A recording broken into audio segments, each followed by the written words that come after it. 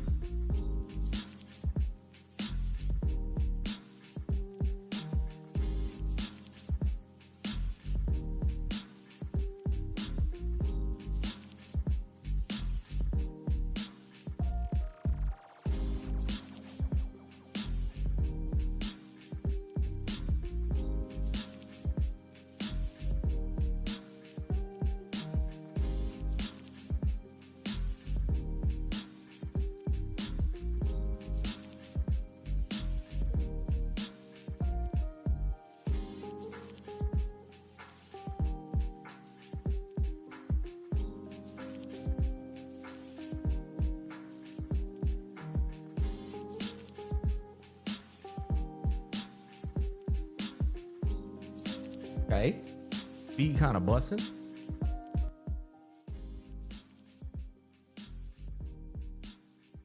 Pop the chat out. Put y'all boys over here. All right, there we go. Okay, pop my other chat out. Put y'all motherfuckers over here too. There it is. There's my handsome and beautiful chat. There they are. What's going on, chat? Welcome back to another Gacha Smack stream, man. Good morning, good afternoon, good evening, whatever part of the world you're around. I hope you're having a wonderful day or a wonderful night. We obviously got to get into some power creep discussion with one of our favorite Asian CCs. Bro is like an in-between of he's like an Easterner and a Westerner. You know what I'm saying? He's a mutt. We gotta get into this, man, because this is probably one of the craziest takes I've seen. They've subscribed for 9 months. Congratulations on the new baby smack. Hey, thank you so much, Inferno. I appreciate that, man. Bro's a Midsterner, yeah.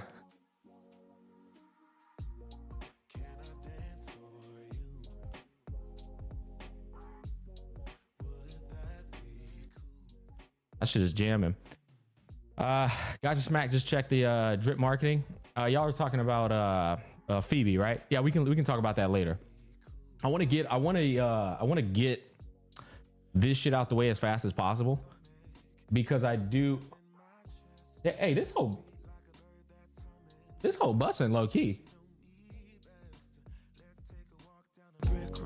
Click your heels and you'll be there. I want you. Do you want me to?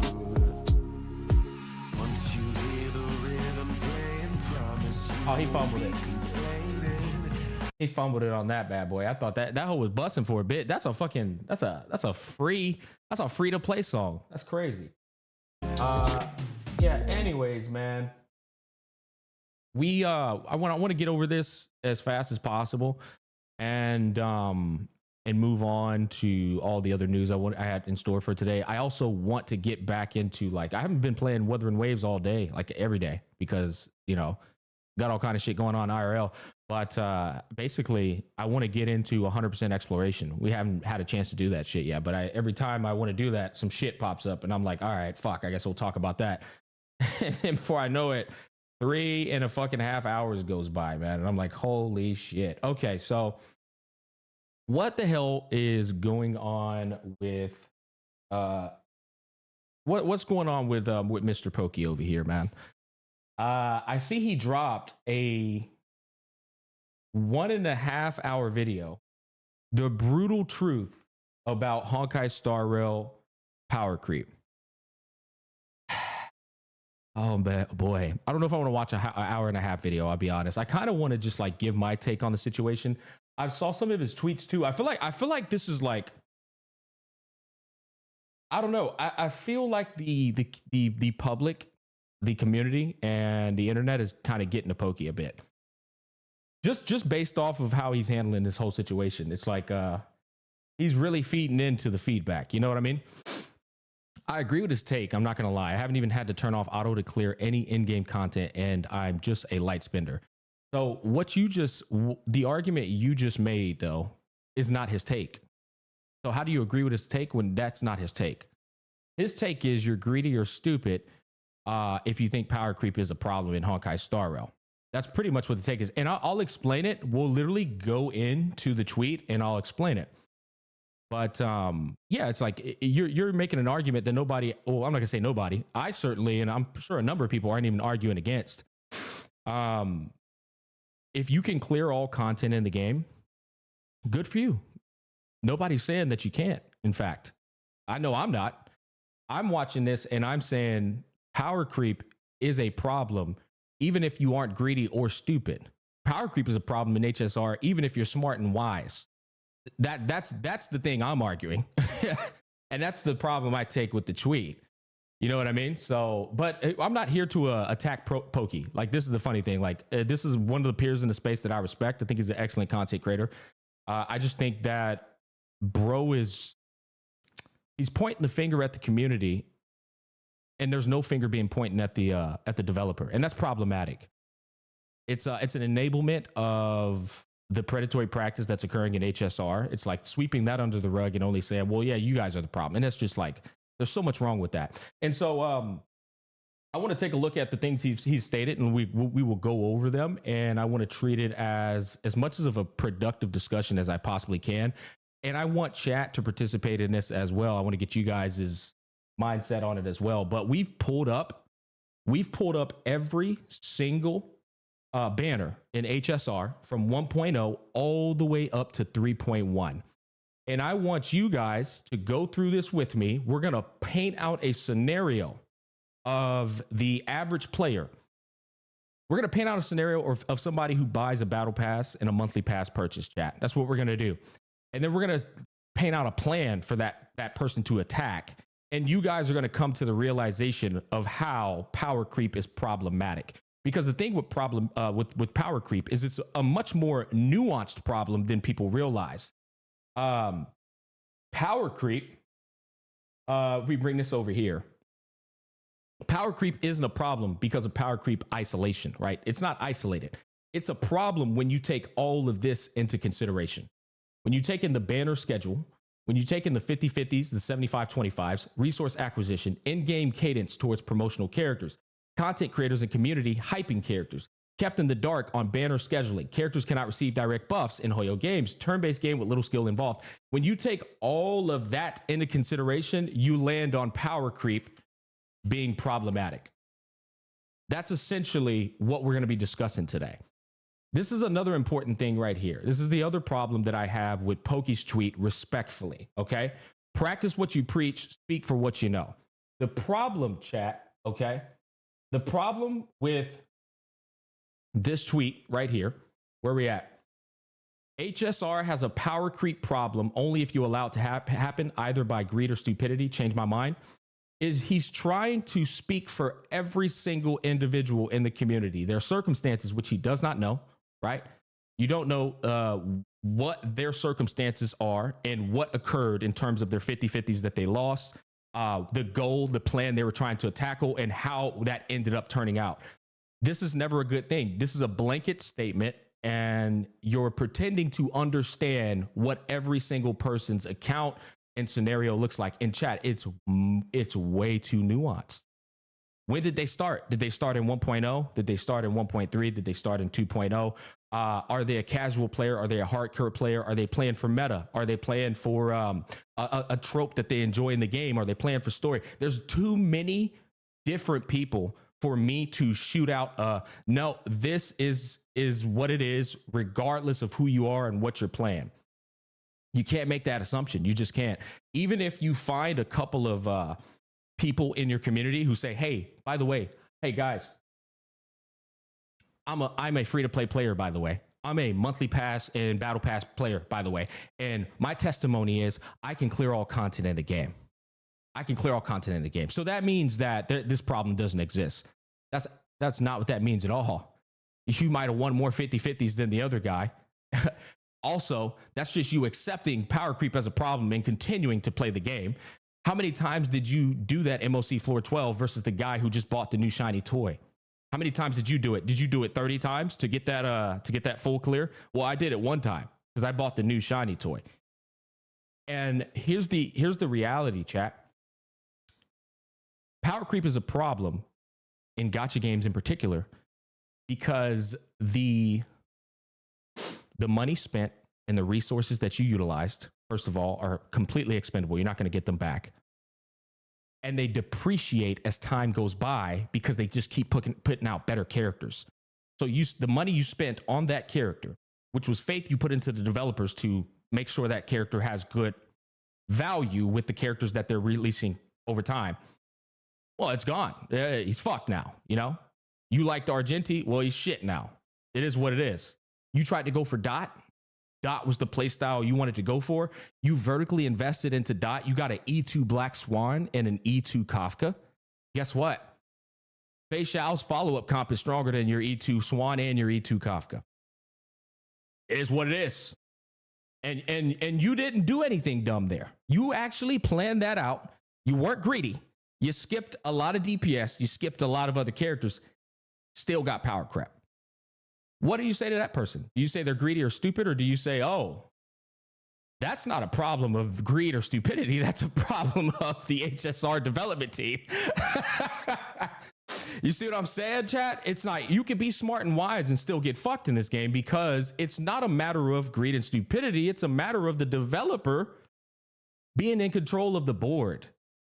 And so I want to watch some of the points that Pokey makes. I also want to go over the tweet here, and we all will come to the conclusion bro kind of stepped out of his boundaries here. I'm just being honest. We don't have to like put Pokey down or anything like that. He's overstepping the boundaries. That's what it is.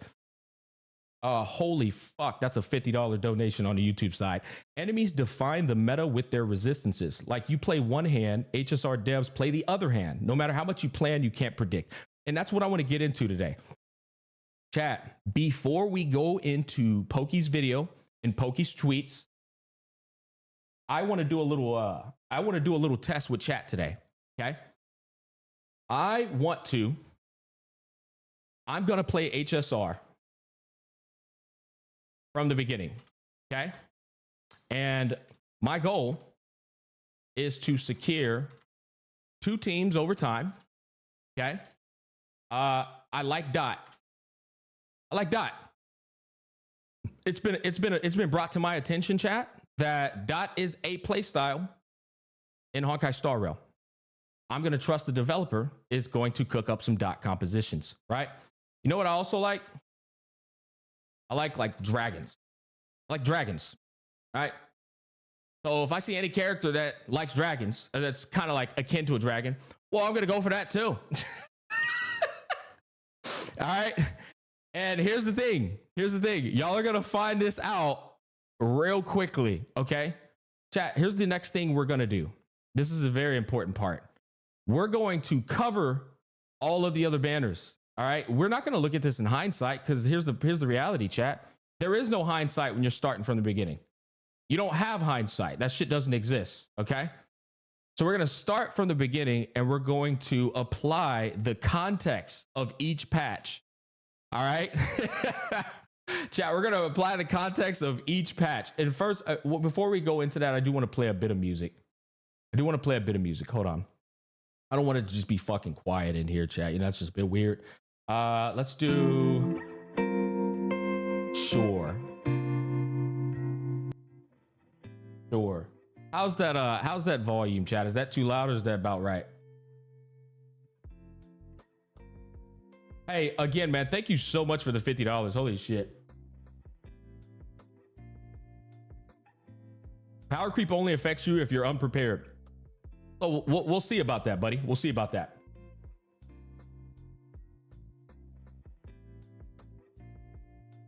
That's exactly what I want you to think. I want you to think that you can prepare for power creep. That's precisely what I want you to think. So if you're greedy or stupid, then power creep's a problem. If you're smart and wise, though, it's not a problem. Okay, chat? Keep that in mind. Let's begin HSR from Journey 1.0. Okay. Now there's something important to take note of here. Battle pass / monthly pass purchaser. Okay.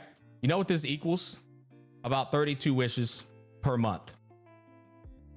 You get about 32 wishes per month, or you know what? Not per month, per patch. That's actually the more correct terminology. If you buy the monthly pass and the battle pass, you get about 32 wishes per patch. Okay. Now, based off research I've done, on average, you're also going to get about 100 and like, I don't know, 5 wishes per patch, somewhere around there. Isn't it like 23? Well, it's 23 if you say a month, but for 6 weeks, 6 to 7 weeks, we're looking at a little bit more than 23. Okay, so on average, you probably get like somewhere like 105 wishes. You already calculated this and has a chart showing how much you could even worst possible scenario. Is it inside of his video? That actually would help me right here. That would be great. That would actually help me. He has it inside of his video? Yeah. This it?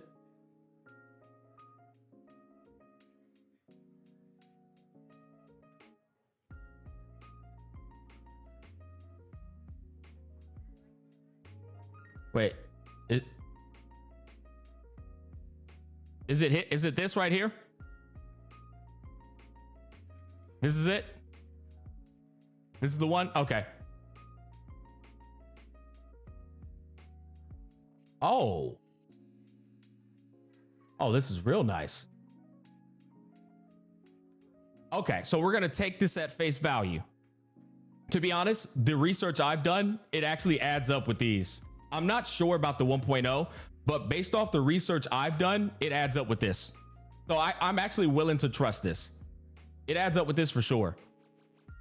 And with the battle pass, yeah, this is basically what I was getting ready to say, actually. With the in fact, I gave it a little bit more than that. With the battle pass, you just put 32 on top of this. On each one, you just put 32 on top of this, right? So if you get 93 in this patch, add 32 on top of that. What is that? Sorry ass 1.4.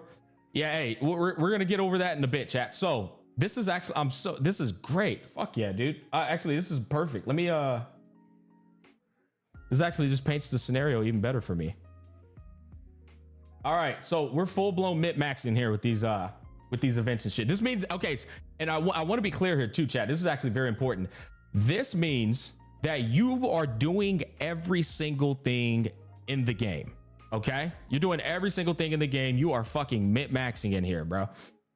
So let's get started on this. So based off of what we just saw there, 1.4 was so bad I had quit during it. Yeah, so hey, W's in the chat for Jenna's that. So what I want to do is start off on 1.0. This guy has common sense, okay? This guy's name is what's his name gonna be, chat? I'm gonna let y'all decide his name. Who's this guy's name? This guy is smart and wise. We're gonna call him Jenazat. We're gonna call him Jenazat. All right, Jenazat is smart and wise. All right, Jenazat is smart and fucking wise, chat. He knows not to pull on debut banner characters because they always get fucking power crap. All right, but his goal is that he wants to play Dot and he does like dragons. So Jenazat skips the living shit out of that first patch there. All right, chat. Now, that's going to secure him, based off of this, 214 pulls in the bag. All right, plus 213 pulls in the bag, plus the battle pass. Bam. Now we're looking at a comfortable 245 pulls. Holy shit, that's a solid start, isn't it, chat? Hey, chat, that's a hell of a start. I'll be honest. It really is.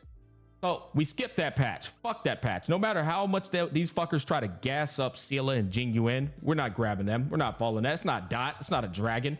Actually, Jingyuin, He kind of gives off a dragon vibe, but he's not. Okay, we move on to patch 1.1, chat.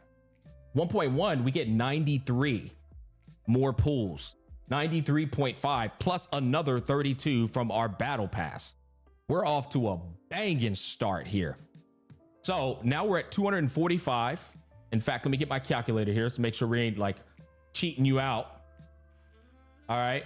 245 plus 93. We're not going to do the 0.5 plus 32. We're already at 370 pulls. Holy smokes. We're looking good.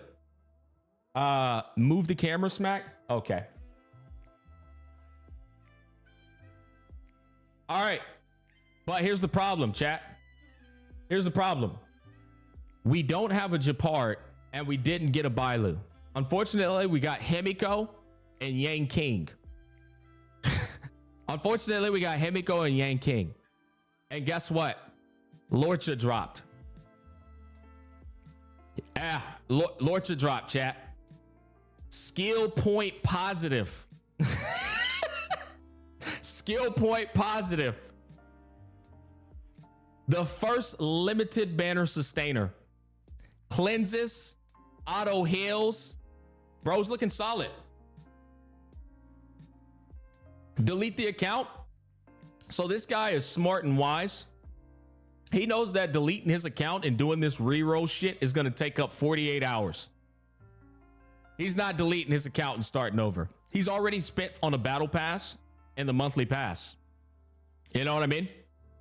He already spent on it in the first month. He can't delete his account and just throw $15 in the trash. And then he spent on it again for this one. That's $30. You can't throw it in the trash, right? We're in pat. Here's the thing with rerolls that y'all have to understand, you know? He has time. Otherwise, he'd be at work getting money for the battle pass. So EO, nobody's going to reset their account in 1.1. If you're going to do any re-rolling, can we agree on this, chat? You're going to re-roll in 1.0. Once 1.0 passes, the re-roll shit is out the fucking door. Nobody's doing this no more. You got what you got. You've already put time in. You've already caught up. So you're going to pull on that Lorcha. That's what you're going to do. You know why? Because the entire community is hyping him up as well. Even the content creators are telling you how good this Lorcha is. Lorcha was untouchable when he came out. Get this, chat. Get this. A brand new mechanic we've never seen before in the game is on the next is on the second half of this 1.1 update. You can inject an elemental weakness onto the enemy. The break effect damage that this bitch does is insane. The entire fucking community is in agreement that Silverwolf is unpower creepable. This bitch is broken. You're not skipping out on Silverwolf. This has nothing to do with greed or anything. You're thinking in your mind, my dot comp can use that. My dragon guy probably is going to be able to use that. You see what I'm saying, chat? Nobody is going to skip that fucking Silverwolf either. The only person who skipped Silverwolf was Tectone. He was based to a fucking toxic degree. They said, nah, if you pick up Silverwolf, you just suck at the game. That's what he said. That's the only person I remember that actually skipped Silverwolf. And you know what's funny? If you ask Tech, he totally was regretting skipping that Silverwolf. And he wasn't admitting it. He wasn't admitting it. But if you ask him today, he definitely wanted that Silverwolf. He just didn't like the way she looked. So we actually secure both of these characters. And you know why we also secure them? It's also because Silverwolf is not a DPS. She's actually a debuffer, which is of value to anyone in these games that understand how these games function. Picking up somebody who can inject the debuff, you get it, blah, blah, blah. We're going to do this very fair. Lose a 50-50, win a 50-50. All right, we'll do win a 50-50, lose a 50-50. That way you literally have a 50-50. This guy's luck is not good or bad. It's literally 50-50. We win the 50-50 for Lorcha, right? We get him in minus 77 pulls. We lose the 50-50 for Silverwolf. Hey, chat. We already lost. How much is that actually? Minus 156, minus 77. We only have 137 pulls remaining. 137 pulls remaining. Hey, chat. We go over into patch 1.3. Oh.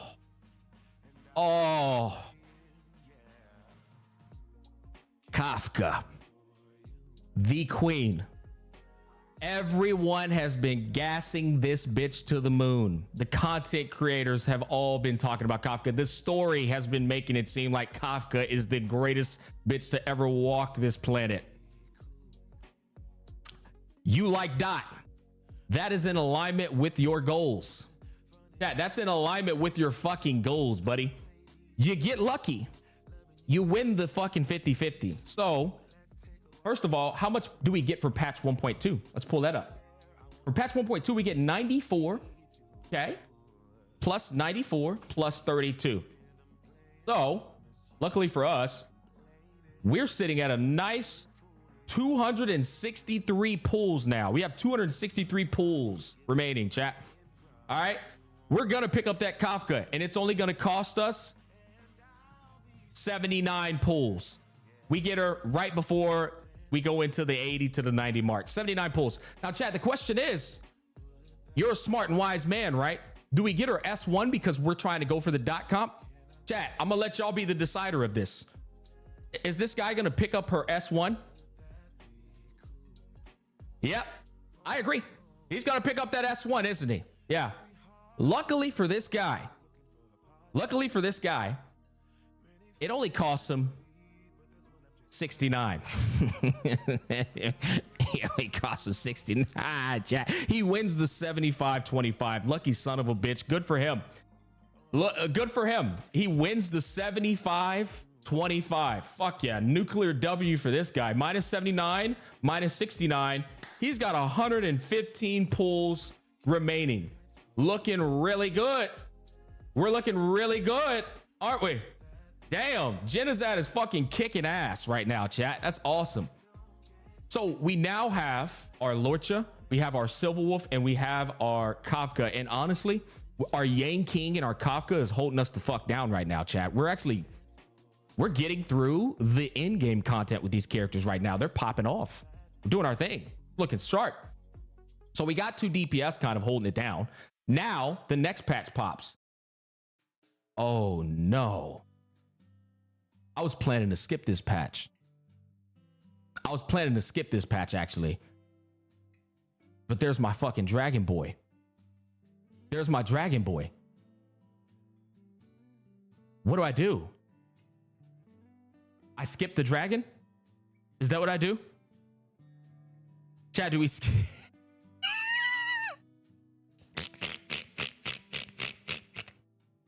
That's my only thing.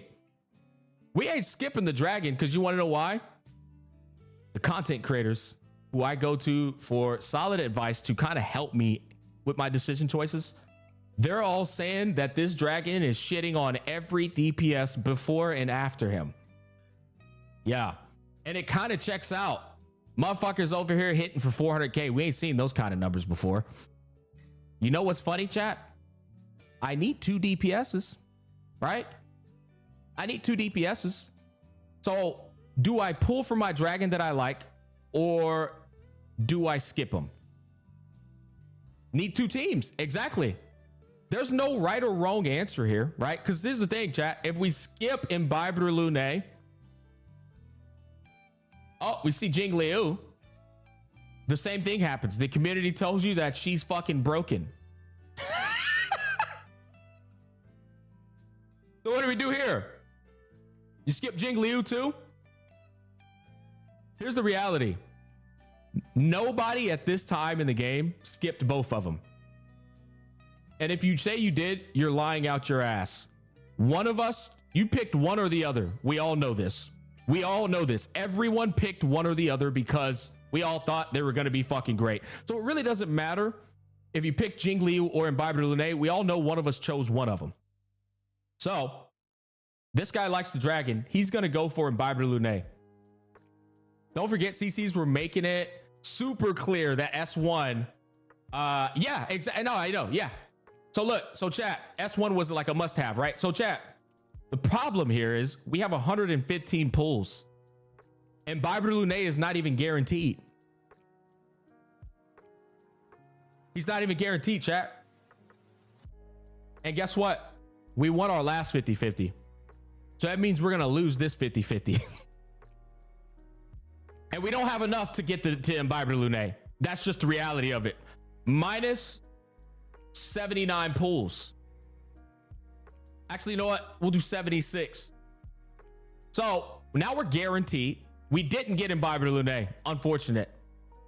This MOC is a bit of a bitch because they catered it to Imbibe de Lune. And my Yang King is struggling hard as fuck on that second half. Yeah, we're already facing some power creep problems right now. It's like, holy shit, Yang King, you sorry sack of shit. I sure wish I won that 50-50 with my DHIO, but I didn't. Well, we're facing power creep as we speak, boys. Let's continue on, though. The good news is we did get some pulls for 1.3. For 1.3, we got 116 pulls. Plus 116 plus our 32. Plus our 32, right? So that's 148, right? That's going to give us 263 minus 76. We're going into patch 1.4 with 187 pulls, chat. We're guaranteed our next character. Do we pull on the Jingliu? Do we pull on the Jingliu? Chat.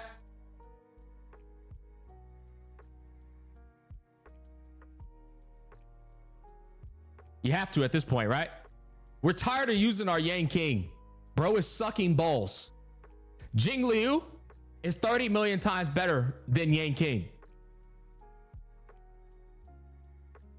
We're going to pull on her, aren't we? Yeah, I think we are. I think we're going to pull on her. So we have 187 pulls, right? The whole community is telling you that her light cone's insane. Do we get her light cone too, chat?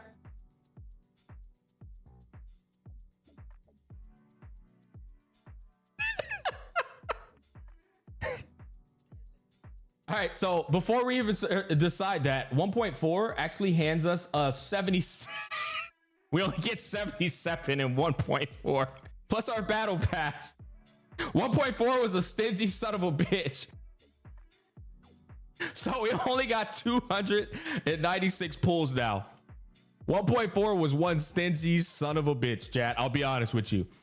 Thankfully, we win our 50-50. I mean, no, we get our guarantee. We get our guarantee, which is it's 77 pulls. Soft pity. All right, that's minus 77. We got 219 pulls remaining. We got our 2 DPSs. The question is, do we need the light cone? Is it a stupid idea or a greedy idea to secure the light cone?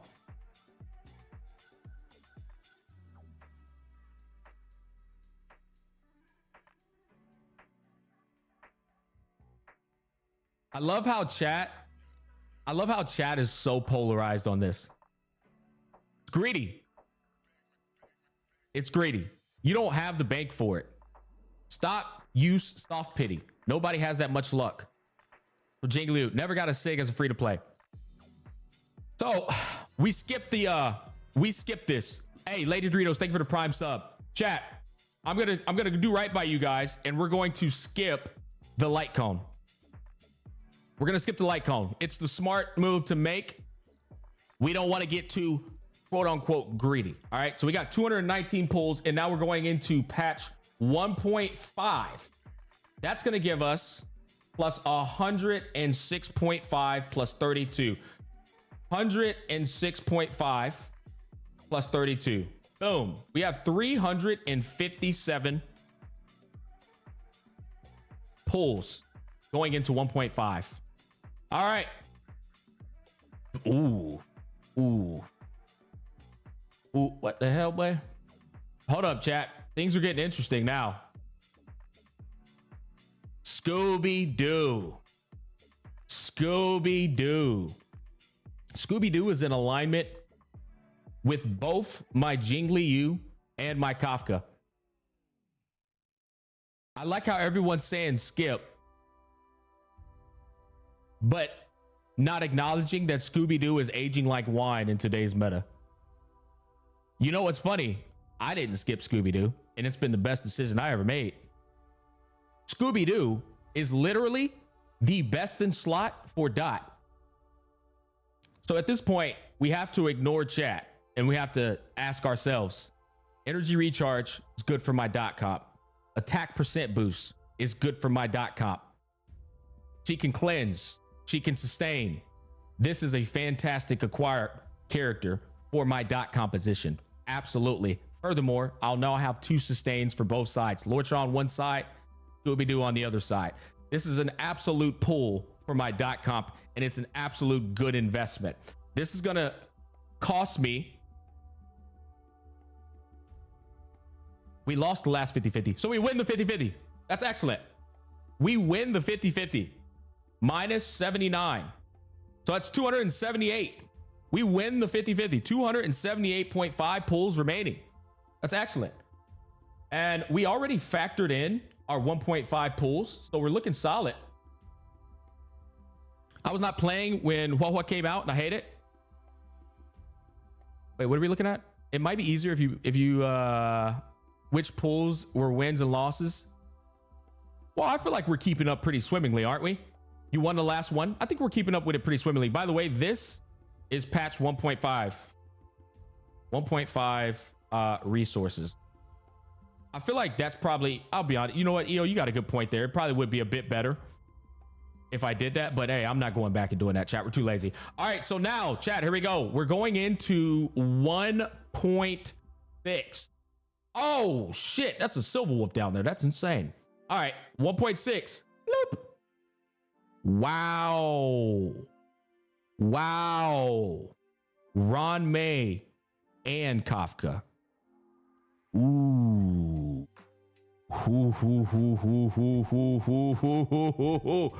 You won the Jing Liu smack? Yeah, bro, you're delayed. Now check this out. What are we getting? 1.6. Let's add that up. 1.6. We got 103.4 pulls. Okay, so hold up. 1.6 plus 103 plus 32. That's going to give us plus 103 plus 32. 413 pulls for this whole patch. Problem is we lose the 50-50 to Ruan May. Minus 158 pulls. Yikes. Yikes. Ugh. Ugh. That one hurt. I ain't gonna cap. Minus 158. We're down to 255. Now, according to the wise people in our community, vertically investing in my dot comp is the smart move to make, isn't it? It's the smart move to make. So, do we double down on Kafka and get an E1 Kafka and get an E1 Ron May? Because according to you guys, that's the smartest move to make, right? Yes? See, I like, y'all are saying no, right? Chad, I want y'all to understand. The argument that is being made is that you're smart if you double down on your vertical path progression. That is the argument being made. I'm only trying to play dot. I don't have this autonomy to get all these other paths. So doubling down on my dot comp, that's the smartest move to make. Now, this is not my own opinion. I'm telling y'all that's the argument being made on the people who agree that power creep is fine. They said this is what you should be doing. You should be reinvesting into the characters you own and solidifying your power in that path. That's theirs. That's what they consider smart and wise. So, what we're going to do, chat, we're going to try and get that E1 Ron May, and we're going to try and get an E1 Kafka. We win the 50-50 on one of them. Boom. But we lose the 50-50 on the other one. Oof. That's minus 159 pools. That's going to cost us. Minus 159, minus 77. We got 19.5 pulls remaining. That one hurt. That one hurt a lot. It did, chat. But we got our E1 Rame. We didn't get her SIG, though. We didn't get her SIG. This is a E1 Rame, no SIG. And this is a E1 S1 Kafka now. All right. Chat, moving on. Oh, no. Oh, no. Black Swan.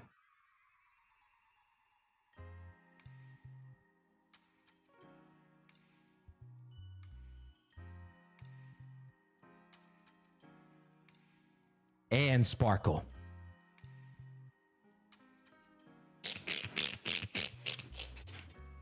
Hey, chat.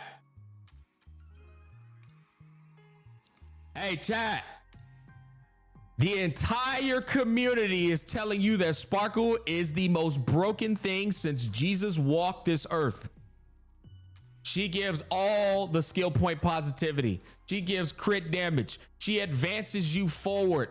She gives damage bonus. She gives mono quantum. She is absolutely fucking insane.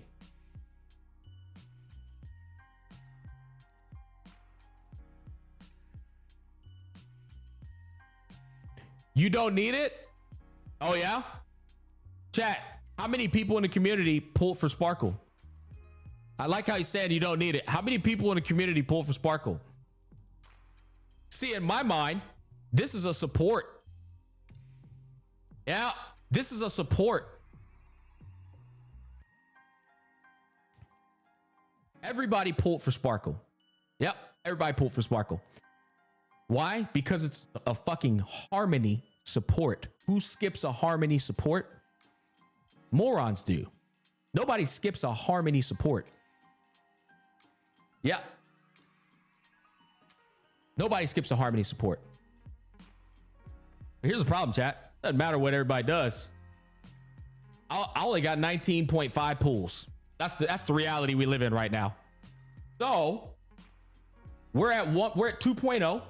Ooh, 2.0 gives us 125 pulls. 125 pulls? Damn, that's insane, dude.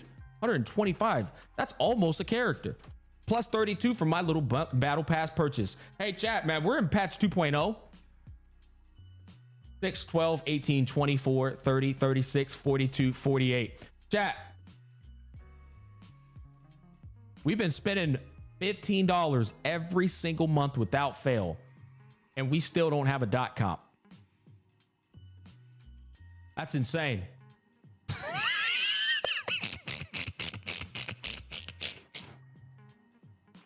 But we're greedy though, chat. Hey, chat, we're greedy though. Trying to get these characters, bro. You're fucking greedy as shit, bro.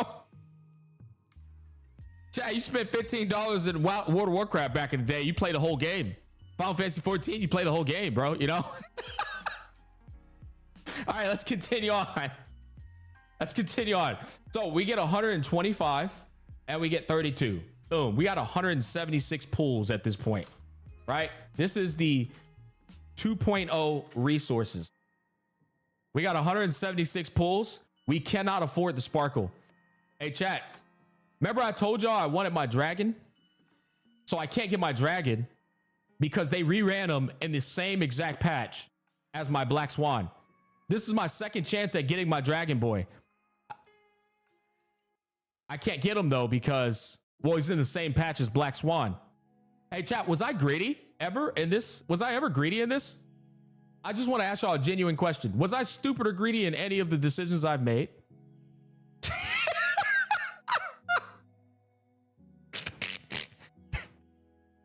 Y'all said I was? I pulled an E1 Kafka? That? Okay. So, check this out. That, in the eyes of the opposing argument that says power creep isn't a problem, is not the greedy move. That's the smart and wise move. Right? That's crazy, isn't it?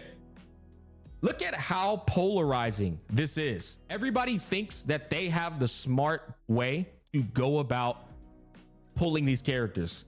You want to know the real answer here, Smack or chat? There is no fucking smart way. You don't know what this game is throwing at you. You just don't. You can see one patch away. If you did this, you're not a dumbass. You were just trying to do a plan while shooting shots in the dark. If you didn't do it, and we did what the chat recommended, which was not to get the E1 S1 shit, you're still fucked, because guess what's gonna happen?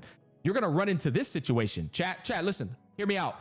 If I listened to y'all and I didn't get E1 Ron May and E1 Kafka, right? Then you know what I would have just done? I would have went for my Dragon Boy comp, and I would have gotten Dragon Boy and Sparkle, because they're in the same patch. That's my Dragon comp that I'm trying to go for. I still would have gotten fucked. What 2.0 would have fucked me regardless. I don't have enough resources. That's the reality. I don't. Now, chat, here's the thing. Let's continue on, because this shit gets good. Minus 77. You ready for this, chat? Look. Watch this. This shit gets funny as fuck. So we pull on the Black Swan. Minus 77 pulls, right? And Black Swan comes home. So now we have 99 pulls remaining. Put this up here. Minus 77. We have 99 pulls remaining, and we solidify our Black Swan. Thank God at this point now we have Black Swan. We have Kafka. We have Lorcha. We have Silverwolf. Right? We also have Ron May. Shit, we're proceeding along swimming. Oh, we got Dr. Ratio too. That's insane. If we would have picked up Dragon Boy, Dr. Ratio would have made us feel like a fucking idiot. So I guess we actually got lucky by losing the 50-50 to Dragon Boy. We would have got fucked. Imagine if somebody didn't lose that 50-50 to Dr. Ratio, because there is somebody out there that had that situation, right? This is just one guy, but the other guy, he got fucked. Am I missing name? Oh, we got Scooby-Doo. Wuwa. We got 1, 2, 3, 4, 5, 6, 7. We got 7 characters there. I believe that is. Oh, wait, we got Lorcha too. We got Lorcha too. And Jing Liu. So we skipped. Who we skipped now? We skipped Jing Yuan, Thila, Blade, Topaz. We skipped Sparkle and Imbiber Lune. Oh, did I put 2 Lorcha? Okay, so somebody trolled me. All right, my bad. All right, so look, so we skipped Jingu and Scylla, Blade, Topaz, Sparkle, and Bible Lay. 1, 2, 3, 4, 5, 6. We skipped 6. We pulled 1, 2, 3, 4, 5, 6, and 7. We already got Dr. Ratio for free. My bad. We didn't pull that. 1, 2, 3, 4, 5, 6, 7. You forgot Argenti and Fushuan? Yeah, we did not pull for them. Oh, good point. Fushuan, my bad. So 1, 2, 3, 4, 5, 6, 7. 8. We skipped more than we pulled. Hey, but get this, chat. We finally got our .com. That's great. We finally got our .com, boys. Hell yeah. We're in this bitch. Next patch.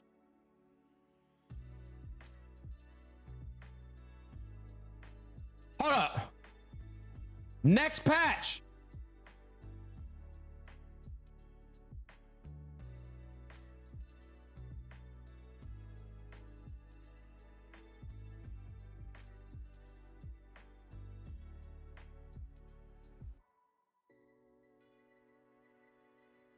Chat.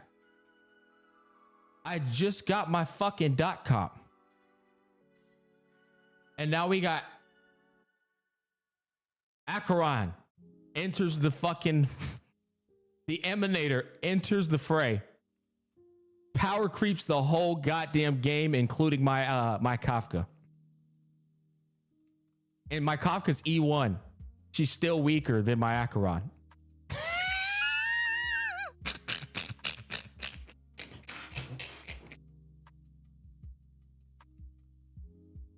Hey, chat, get this.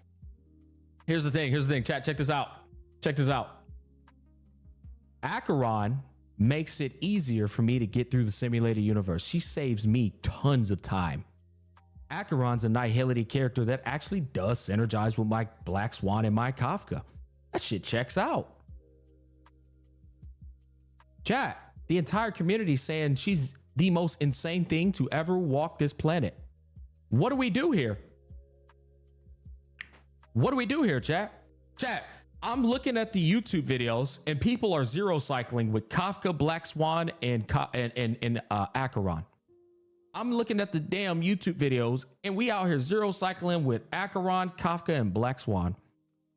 Do we skip the Emanator who makes our simulated universe easier and who makes the game look like a fucking joke? Or do we pull her? Chat, type 1 for pull, type 2 for skip.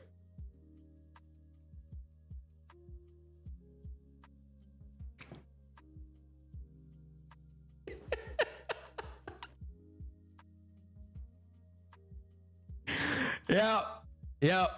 And chat, get this. Anybody in chat that's calling all the ones we see like the bad answer is just a fucking idiot. There's no way you can tell anybody they're an idiot for skipping for pulling on Acheron. There's just no way. How do you know what's happening? Next, you don't, right? The reality though is we already have. I already know what the rebuttal is going to be from the people who think they're smarter than you guys in chat. You know what they're going to say? You already have Kafka and Black Swan. You already have Dr. Ratio. You already have Jing Liu. You don't need another DPS. And if you pick up Acheron, you're greedy and stupid. That's going to be the rebuttal. You only care about Dot and Dragon, yet you feel FOMO for pulling units like Jing Liu and Acheron. The FOMO isn't what the guy is feeling. What the guy is seeing is an Acheron is twice as strong as his E1 Kafka. That's not FOMO. That's a fucking reality. Do you understand your ignorance here? That has nothing to do with FOMO. He just committed to Dot. He was smart about his pulls to solidify a Dot team just to get fucked in 2.0 by an Acheron Emanator. That has nothing to do with FOMO. That is the devs saying fuck you in your Dot preparation. That's what just happened there. But we're gonna sit here and criticize the community and not criticize the devs for this scumbag ass shit that just occurred.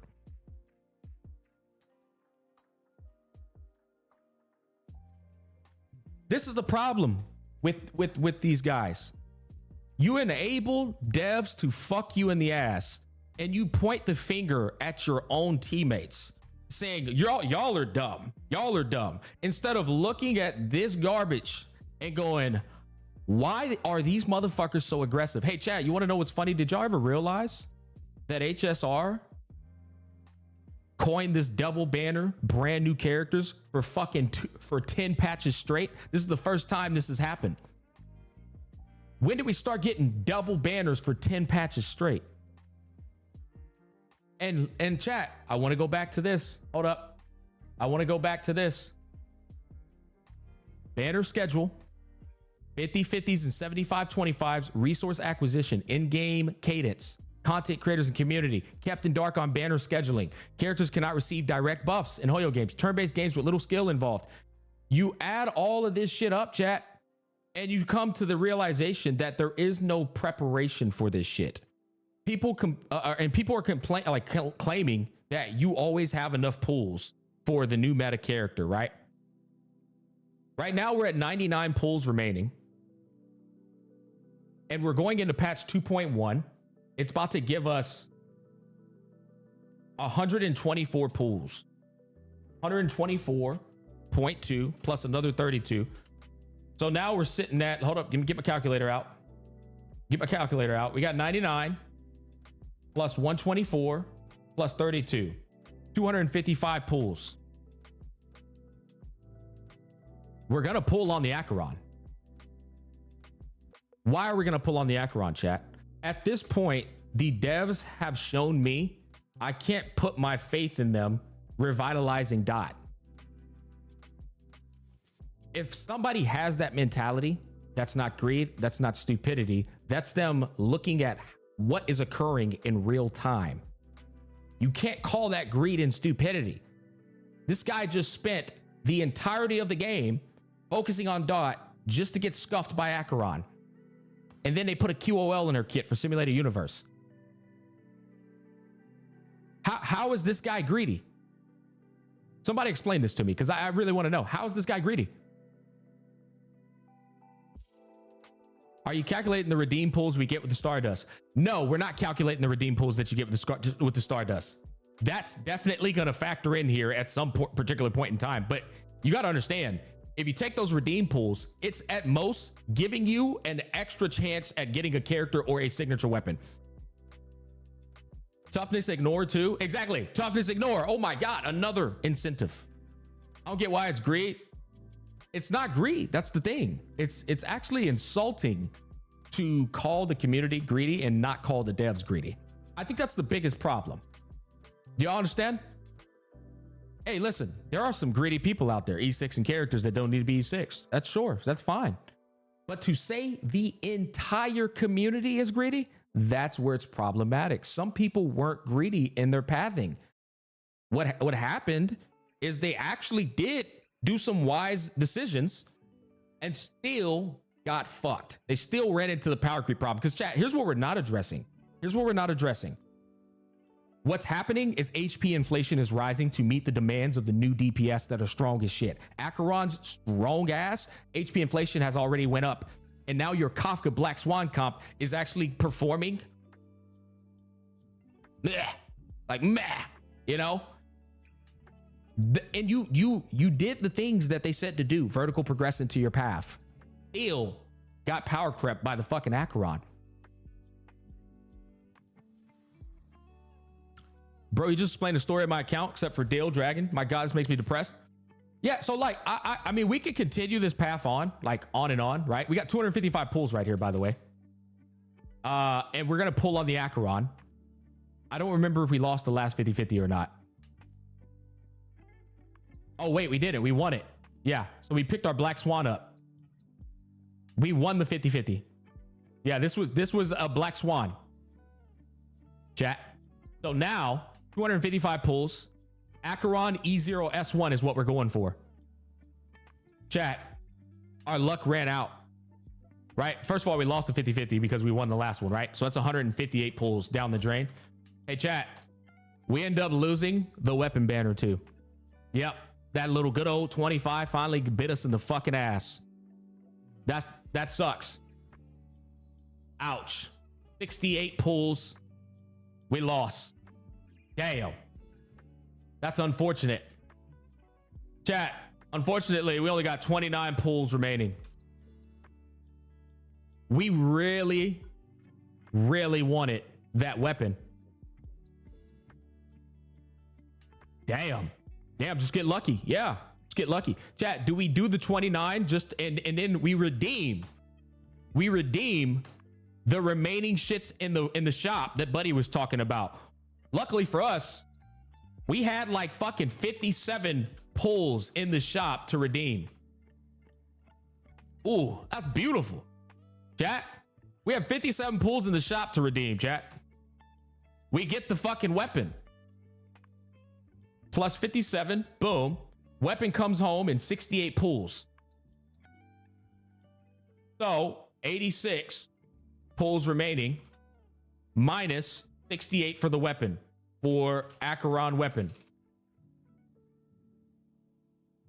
We got 18 pulls remaining. Oof. Time to save up again, chat. Time to save up again. Hey, but now we're clapping cheeks again, dog. Now we're clapping cheeks again, chat.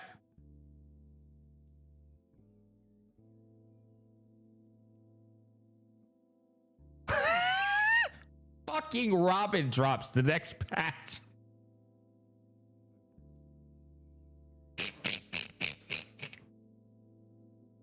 How many pulls do we get at 2.2?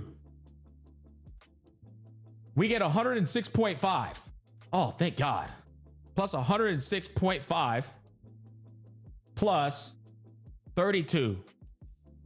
All right, plus 106.5 plus 32. We have 156 pulls remaining. Skip Robin for E2 Firefly was the best decision. Robin was not good. Nobody wanted her at the time. Yeah, I don't know about that. I'm a smart and wise man. There's no way I'm skipping that Robin. I'm a smart and wise man. But do we skip the Robin or do we pull the Robin? There's no way I'm skipping Robin. There's just no way, chat. Why would we skip this fucking character? Luckily for us, we lost our last 50-50, which means we're going to win this 50-50, right? Imagine if we lost this one too. We'd be fucked, by the way. We get Robin. This one's a little bit unlucky. We get Robin, but we have to go to like 85 pity. For whatever the fuck reason, the game shafts the shit out of us. We have to go to 85 pity here. Just shit luck at this point. Minus 85, but we get our Robin and we have 75 pulls remaining.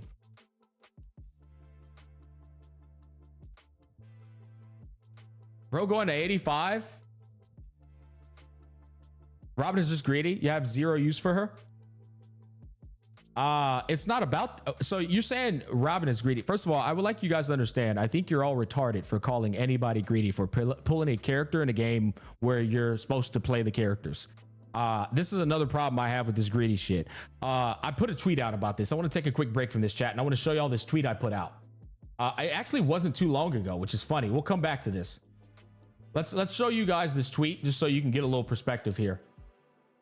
I want to show you how dumb you sound, but I want to take it outside of the gacha. Okay. Undeniable proof that your brain is absolutely cooked from playing gacha games. Quote unquote, you are greedy for trying to acquire all playable characters in a video game. Chat. Make that make sense.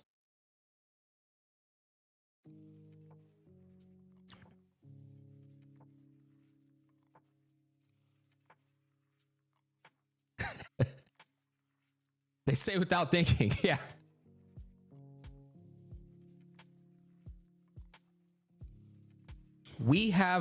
Our brains have been absolutely fried that we have normalized this gacha garbage. And we're now calling people greedy for doing what we've been doing our whole lives as gamers. That is insane to me. I'm serious. That is the craziest thing I've ever heard in my life. Street Fighter, you can acquire all the characters, guys. All right. All the characters. League of Legends, you can acquire all the characters, guys, to your heart's content. MMOs, all the characters. Path of Exile, live service game, by the way. All of the characters you can acquire. But you're greedy if you try to acquire the characters in this gacha game because the gacha system's so fucking garbage. Now, you could say you're dumb for playing a gacha game. I can't rebuttal that one. I would not disagree. I think you guys are dumb if you're playing these gacha games. Okay, I do. I'm not gonna lie there. But greedy? That's a bit much. That's a bit much, guys. All right, listen, I'm gonna say it. There's no such thing as calling somebody greedy when the price points in that shop are $100 for a chance to get a character. You're not dumb for wanting all characters, but it is very unrealistic for free to play. Yeah, but we're not even talking about free to play. We're talking about a guy. So here's the thing I want to go into. We're talking about a guy who has been spending $15 every single month. This is not a free to play scenario, chat. Chat, this guy has already spent over $100, right? These patches are 6 weeks. 6, 12, 18, 24, 30, 36, 42, 48, 56, 62. Chat, we're 62 weeks of buying. Well, let's do 62 divided by 4. 62 divided by 4. We've bought 15 battle passes, right? So let's go ahead and do this. We've spent $232 fucking dollars on this game. And I still can't get my characters that I want. We're not even talking about free to play. Chat, y'all understand this is a battle pass buyer. He has not missed a month of battle pass purchases. He's $232 in the hole, and he hasn't even gotten half the characters. but I'm greedy. Do y'all see what I'm saying? Seriously, to the people who thought that, do you see what I'm talking about? Do you understand how cooked your brain is to say I'm greedy when I gave him $232. I mean, dude, how are you the only one talking about this? I don't know. Not gonna lie, I'm cooked. It's just like, fellas, at what point do you wake up and realize the devs are the greedy ones? This is the literal problem with Pokey's tweet. Chat, if he would have put the devs in the tweet, then we'd be good. He wouldn't get so much pushback on this. The problem is bro is sitting here double downing on only shitting on the community and not the devs. That's the biggest problem with this tweet, man. It's like, bro, okay, you can call people greedy and stupid, sure, but you didn't mention the devs a single time. Damn, that's insane. That is an insane thing to do. But listen, hey, chat, we are not about to be sitting here villainizing Pokey. I don't think Pokey is evil. I don't think he's a villain. I don't even think he has bad intentions. I think bro is just a bit ignorant right here. That's all it is. He just doesn't understand. You know what I'm saying?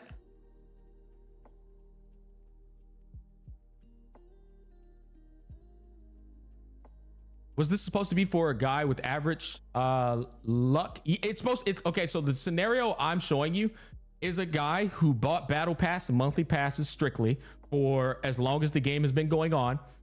And I'm showing you what is happening to this guy, right? And he wanted a dot comp and he wanted a dragon comp. First of all, he couldn't get the dragon. They were too close to each other, right? Let's take that into consideration. A fucking faithful monthly battle pass battle. He couldn't even get the dragon that he wanted. They were too close together. And then the vertical progression. Look, I'll be honest. We take a quick break here, chat. Just look at how fucking grimy this shit is, bro. You wanted to play Dot. The next time you can vertical progress your Kafka is when she's with the fucking Ruan Mei. Right? Chat, you want to play Imbibed or Lune and you want to get your E2 Imbibed or Lune, chat. Fuck this. I think we get the point now at this point. Look where the rerun on Imbibed or Lune is. It's in the exact same position as Sparkle. His best in slot. But you're greedy, not the dev. What the fuck is this? Why are we not talking about this? You know what I'm saying? The next time he runs in Bible Lune is with the Sparkle. I mean, chat, listen to this. Ciela and Silverwolf right next to each other, right? Ciela and Silverwolf right next to each other. The next time you see Ciela and Silverwolf, they're right next to each other again. With other characters.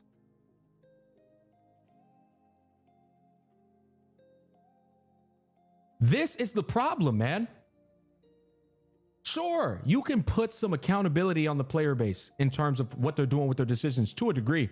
But the problem is this shit. It's not the player base. It's this garbage, man. And when I told these morons about the 8 banner shit we're dealing with today, they said that I'm cooked. I'm cooked for telling y'all, why isn't Fei Xiao and Robin put on separate patches in 3.0 so that you have double the time to acquire that follow-up trope if that's what you want to go for? Why are they put in the exact same 3-week period? Right? Chat, why is Aglia and Linksha in the same exact fucking patch instead of 2 patches apart? Why are they putting these characters and giving you 3 weeks time to acquire them instead of 6 weeks time to acquire them? This is horrible, man. And all I heard people say is 8 banners is good, more options. They're talking about the idea of 8 banners instead of the reality of what they did here. Chat, I can mix and match what they should have done and you would see it right and it would hit you right in the fucking head. Jade and the Herta should have been on separate patches instead of the same patch. Aglia and Linksha should have been on separate patches instead of the same patch. Now you have 6 weeks to get these characters instead of 3, right?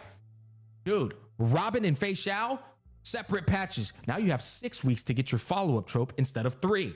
They put it in the worst possible way for you to secure your goal. If your goal is erudition, they fucked you. If your goal is follow-up, they fucked you. If your goal is Linksha and Aglia summoning, they fucked you.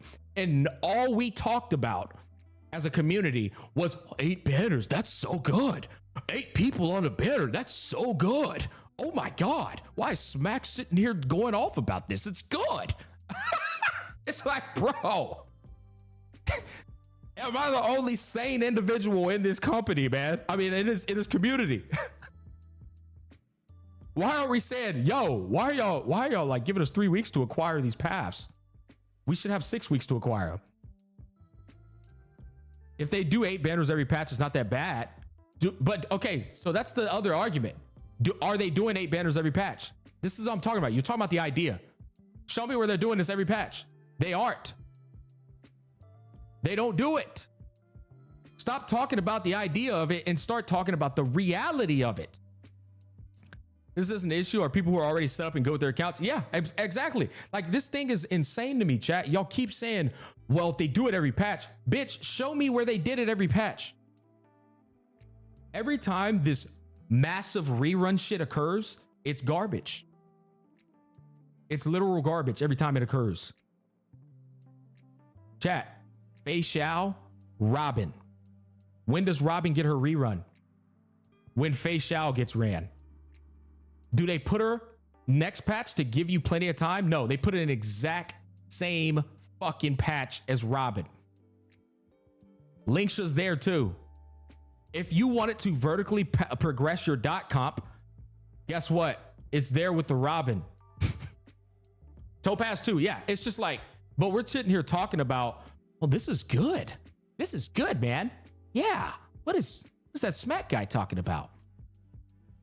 Vulcan strat of long as you can clear all 3 game modes, just save no matter what for the future big power creep. That is one way to go about it, sure. But then later on down the patch, Zarkson, I talked with Vulcan about his E2 Firefly, and he said she hits like a wet noodle today. That's literally, Vulcan said this. He was like, mate, he said, I remember my E2 Firefly was doing so much damage. Now she's just hitting like shit. It was a while ago too.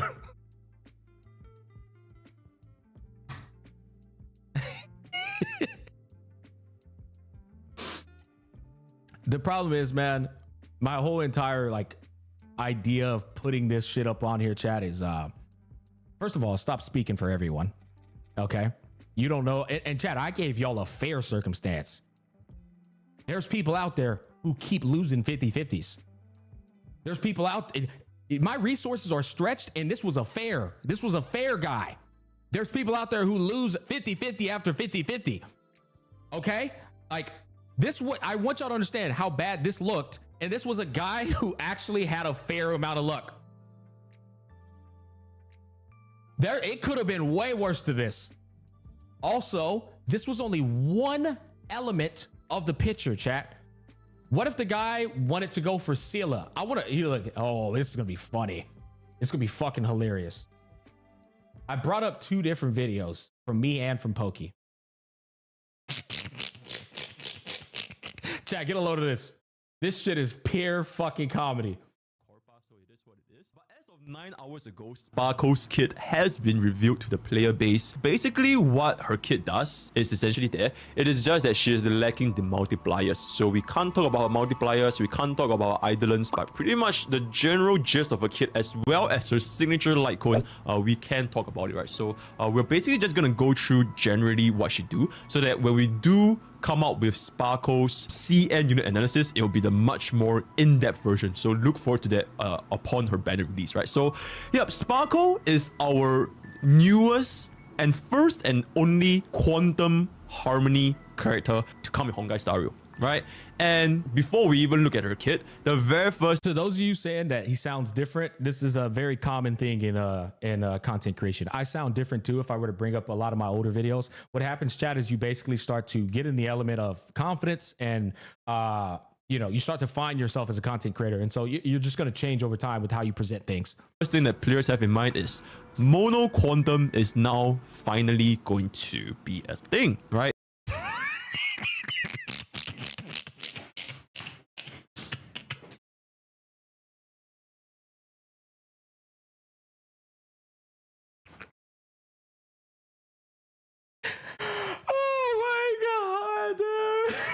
Oh, we gotta listen to that one more time. Mono Quantum is now finally going to be a thing, right? Silver Wolf, Fu Xuan, Sparkle, and then you either use Scylla, the clearly better choice, or you can use QQ. That's going to be up to you. Okay, guys, honestly, I think Sparkle will work really well with QQ. But anyways, so that is one of the excitement that players has been looking forward to ever since the release of Silver Wolf, where essentially you can now... Chat, this is how bad power creep is in HSR. And I want to make no mistake, chat, Pokey is a fantastic, very insightful content creator in our community. This is how garbage the power creep model is in HSR, though. We were of foolproof confidence that Mono Quantum was going to pop off. Nobody plays Mono Quantum today. No fucking body. That shit is dead in the dirt, and we all know it. Now mark the quantum weakness onto any stage, any enemy, and you will always be on element against set targets. Now, before we dive into Sparkle's kit, I just want to say a few words about Mono Quantum comp itself. Personally, I do believe that Mono Quantum is going to be an excellent comp, especially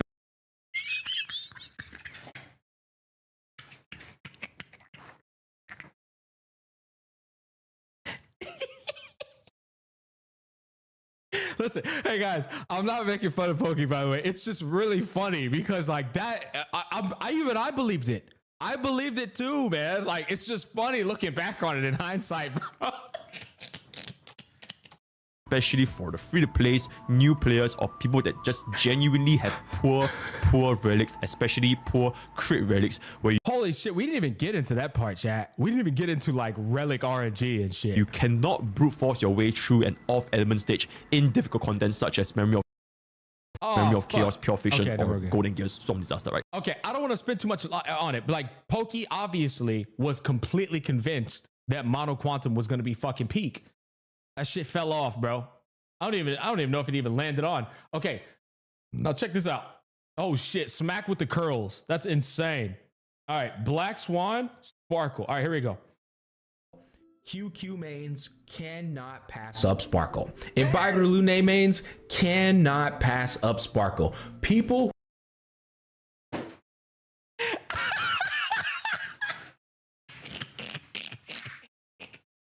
Oh my god, bro! Yo, Silver, man, thank you for the $10, bro. I have an E3 S1 Acheron, and I'm scared she'll be completely power crept by the end of the year at this point. She will. She will, man. I hate to tell it to you, but she will. Who are looking to extend and test the boundaries of team compositions cannot pass up Sparkle. That's all I'm going to say about her. She is definitely going to be so damn strong for people like Imbiber Lune, QQ, Scylla, Shu Yi, anyone who just always consumes skill points, also mono-oriented quantum teams. But yo, Smack, are you okay, bro? Oh my God. What is wrong with bro? Hey, chat, was I lying at the time, though? Was me and Pokey lying at the time? That's the real question.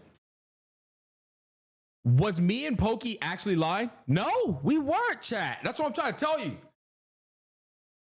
It's like, bro, and so chat, this is what I want to tell you, because I can easily see Pokey and other people saying, we're not denying that power creep exists.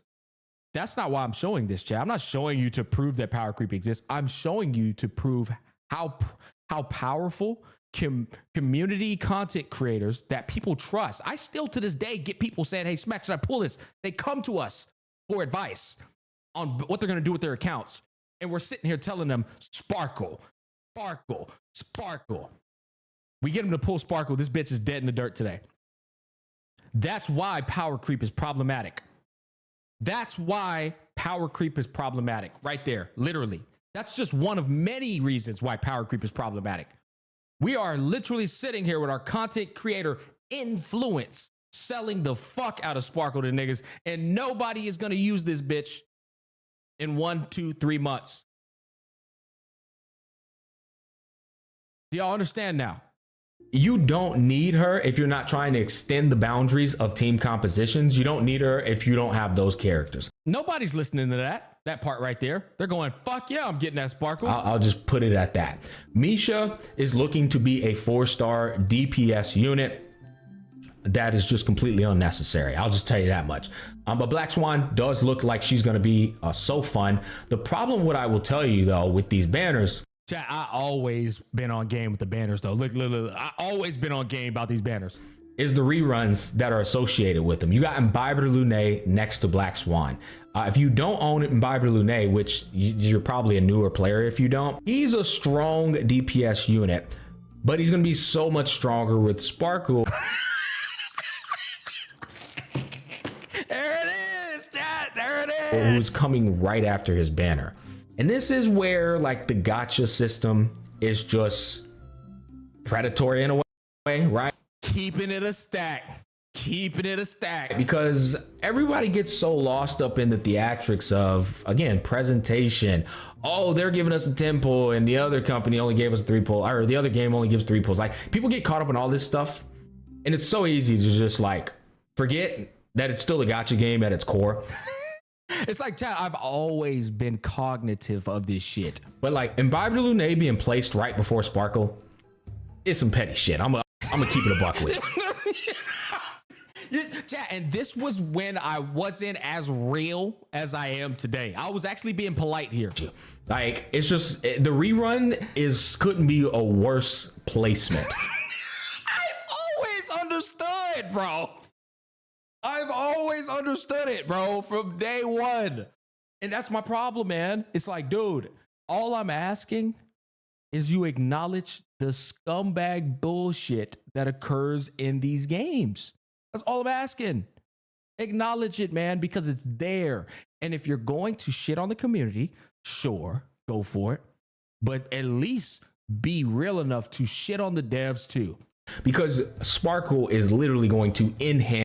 All right, man. So that was good. Now, I want to get into the Poki's video just a little bit.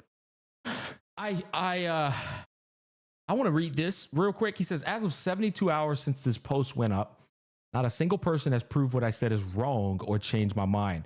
I want to stop right here. Poki, brother, my man, listen, I love for you, man. I do. Just because you state this doesn't mean somebody didn't prove you wrong. What it actually means is that you're not willing to acknowledge the rebuttals that are being made in opposition to your stance. That doesn't mean you're not wrong. It just means you're not willing to acknowledge that you're wrong. They either resorted to personal attacks and they don't know what they're saying, or they're straight up lying. I mean, this could very well be true, but I'm curious to see what the lie would be. Every level-headed person, see, and this is that I've had a proper discussion with, have agreed with my statement. See, this, okay, I just want you to understand. This is just you saying anybody who's agreed with me is level-headed. That's what that comes off as. It comes off as anybody who's agreed with me is level-headed. Only that I should have worded it less provocatively. I don't see this as war drama post, just something to spark discussion with the community. Brother man. If you say HSR has a power creep problem only if you allow it to happen by greed or stupidity, that is 100% going to incite drama, man. You are pretty much saying, okay, I don't know if you're aware of this or not. I taught my community about this not too long ago. There's this thing, and it's called reverse statement analysis. Okay? That's what it's called. It's called reverse statement analysis, chat. And what it is you interpret what someone is saying in the opposite direction. It basically allows you to find ambiguous meaning. It enables you to find hidden meanings. It enables you to pretty much decipher what something could mean in the opposite direction. Okay, so when you say HSR has a power creep problem, only if you allow it to happen either by greed or stupidity, maybe this could be an English barrier thing. It's possible. It's possible that this could be an English barrier thing. But I want you to understand that if we rewrite this in English, which obviously me speaking English I know how to interpret these things. This also means that HSR does not have a power creep problem unless you are stupid or greedy.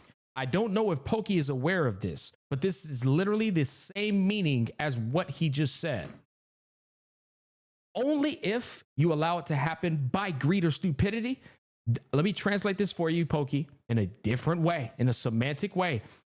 HSR does not have a power creep problem unless you are stupid or greedy. That's the other way to put what you just said, and it's literally the exact same meaning. I don't think Pokey actually meant this right here. What I'm thinking is maybe in Mandarin or whatever the language is in Singaporean. Admittedly, I don't know what it is. This might actually mean what he thinks it means, but not in English. In English, this straight up means you don't have a power creep problem unless you're stupid or greedy. That's how everybody is going to take that communication in English. Just to be completely honest here. And I don't think Pokey knows that this is also what that means. I don't think he knows that. Look at his new tweet. What's the new tweet? He put out another tweet. Hold up.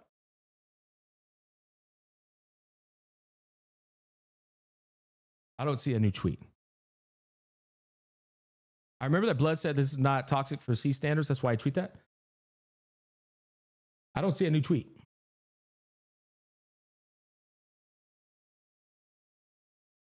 You're going on and on about that with Jinzat? Okay, so, well, I don't really see a new tweet, so I don't know what you're talking about here. All I'm saying is, Pokey, the whole reason you're getting clapped back for this is because this is actually what you said. HSR doesn't have a power creep problem unless you're stupid or greedy. You might not be aware of that, but that's what this reads. That's literally what this reads. How long have we been talking about this? 1 hour and 22 minutes. Dear God. Okay. Well, that's my take before we get into the Pokey reaction. You guys could give your own opinion on it, okay?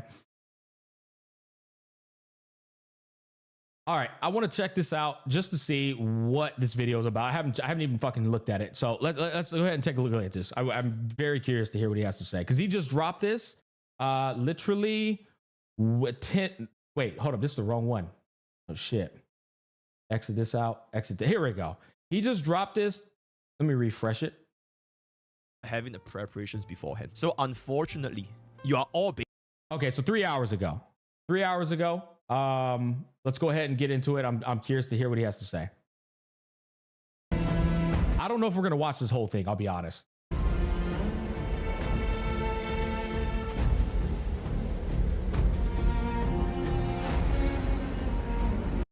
This is actually insane.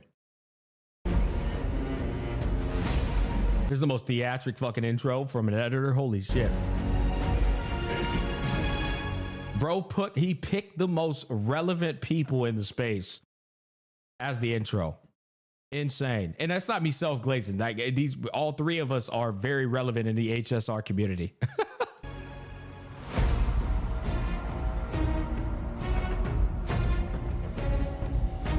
This is actually cinema.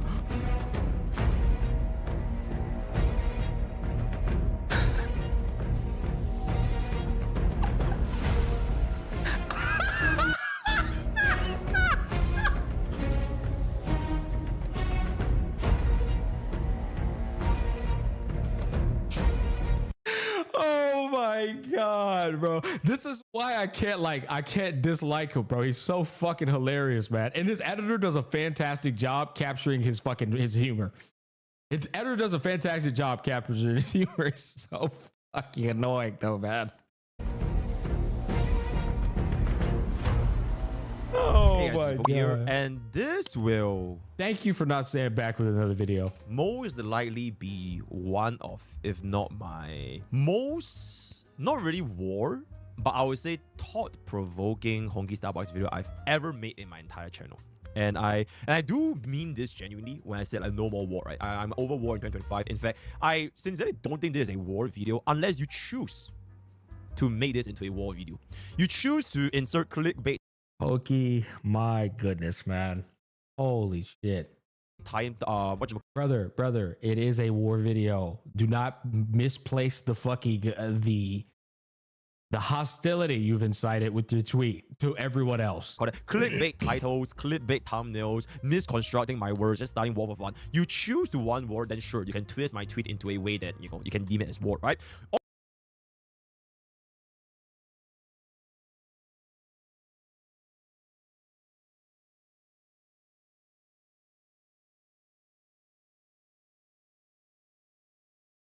Brother man, nobody's twisting your tweet, man. What? How's a power creep problem? Only if you allow it to happen, either by greed or stupidity. Again, we reverse this in the opposite direction. HSR has no power creep problem unless you're stupid or greedy. There's no misinterpreting this. This is a classic Tech Tone situation right here. I'm gonna be honest with you. I actually can't wait for Tech to look at this. Because Tech, your ass better not put no fucking punch back on this. Nigga, I know your ass, you better not pull no punch back on this. You better let his ass know straight up. There is no misinterpreting this, okay? I need you to give him the same heat you give EO. There's no misinterpreting this. No misinterpreting this. This literally means HSR has no power creep problem unless you're stupid or greedy. That's literally what that means. Now, you could say you misspoke. This is what I mean by the Tech Tone moment. You could say, okay, maybe you misspoke, man. But dude, just pull out the good old notepad here, man. Let's analyze this real quick. Hold up. Let's do this. Let's pull out the good old notepad here, man. Hold on. Okay. Listen. Your words, not mine. Your words, not mine. HSR has a power creep problem only if you allow it to happen. We can take this statement and imply that what he's saying is HSR has no power creep problem unless you're greedy or stupid. That's your words, not mine, man. Dude, I'm serious, chat. That's insane. That's literally insane, bro. I've been watching Tech too long. I've always been a fan of Tech. Tech's a fantastic fucking content creator. The only thing I will say about him is he's a big softy when it comes to his people that he loves and respects. He is a big softy. And that's why I'm holding him accountable right now before he gets on here and goes, all right, guys, look. All right, Pokey, he kind of, it is what it is. I don't think it's really that deep, but no. We going to have to hold this little nigga accountable, okay? Because right now he's literally ducking his own tweet. He's ducking his own tweet here, bro. This is not okay, man. I'll 1v2 y'all both. Pokey, get your fucking ass in the Discord right now, you little shithead, bro. Yeah, because I'm so glad you're in here. I want you to explain to me how you think this doesn't mean HSR has no power creep. Pokey, pull it up. Unless you're sleepy, I don't want to. I want to farm this. We'll join in when we have. Okay, yeah, that's fine. That's fine. Yeah, I feel you. At the end of the day, it is easy farm. It's easy farm. But there's no way that bro is sitting here saying that we twisted his words. Chat say Pokey is a fucking content creating shithead, man. All right, let's do this. Let's look at this. Hold on. Let's continue on. Or if you are choosing to be... He said, I want to farm this fucking guy, man. ...offended by the tweet. Then in which case, I do apologize in advance if I call you guys, a little bit stupid, right? A little bit silly, By the way, hey, chat, W's in the chat for Mr. Pokey. And Pokey, if you're in here watching passively, you can continue going back to lurking. I'm going to hold your ass accountable. You know what I'm saying? Hey, at the end of the day, I do love you, but I'm going to hold your ass accountable. You're not getting away with this. Oh, y'all twisted my words shit. We not doing this. Jay Moore, thank you for the prime sub, baby. Okay, which is the tweet? I'd love to discuss it with you. Yeah, right fuck yeah, man. So apologizing in advance because I'm a very peace, love, and happiness guy. This is the tweet that I'm referring to. Honkai Star Rail has a power creep problem only if you allow it to happen, either by greed or stupidity. Change my mind. Yeah. Frankly speaking, this little sentence over here, I did construct it in such a way that it could have been phrased nicely. It's not that it could have been phrased nicely. I have no problem with you saying people are greedy and stupid in the gacha community. That's completely fucking fine. The underlying issue is, for me, is that you are making it seem like anybody who takes issue with power creep in the game, they have to belong to the greedy and stupid category. That is my issue. It's like, oh, there's no other reason for power creep to have a problem. It's if you take issue with power creep, you're gonna belong to the greedy and stupid category. That is my problem. There's more reasons outside of greed and stupidity for power creep being problematic. Now, a spender who can just spend their way out of power creep, it's not a problem for them. It's not, because you can just spend your way out of it. Right, could have been phrased nicely. So if you were offended and you wanted to die, you wanted me to kill myself because I called you either greedy or stupid. Now that's ridiculous. And that shit needs to stop in this community. There's no way in hell we've went to die and kill yourself. Holy fuck, these 13-year-olds. Pencil dick nerds need to relax with that. Because this is good. Here's the funny thing, chat. You know what's cool about this type of thing? Is this actually just brings about critical thought on the topic at hand here and brings more awareness to people recognizing problems in the community. Here's the cool thing about it. Despite Pokey, I'm strongly disagreeing with him right now. It's bringing so much awareness and prompting people to think about what they are doing with their actions. Because here's where I do agree with Pokey. People are fucking dumb for playing gacha games. There's no doubt about this. You should. The only reason y'all see me playing these is because I get a bag. You see Pokey playing them, he can lie to you and say like, I love these. No, we're getting a bag, brother. That's the difference. As I told y'all before, the minute the entire community wakes up and says, yeah, these games are garbage, I'm gonna be like, about damn time, y'all ready to go play some real shit. Because these games are ass. I'm sorry, man. It is what it is, right? So you don't enjoy them at all? It's not that I don't enjoy them at all, Cloudnaps. I've learned to enjoy them and navigate through the garbage. Absolutely. I'm gonna find a way to enjoy something. If I'm getting a bag off of it, I'm gonna, and here's the thing, because I'm profiting 10x, 50x from these, of course, it's easy for me to enjoy it. But is the common person enjoying this shit that's not profiting from it? That established. Let's just jump right in. Right? People can like these games though, even if they are lackluster. Venom, yes, but this is where Pokey is correct. If you're gonna like the game and you're not profiting off of it, but then you turn around and bitch about what the game's bad things are, shut the fuck up, because you're playing a gacha game. You walked into the gacha game knowing it's a gacha game and then proceeded to fucking complain about gacha shit. You don't get to do that. You don't. You uninstall or you shut the fuck up and play the gacha game for what it is. That is where I strongly agree with Pokey. Again, the only reason that I'm sitting here on this camera rebuttaling Pokey is because he tried to make it seem like only greed and stupidity on the community's behalf is the problem. And that's just simply not true. It's objectively not true. Right? If there are any content creators that would like to debate, they would like to try to change my mind. And I don't mean starting drama when you have like zero understanding of what's going on, like actual discussion. Feel free to give me a call. I am accepting. And I just tried to call you, you little fucker. You're in chat right now, and you denied it and said that you want to farm it. So yeah, he's lying for fun at this point. Bro's lying for fun. I'm calling out an open 1v9. Anyone, any place, anyone, anywhere, you can feel free to call me, and I would love to try to get you to change my mind. The only rule I have is you watch the entire video. I don't care if you watch it in 200p, 300p, you have to watch the entire video to understand what I'm saying. Right? So bro just committed me to his entire video, chat. It looks like we won't be able to explore Wuthering Waves today. He just forced me to watch the entire video. So with that, I summon thee, summoners. Join me in mid lane 1v1 right now. By the way, just so you know, you can't hate Pokey. It's clear. You can read the energy through the camera. He doesn't mean to fucking like. This is why Tech loves him too, by the way. It's why I love him. You can see there's no like hostility or like malicious intent from him. It's just bro's just that's his humor. He's having fun. Yeah, this is how he is. And honestly, he's handling it well, considering that he's over 500,000 views of people just straight up attacking him. You know, I want to make sure these points are clear.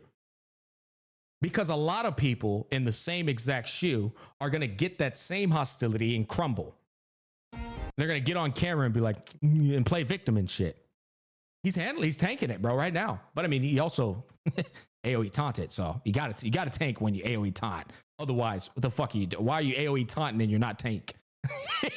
So I don't really need to. I think you tech on Pokey or beacons in this community, waves or whatever. But Honkai Star Rail is my game, right? It is my favorite game, and currently I have enough mana. I've finished channeling my ultimate. Yo, hey Derp, thank you for the prime sub 4 months in a row, baby. I appreciate that. 2 days ago, and now it's time to cast it. Sub introduction 2 days ago, and now it's time to cast it. Sub introduction. How did this all begin? A little bit over, as of this time of recording, it's 1 day ago, but by the time this video goes out, it's going to be tomorrow. So 2 days ago, all right, as of this time of recording. Fucking eyelash. I got long ass eyelashes. They're my eye. That may or may not have caused a little bit of teeny weeny. No, you don't. No, may or may not. It did. A bit of uproar amongst the content creators, right? And people that play Honkai Starbucks. Once again, Honkai Star Rail has a power creep problem only if you're allowed to happen, either by greed or stupidity. Change my mind. This is the second most viewed tweet in my entire life. Blow the vid, bro. Second to... I feel like he's not even talking that fast. To the QQ man. Insane, right? 500,000 overviews and counting, and there were a lot of people. I think almost every single Honkai Starbucks content creator started to jump on me. My own family. Hey, Pokey, your ass done. You have done the exact same thing to everyone else. You've tried to do this whole new leaf, no drama shit, but in the past, motherfucker, the minute somebody got in some shit, you were the first person there sniffing assholes. Oh my God. War is happening right now in our community. Gacha Samak is under fire in the Twitter. I am here merely as a humble, neutrally speaking content creator. My own brothers and sisters, they started to jump on me because they lack the reading comprehension, right? So we have Box 2, the infamous Honkai Starbucks expert. Nah, bro, Honkai Star Rail has a power creep problem, and you can't just not allow it to happen. You can make smarter pools, but that doesn't solve the power creep. It just makes it slightly less bad. You're not taking into account people with shit luck, like what if it takes me max 180 pools to get a new character here and there, blah blah blah. And of course, people are saying like, hey, and this kind of stuff. Okay, so what Box said is it has a power creep problem. You can't just not allow it to happen. This is true. It's literally true. You can make smarter pools, but that doesn't solve power creep. That's true. It just makes it slightly less bad. Plus, you're not taking into account people with shit luck. Like if it takes me max 180 pulls to get a new character every banner. Now, 180 pulls is extreme. Often at times, you're going to hit the soft pity. You're going to hit the soft pity. I've never went 180 pulls for a character. I haven't. Never. It hasn't happened. So although it's an extreme scenario, it can happen. It can. So that makes it fair to bring up though, because there are okay, sure. There are some people who run into that scenario. And that's why I said you can't make the blanket statement that Pokey made. Pokey fails to, that's why I quit Star Rail 180 for general. See, Pokey fails to acknowledge that there are people in this community with shit luck, or there's people in this community with regular luck, which is still shit luck. Chat. Before we go any further, I've had some of the most broken luck, as you guys have seen, in this community, and I've still spent thousands of dollars. And I still, to this day, right now in real time, I have 10 pulls to show for the Herta. As somebody who spent thousands of USD dollars, I have shit to show for the Herta. I have to spend money to acquire the Herta, even though I spent thousands, okay, of USD. We cannot sit here and say that the company isn't greedy. We just can't. It's just, I'm sorry. It's just not, you can use any benchmark and realize that that's just not true. So that's going to be one example. We have some gooners here and there. We have Gacha Smack, Uncle Smack himself. I would love for you and me to sit down and take a good long gander at every single banner ever released in Honkai Star along their context, and then you walk me through this 5,000 IQ stage of the 6-path strategy of avoiding. Powercreep problem with only battle/monthly pass purchases. Don't even care about free to plays. The banner aggression paired with resource acquisition and 50/50 is simply too abysmal, regardless Bro, AoE taunted me 100%. of horizontal and vertical pathing plans inside. You have videos on our channel that have aged my million to Powercreep, as I'm sure of us do. Hey, we saw it. We saw Pokey over here talking about Sparkle and Mono Quantum. Here is the reality of things. If you have a Scylla, if you pick up the Sparkle, you have a Mono Quantum team that is finally going to be a real thing. Pokey, I ain't seen your ass use that Mono Quantum team since. You ain't used that shit since, boy. And don't try to use it now, because the only reason you're going to use it now is just to prove a point.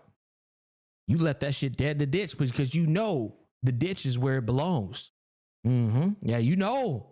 The ditch is where it belongs, my boy. Exemplary corporate slop globbering, but I still love you, man. So that's going to be another one. And then I kind of screwed. Why didn't you say you love me back? Why didn't you say you love me back, bro? Exemplary corporate slop globbering, but I still love you, man. So that's going to be another. Why didn't you say it back? What's up with that? What's up with that, huh? Yeah. Look at that, chat. One-sided love. One-sided. Another one. And then I kind of scroll down this a little bit aside from all people sending me dev threads. We have a Captain Cabinets. What is bro waffling about? Only if you allow it to happen. You can kind of read all that. I'm not going to read all that yet, but feel free to take a look at it. I will say Captain Cabinets had a good point too, though. She did. This sounds like the most cope ever. Yes, it's the consumer's fault for problematic power creep, not the devs who make the metas that force you to pull for the respective characters. This is really weird farming. The cracks of HSR are starting to show. Yes, they are. And it's very obvious. Chat, I had this exact same thought process. I just didn't make a video out of it. I think you might even be able to go back in streams and hear me say HSR is verbatim. HSR is starting to show its ass. That's what I've said in streams. I just haven't made content out of it. They're starting to show their ass at this point. It's very obvious to anyone that plays regularly that characters have a far shorter shelf life than any other gacha. Yes, your issues with MOC can be mitigated by pulling smarter. Absolutely. Prioritizing team comps that work in your favor rather than pulling for fun. But the main issue is that older characters not being as viable, frequently unusable, or very painful to do so. Feels worse because there's literally 0 point to ever use them. She just explained the problem with power creep. One of many problems with power creep. Is there power creep? Absolutely. Is it a problem? If you cannot even clear content you were previously comfortable doing, yes. Why though? Before I even read the rest of Captain Cabinet's tweet, why is it a problem if you can't comfortably clear it before so? Because unlike every fucking other game out there, they monetize their characters. You have a depreciative value on the dollar spent in HSR. You know your dollar is exponentially depreciating when compared to fucking every other game out there. Wuthering Waves is a perfect example of power creep done better. There's no other way to put it. You put on Gion with skill, right? Can still do the same amount of DPS damn near incrementally as the new DPS of today. It can. You can see some sweaty motherfucker on the internet getting a 1 minute clear time or a 1 minute 10-second clear time. That is power creep done correctly. Hey, if you want to do the same damage as the newer shiny toys, bitch, you need some skill to do that. Yeah, you do. Skill that doesn't involve paying to win. That's power creep done correctly. Problem is Wuthering Waves is a skill-based game, and HSR is a pay-to-win game with minimal strategy. They've completely relinquished the thought of strategy. Ignore toughness. Ignore elemental value. Ignore the fucking situation in front of you. You cannot discount these facts laid in front of you. You just can't. Waffling about only if you allow it to happen. You can kind of read all that. I'm not going to read all that yet. Yeah. And I'll be honest, Pokey, right here, I don't like the idea of you saying you're not going to read that yap when somebody actually provides good yap. Yap that actually ain't yap, but a fair fucking points brought up.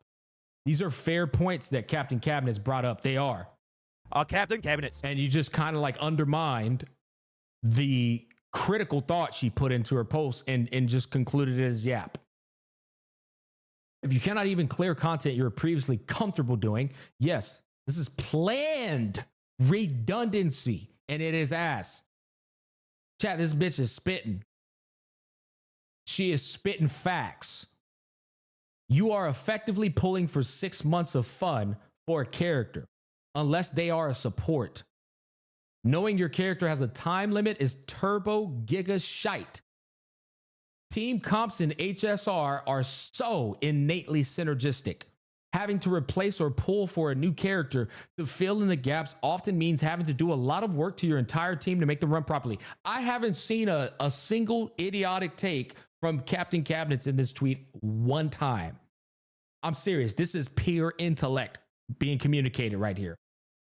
HP inflations are the only way to make content harder universally for all characters without having to introduce a new bullshit gimmick that you need to pull bullshit characters for. So I'm not entirely mad at this. What is bro waffling about? Only if you allow it to happen. You can kind of read all that. I'm not going to read all that yet.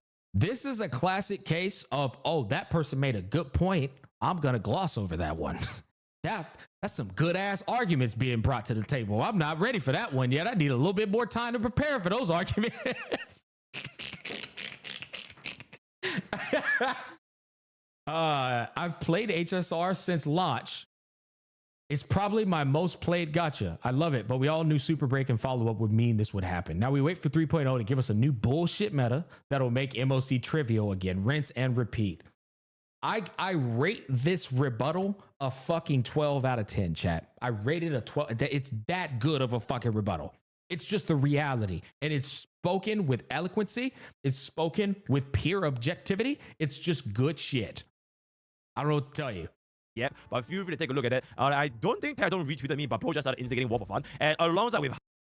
Yeah, but feel free to take a look at it. I don't... Okay, now Pokey has ramped up his yap. We gotta turn that shit back to normal, bro. Went back to... That's all, folks. Don't think Tadon retweeted me, but bro just started instigating war for fun. And alongside with hundreds and hundreds and hundreds and hundreds and hundreds of creators basically saying I should basically kill myself. Right? How dare I say this? And luckily for you guys, I'm an Eastern CC. Oh no! Oh no, bro hit us with the Eastern CC. I don't go into an argument without doing my due diligence. Oh my.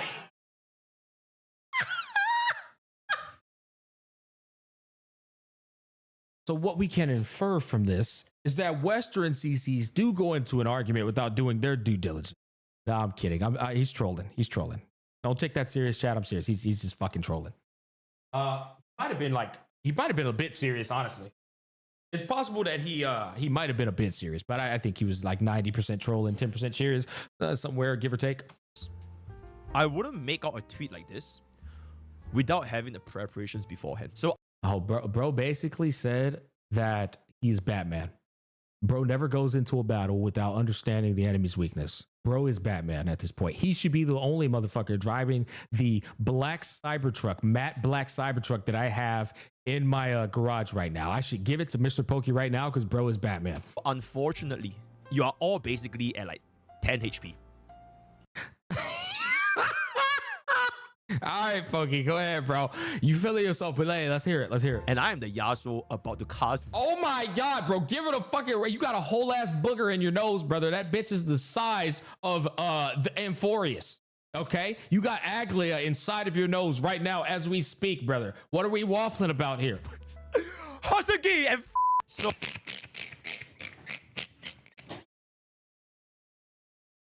What are we doing here, man?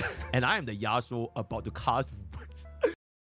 This is what I love about Pokey, to be honest. I love it, bro. He's so fucking goofy, man. Hosugi and so to first understand what I look at it. Cast Hosugi and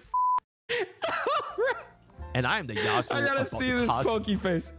Hosugi and No, it's too fast, bro. So to first understand what the hell is going on with this tweet, majority of Twitter took great offense to my statement, saying that I'm unrelatable, right? I'm a shell, I'm a whale, right? People have no poo, schizo, kill myself, the whole night. Luckily for us, I'm chilling, right? I know Tectone already made a video talking about this briefly, but I will just be explaining my point today. This is gonna be a pretty long-ass video. I have prepared extensively for this video that's about to come up, which is Honkai Star Rail has a power creep problem only if you allow it to happen, either by greed or stupidity. Now that I've said the sentence, I need you guys right now to pause this video, stop scrolling through your phone, stop staring at Firefly's tits, stop doing, just stare at this sentence for 5 seconds and really let this simmer down and understand what the hell I'm trying to say. 1 Mississippi, 2 Mississippi, 3 Mississippi, 4 Mississippi, 5 Mississippi. English is my first language. English is Pokey's second language. Okay, we may resume the video. Okay, now that you have read this sentence, you have constructed your thoughts, hopefully you understood a little bit better. The first part of this video, explaining my statement, right? So there are a couple of video creators out there. So we do have Tectone, the man himself, saying that, okay, English is Singapore's first language? That is one thick ass accent if English is Singapore's first language. It is. Okay, well, hey, you learn something new every day. I can't tell, chat. I'm gonna be honest with you. Well, then damn, then that completely obliterates me giving him the benefit of the doubt that maybe English is something he couldn't communicate. That's a Singaporean accent.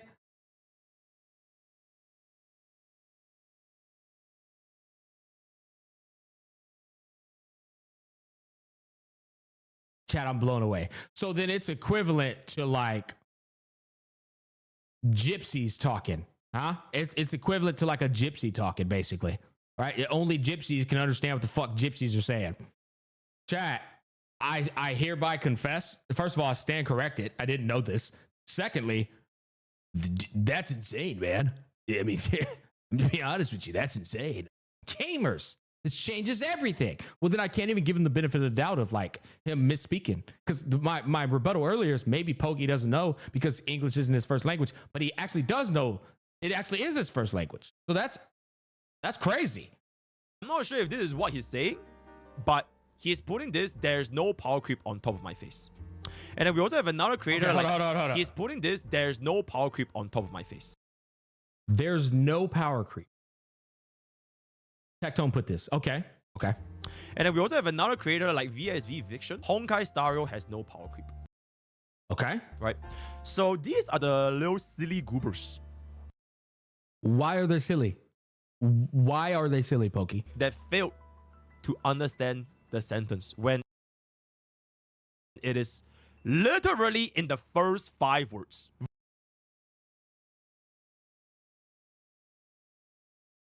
No shot he just ignores the only if. No shot that he ignores the only if. Verbatim. Honkai Star Rail has a power creep problem. Verbatim.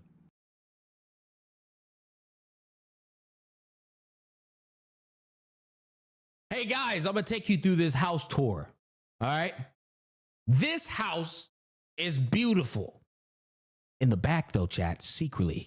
In the back, secretly, there's some real plumbing issues. This house is beautiful and it's perfect. In the back, they got some real plumbing issues, chat. Just to let you know, it's perfect if you don't pay attention to the plumbing issues. Somebody comes along and goes, that house is not perfect. It has plumbing issues. He says, I said the house was perfect. I never said it didn't have plumbing issues. But the what the fuck are we doing here, man? It's perfect in my eyes. Yeah. Oh shit, Pokey, what the fuck are we doing here? Is this the argument we're making, man? Bro, I was so confident about that one. So yes, I 100% acknowledge there is a power creep problem in Honkai. And you only no. Hold on. You acknowledge it with the understanding that people are dumb and greedy. If you take away the dumb and greedy, then you are acknowledging that there is no power creep problem. That is fair for Tech and Vive to say you are implying there's no power creep problem unless you're greedy or stupid. That is actually fair. Now, of course, it's clickbait, so they don't give the rest of the story, but you are absolutely, it is valid to infer that you are implying there's no power creep problem unless you're greedy or stupid. See, and that's what I mean. This is something where I'm like, Pokey, all you have to do is just be like, hey, bro, I misspoke in that tweet. Here's what I actually meant. I feel like that's all we have to do right here. You know, instead of doubling down and you know, sitting here fucking fighting everybody, just straight up say, yeah, okay, let me elaborate on what I meant. That tweet was a shit show. So that already removes half the retards that think that I feel there's no power creep. No, it does not, Pokey. What the fuck, brother? This does not remove anything. This changes nothing, gamers. I just told you, if we reverse interpretation, all right, we reverse this statement, it also means and can imply HSR has no power creep problems unless you're greedy or stupid. I'm sorry, that is objective, Pokey. This is semantics we're delving into right now. HSR has no power creep problem unless you're greedy or stupid. That is the same exact meaning as the tweet you put out. So that already removes half the retards that think that I feel there's no power creep. If you're offended by that, I'm sorry. Maybe try reading better, right? Oh my God, dude. That's insane. Oh, Pokey, God bless your soul, brother. I'm not talking specifically about VXV or like Tectone or for making these like clickbait titles, even though... Now Tectone's making... I mean, sure, it's clickbait, but it's not wrong. Fuck y'all, because y'all both know I need to, you know, kill these about the bitches that come to my channel thinking I said shit like Honkai style has no power creep, right? So he's not aware. He's not aware. Now, English is his first language, right? So I can't even excuse him for that now because I tried to earlier. Text clickbait is actually spot on, Pokey. It's clickbait, so he's not going to give the rest of the context, but the context is we can infer that you meant there's no power creep unless you're greedy or stupid. We got to stop this. Right. I'm more specifically talking about the people that got baited by these lies. Yeah, oh man, dude, this is too good. It is legit just straight up just lies. Right? So it is what it is. I'm standing my ground and we'll move forward. So the definition of power creep, verbatim.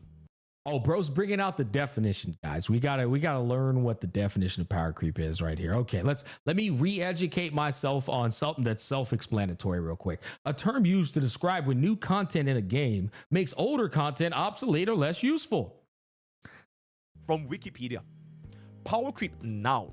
The situation where successive updates or expansions to a game introduces more powerful units or abilities. There's a difference between a catchy title and clickbait. Eggman was catchy. That's what we've been doing this. We're content creators. We know what the fuck we're doing. And you know what's funny is every content creator intrinsically has a bit of integrity in their clickbait. We actually dead ask any content creator. We sit here and we go, can I clickbait with this statement or is that a stretch? Okay, that might be a stretch. I got to make sure that the clickbait it is definitely correlating to what's in the video, or otherwise I can't put it. That's what I do. If I'm going to clickbait you, I'm going to make sure it does pertain to what I'm saying in the video, and it is it's relevant, it's accurate. He's leaving the older ones underpowered. Honkai Star Rail, as with every single gacha game in the Pokey's reaching. He's reaching. And this is what I'm talking about. This is a matter of. You've seen Tectone call people out about this a number of times. It's a matter of just not willing to admit that you just misspoke and instead doubling down on the misspeak. That's the problem. Goddamn market will always have power creep, and the only people saying that it doesn't are their glazers, right? We have Scylla's ultimate, right? I literally pulled up right here. I came prepared. We have Scylla's ultimate dealing what 425% of the base multiplier compared to a couple of versions later, Face Shell almost doubling of that.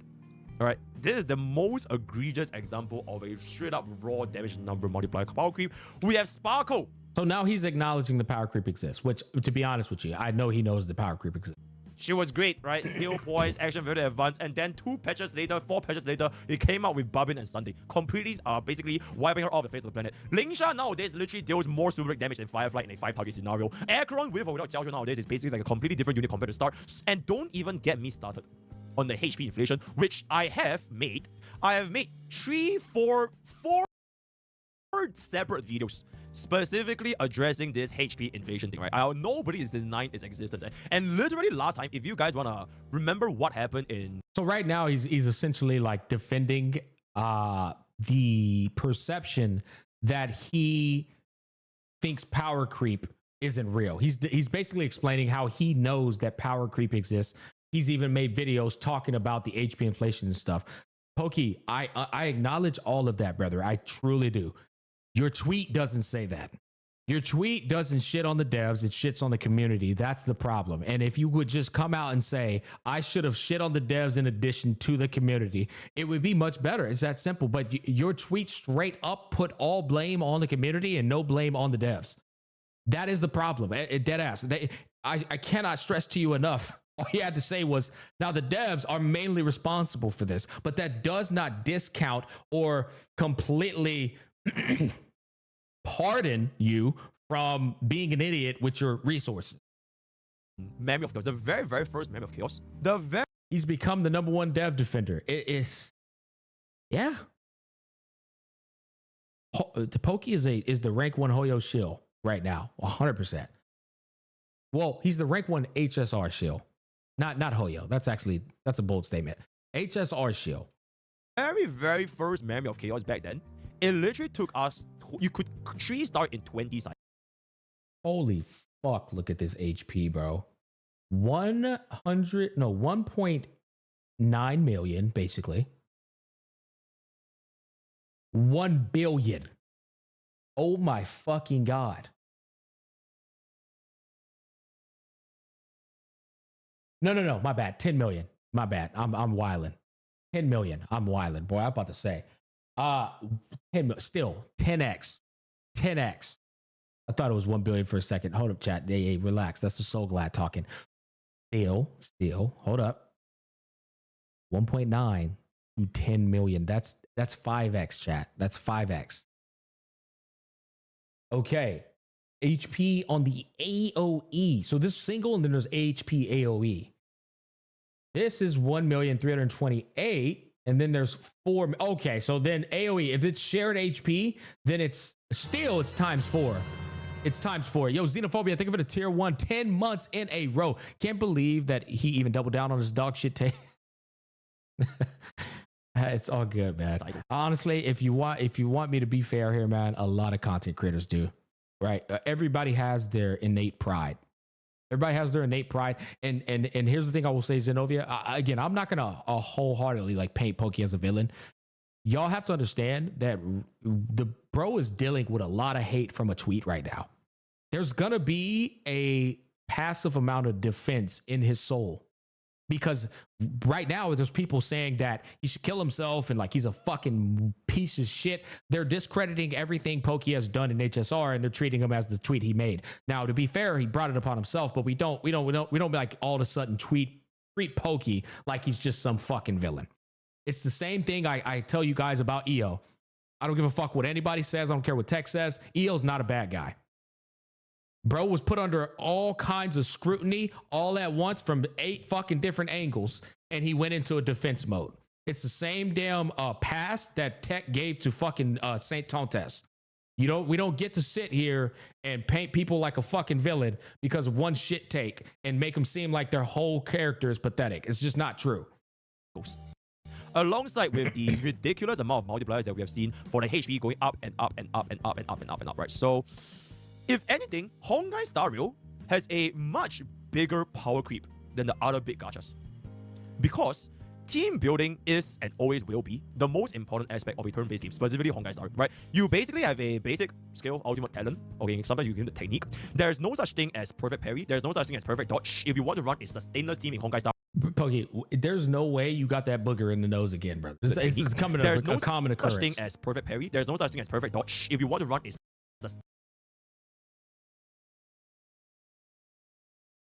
Brother, that hoe is a Baku Aku explosion. stainless team in Honkai Star Rail, then you better damn well kill the target because you can't dodge around like in Genshin or Wild Waves, right? The outcome of the battle, it would have more or less been already determined. It's a piercing?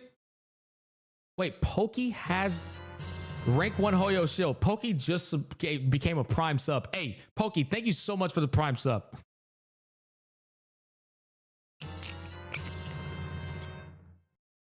Yo, Nini Miyun, thank you for the tier 1 sub, man. Holy shit, I appreciate that, dude.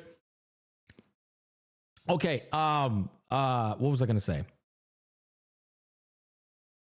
Oh yeah, if that is a piercing, that is the most fucking that is the most feminine piercing I've ever seen, chat. I'm just gonna keep it a stack. In the team building phase, right? You can't fucking do like what QT, timing, right? Swap back. It's like too small. Negative edge, aerial combat, Kara cancel. None of that is in Honkai Star Rail. So It's not?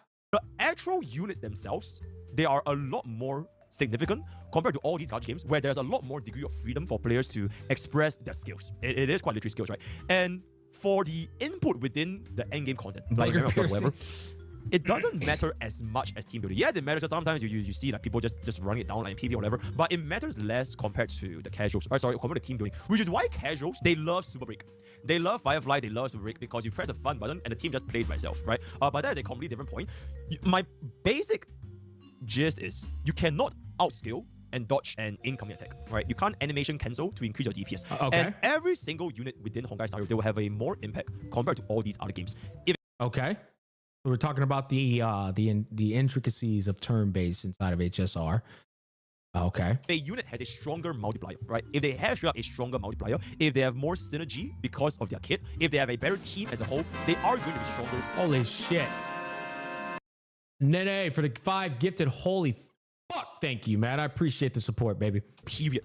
So once again, verbatim, for people that are fucking blind, I agree that Honkai Star Rail power creep exists, right? This is not a riddle. This is not solve this puzzle. This is quite literally verbatim exactly what I said, right? There's nothing to decipher here. So it is quite shocking to me that there are people trying to misconstrue my points within the first.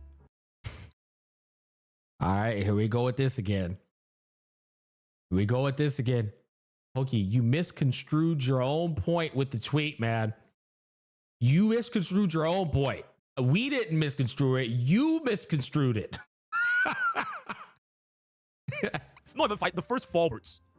It is a little bit ridiculous. So now with that. Hey guys, house is perfect if you don't pay attention to the plumbing issue. Hey brother, this house has a plumbing issue. I said it was perfect, man. I never said it didn't have a plumbing issue. Out of the way, if you still think that I've said something that upsets you, we can move on, right? But I think at this point of the video, it would have already filled out half the people that doesn't know what the hell I'm saying. The second point, and this is the one that is supposed to be more thought-provoking, right? Specifically, I want this to encourage discussion, try to change my order. Honkai Star Rail has a power creep problem only if you so he brought it up. Allow it to happen. Okay, so he acknowledges the only if. Either by greed or stupidity. Now, the keyword over here, in case you guys just don't understand English, as an Eastern CC, I'm educate y'all. This allow it to happen is not referring to allowing power creep to happen.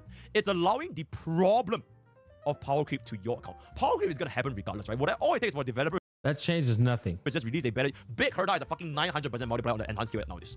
You can't let power creep happen because that's on the devs. But whether or not it's a problem on your account, now that's something that you allowed to happen. Pokey. If I went for dot comps, if I went for dot and they get power creep by fucking Acheron the very next patch, there's no avoiding that. If I pick up Acheron and facial power creeps the bitch 3 patches or whatever so later, there's no avoiding that.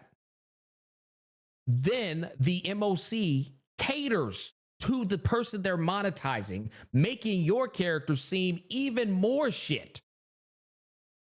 We've been facing a super break follow-up attack meta for like 4 fucking patches in a row. Therefore, if you don't have super break or follow-up, you have been trying 30 times harder than everybody else has. That is a problem.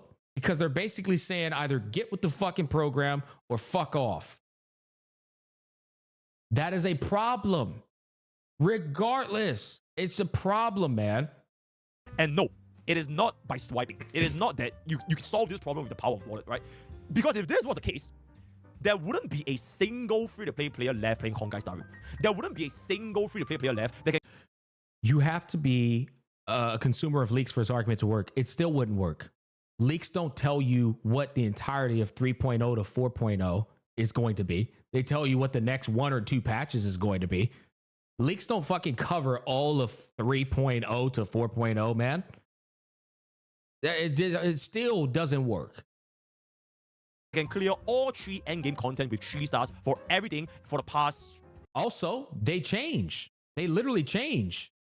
Oh, this character's going to do this. 2 weeks later, oh, they nerfed him. I think at this point we have like 16 patches, right? And yet, we still consistently see these free-to-play accounts, different free-to-play accounts, getting full star clears, sometimes even going for 0 cycles. So I'll be honest with you guys. Listen, man, the evidence is all around you in a gacha game. Why do you think there's no blueprint schedule so that you can know what characters are coming out in the future? Why do you think that is? They don't want you to know who's coming out in the future. They want you to be as ill-informed as fucking possible so that you make this smart and wise decision only to be fucked by the house later on down the road because they can just say, let's design this character to just be better than that character. It's, I don't know why we're sitting here even farming the most obvious shit in the world. So why is this the case then? Does anyone want to make a guess? I'll be honest, right? This point, like I mentioned at the start of the video, I definitely phrased it a little bit more provocatively, right? And It's the provocative nature of it ain't even the problem. Like I told you, you didn't provide more to this. There's not enough substance to this. It makes it seem like power creep is only a problem if you're stupid or greedy when there's more variables to that. Pointed out by Fob Master, I had a call with him yesterday, as well as even, I think Zajev retweeted me as well. Let me try to find Zajev. Yeah, this is quite literally like an Avengers. I think him saying only if you allow it means you need to be okay with 8 to 10 cycles for your gyms. And by that time, you get the new shiny toy. So here's the thing. If you said, first of all, he didn't elaborate on that, but let's take that example into account. Let's say you're somebody who doesn't stress too much about the extra resources that are occurring in the MOC format, the in-game modes. Chat, I shit you not, my best friend, some of y'all know him because he covered Wuthering Waves. One of my best friends, he covered Wuthering Waves content. His name's James. He's hit me up 3 or 4 times, and I've had to clear the story mode bosses for him because he didn't have the necessary characters that matched up with the story mode boss. This is and let me tell you something, James, he's been playing games as long as I have. He's not a dumb fuck. He's not a shit gamer. I'm serious. He's not a shit gamer. It's not like he's some retard that just, it's not like a soccer mom. Bro sweats. I got on his account and even I couldn't clear the shit. And y'all already know how I play the game. There's the power creep in the way that they design the game. It's designed in a way for if you don't acquire certain characters, you're fucked. And again, there's people who don't play these games as hardcore as everyone else plays these games. So they're at fault for not playing this gacha game that's not designed to be played hours upon hours a day. They're the ones that are the problem, not the gacha fucking business model that points in the direction of spend money so you can be more comfortable. Level trade. I have combined and caught together the entirety of like across Honkai Star Rail. Now even if y'all are wondering too, by the way, it was he struggled. Hey, our Kankro, thank you for the prime sub. He struggled on the Aventurine boss fight. Right? Y'all remember Aventurine? He was a real fucking douchebag with his goddamn dice rolling shit. He struggled on that fight. And then he struggled again on the Sunday fight because he had no super break comps. He missed out on Firefly and he missed out on Rappa. So you're fighting this fucking douchebag Sunday with no Firefly or Rappa. It's a pain in the ass. It is. But guess what? The majority of the community has Firefly and Rappa. They have one or the other. What do you do for that guy who has no Firefly or Rappa and he has to fight the fucking Sunday boss? It's annoying. It's annoying. It is. Acheron was fine for Sunday boss. He has a free-to-play Acheron with no signature light cone, and he doesn't have a Jiao Shell. It's funny. It's easy for you guys to say these things, but like he plays at a very casual pace. It's just that simple. He plays at a very casual pace. So stop trying to speak on other people's experiences like you know what their fucking experience is. You do not. And again, this is why the blanket statement is objectively a bad statement to make. Even the Jeff is like up in my ass, right? Setting aside how this is probably intentionally abrasive language to bait engagement, it is kind of an interesting take. So like, Deadass, both Fob and Jeff, they are right. I definitely phrased it a little bit. Pokey needs to play a free-to-play account. That's probably the biggest reason why he should have just, like, respectfully, shut the fuck up about this. This is coming from a guy who has acquired every single character in the game, E2s, S1s, and he's sitting here trying to tell free-to-plays and budget players how they should be. It's like a fucking millionaire telling a guy from the hood he ain't struggling. It's like, brother, if you don't get the fuck out my face with that shit. It's just you can't. Fundamentally, you cannot speak for everyone else. Speak for yourself. Speak for experiences that have tangible fucking proof in front of you. Stop trying to speak for everyone else. It's just that's the worst mistake to make.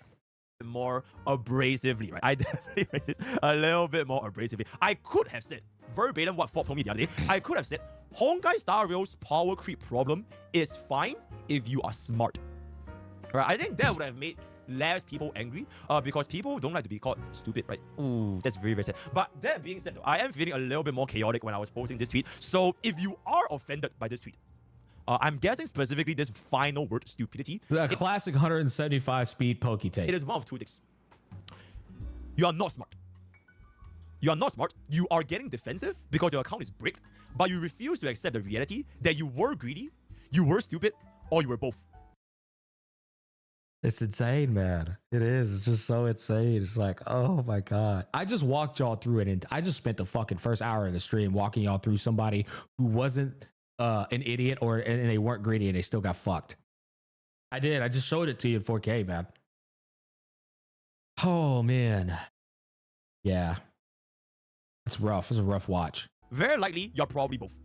Or the other hand is, you feel that you are smart, but you're just a little bit too sensitive on the internet to be offended by the word stupidity, right? So to that, I would say grass is right outside, right? Just walk out the door, touch it, and then we can move on with life, and we can all be very, very happy. So we will. This really is, though, you know, putting aside all the other crazy stuff, it really is it's tangible a proof of just being out of touch, man. That's all it is. And it's okay to be out of touch. It's not okay to be out of touch and then make these confident statements like you have a pulse on every single person's like account in the community when you just don't. There's no proof or evidence that he has a pulse on everybody's account in the community. You can't even prove it. You just can't. And that is the problem. We'll now get into our main argument. Greed and stupidity. Now, first of all, I'm not immune to this. Nobody in the Gachaverse that plays Gacha games, they are immune to this. To be honest, it's sad to watch. I don't want to insult your friend, but he's too ignorant. We'll watch VOD later and just skip his trash talk. Listen, man, everybody's ignorant at a point, man. I'll be honest with you. I'm ignorant at a point. Y'all know when I get in stream and we start arguing about goofy shit, sometimes I'm fucking ignorant, man. It just happens. You know, it is what it is. All right, we see the latest waifu, right? We look at them, the story building, right? The art, the animations, the lore, the yabe stuff. On top of Honkai Star Rail, I'm just going to talk about Honkai Star Rail for here. They artificially upsell the banners that are on release. The worst part is he deflects the blame from himself and tells anyone who thinks he's wrong stupid. It's just me. I understand the problem. I do, guys. I get it. Which is why I also understand that the scrutiny that chat is providing right now, it is also necessary. It's important for people to be aware of these things. And when they double down, it's like you're digging yourself a deeper hole right here. What's crazy is like Pokey's statement isn't inherently like fully wrong. It's just not the whole picture. Right now, Member of Chaos, Apex Shadows, Pure Fusion, all three endgame modes, they are tailored to a 5-target scenario with the Trotters dealing AoE effect, right? It is artificially designed to upsell the Herta, right? To make these Pokey's right. If you're smart, you won't have an issue with power creep and HSRs. You won't be playing a gacha game in the first place. then so how do you put that and line that up with Pokey's tweet? How did you start off saying Pokey's right when that's not what Pokey said? If Pokey said you shouldn't be playing gacha games in the first place, we wouldn't even be here. That's not what he said, though. In-game content easier if you were to pull for this brand new limited 5-star, right? So combining this with like the whole lore and the mindset of a gacha player, like how can you skip Firefly when she literally died for you in the story and then she came back and she wants to be your girlfriend? There's no you're skipping Firefly, right? Even though if your account just pulled for Robin, you just pulled for Boo Hill, but oh my god, it's Firefly. I need her now, right? So unfortunately, the hardest choice requires the strongest of wills in the gacha game, right? So gacha games inherently. See, my problem with this right here, though, is he's providing examples without actually going through the full story like I did earlier. Like literally saying, okay, I'm skipping this character, I'm pulling this character, I'm skipping this character, I'm pulling this character. There's no real context here. It's just a like throwing out an example without actually showing what really happened. Apparently, they will always have this predatory nature, right? You know, I know it, we don't have to beat around. So, okay, so I see he's about to do it. Okay, so when he does it, before we even get to it, does he do it accurately, though? Or does he do it with a bias attached to it?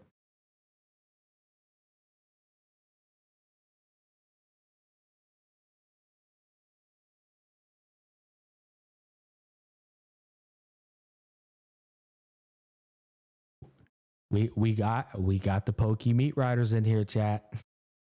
We got the Pokey. We caught him. Got him. On the bush. Every single gacha player knows that a gacha game is predatory, right? Think for yourself, man, for once in your life. We don't have to convince anyone. Lord Nick, thank you for $5. There isn't a single Smack as a dolphin and free to play two different types of accounts respectively. I see how vast what power creep is when you have certain characters. gacha game in the car market that is not predatory. But you're still here watching my video. You're still playing Honkai Starbucks. You're probably still playing Wandering Waves, Zenless Zone Zero, Genshin Impact. As long as you're part of my audience, you are probably still playing these gacha games despite knowing the fact that they are predatory. Why is that the case? Why is that the case? Yeah, I don't disagree with this part at all. I really think that this is a very interesting psychology kind of thing that nobody has ever brought up before until I triggered the entirety of Honkai. But see, what he's saying right here is not false. I agree with this statement. He's absolutely right. Still doesn't pertain to the tweet he made. This is a completely different discussion from the tweet he made. Starbucks face, right? So here is my thought. Aside from content creators that play this game for a living, right? Because we are quite literally earning money from playing these games. The general population, the general people, the casuals, they want waifus, right? They want to have a pretty easy and chill game, just log in like 5-10 minutes, you know, while still having a good amount of gameplay, press a couple of fun buttons, stare at their stats, feel good. They want to flex that, oh my god, my waifu is cooler than your waifu. My build has 10 crit value more than your build. Your build is dog shit, right? And sometimes they want to like do a couple of zero cycles here and there to show that they are very, very good at a gacha game, despite being hard start zero for the past 3 years, right?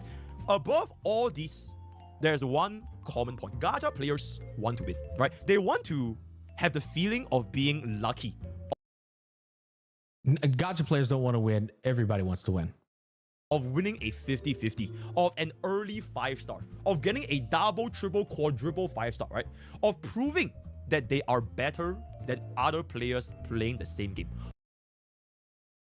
Okay, so it's not like I disagree with this, but again, you're sitting here, you're painting this picture out as if it's the representation of every fucking player in the game. There's people who literally just play the game for story. They don't give a fuck about proving that they're better than everybody else. Again, how many blanket statements are we going to make here? It's just like, it's just fucking a horrible mentality at this point. Of proving that they are him. Unfortunately, you are not him. That's true though. If you are playing a gacha game, you are not him. You are probably somebody that is, I don't know, swiping his mom's credit card to get the 8,080 stellar jades for like $100 after you filled your 50-50 Yanqing for the 4th time, right? You are probably someone that got laughed at by your friends in real life after they saw your Firefly profile picture. You are probably Bro, it's roasting. I love it. One that never saw the sight of a gym or even a treadmill. You're probably eating junk food right now while watching this video. Bro is cooking the shit out of a particular audience. Hey, he's spitting facts though, but he's not spitting facts for everyone. Yeah. You know, he's not spitting facts for everyone. You see what I'm saying? He's not spitting facts for everyone. Not everybody is that. Not everybody is that. You see what I'm saying? That's the problem with blanket statements. You are in fact not him, and you did not win while playing a gacha game. In full transparency, this was for like cinematic, dramatic, like entertainment purpose, right? I love all players. You guys are all very, very good people, right? Classic pokey right here, bro. Please don't kill me, right? This is all for entertainment purpose, right? Moving on, aside from the normal Bro, cook the fuck out these guys and just say, yo, chill, I love you guys, okay? gacha game issue that plagues basically every single gacha player, I will just specifically talk about greed and stupidity in Honkai Star Rail, right? All right, let's get so to it. this is mainly I can't believe bro forced me to watch this hour and a half of fucking yap. tied to the Hey, Smack, I'm hours behind for context, but I can't wait to catch up. And here you read my text. I see you soon, Smackaroo. Hey, thank you for the $5, Otaku. I would say the more casual player base that wants to chase waifus while still feeling entitled to effortlessly clear all 3 endgame content at max stars and Conquista bucks. Now, don't get me wrong, right? There's absolutely nothing wrong with wanting to chase waifus, right? Fei Xiao is quite literally like... Yeah, she's making dinner for me right now. So there's absolutely nothing wrong with wanting to chase waifus, but I would unfortunately have to cast my out on these same waifu chasers that want to discuss power creep and meta and like what's optimal when most of them don't even know what the hell is a Robin or play with the action value advance in the screen. I'm talking about you, Box 2. I'm just kidding. I love Box 2, right? So this point can be illustrated right here. I'm just gonna show, I'm not saying that he's the example of like every single player, but I'm gonna have to kill bro to illustrate a point, right? Let me pull this up real quick. This was one of the commenters that I decided to make an example of. Unfortunately, bro got ratioed way too hard. He has really deleted every single post, so you can't really see. Akaru, man, holy fuck. Thank you for the 5 gifteds, man. I appreciate that. Why he posted anymore. But here is the general breakdown because luckily for me, I kept receipts. So I put up this tweet, right? I put up this tweet and there were a lot of people that were replying to this tweet. At the start, I was kind of entertaining some of them. This was one example. One of the many 100 examples. So there's this guy right here, not NCG. This Katarina no Kami. So bro basically made a point of literally getting almost every support character. He says that with his eyes open because he literally skipped Robin. And now So right now, I mean, I feel like you're just you're showing an example that still doesn't represent your blanket statements, though. You know what I mean? Finding this one goofy ass guy and get one guy doesn't discount the blanket statements. my account don't do damage because I can't keep up with the 930,363 character banners. So I called him out. I called Ling Sha, said this, Alchio and Sunday. He proceeds to say that he lost every single 50-50 ever since the first Jingliu banner, but somehow he still manages to get his hand on Argenti, Black Swan. Both of these units coming before Robin. And he decides to also poof. Wait, both of these units becoming before Robin. How does he know the Robin's coming? And how does he know the Robin's not going to get Powercreep? How does he know that Robin is in another Sparkle case? Yeah, you're speaking in hindsight instead of speaking in the present. For Jade. So this is a classic example of a waifu chaser that wanted to chase for their waifu, chase for the husbandos, and then at the same time they feel that, oh shit, why am I not clearing content? So he replied to me, right? He replied to me. My biggest problem with this, yeah, it's just like, Pokey, you're speaking in hindsight right now, which is an unfair argument. These people didn't have hindsight. Argenti is cool. Blue Shift, thank you for the prime sub. Is underappreciated AF. Black Swan. My account back then was DOT based with Kafka. We all had DOT account. Sure. Jade is mommy. And one of my strongest team is a Elation one. Now, the moment I see bro classifies his team as being strong, being Elation, he probably does not even play any of the endgame. He's probably literally playing Simulated Universe, right? So I said something like this. But the devs know who's playing their game. The devs are aware of these people. They're fully aware of these people. Maybe don't participate in like a meta discussion while you're pulling with your dick. And bro got so embarrassed that he unfortunately deleted everything, and he actually approached me in the DMs apologizing and saying that, okay, I'm sorry, I was being a retard and I just want to have a civil discussion. I'm like, you know what? Bogey, this doesn't prove anything. I'll be honest. Fine. He apologized. All is love, peace, and happiness. I'm not trying to single bro out specifically. Right? You totally are, but okay. Right? Definitely not, right? I don't even know who he is. I have nothing against him. He's not very iconic. He is a random chatter. But it proves to bro, Pokey has a horrible habit of like trying to water down the fucking the complete like roast fest. He does this all the time. Joe, my point, which is a lot of these so-called waifu chasers, right? These waifu chasers, they are in the mindset where they think they can pull all these units and suddenly they have a, oh my god, surprise Pikachu, why the fuck am I not dealing any damage? So this could be one of the reasons why so many people are triggered by me simply speaking facts.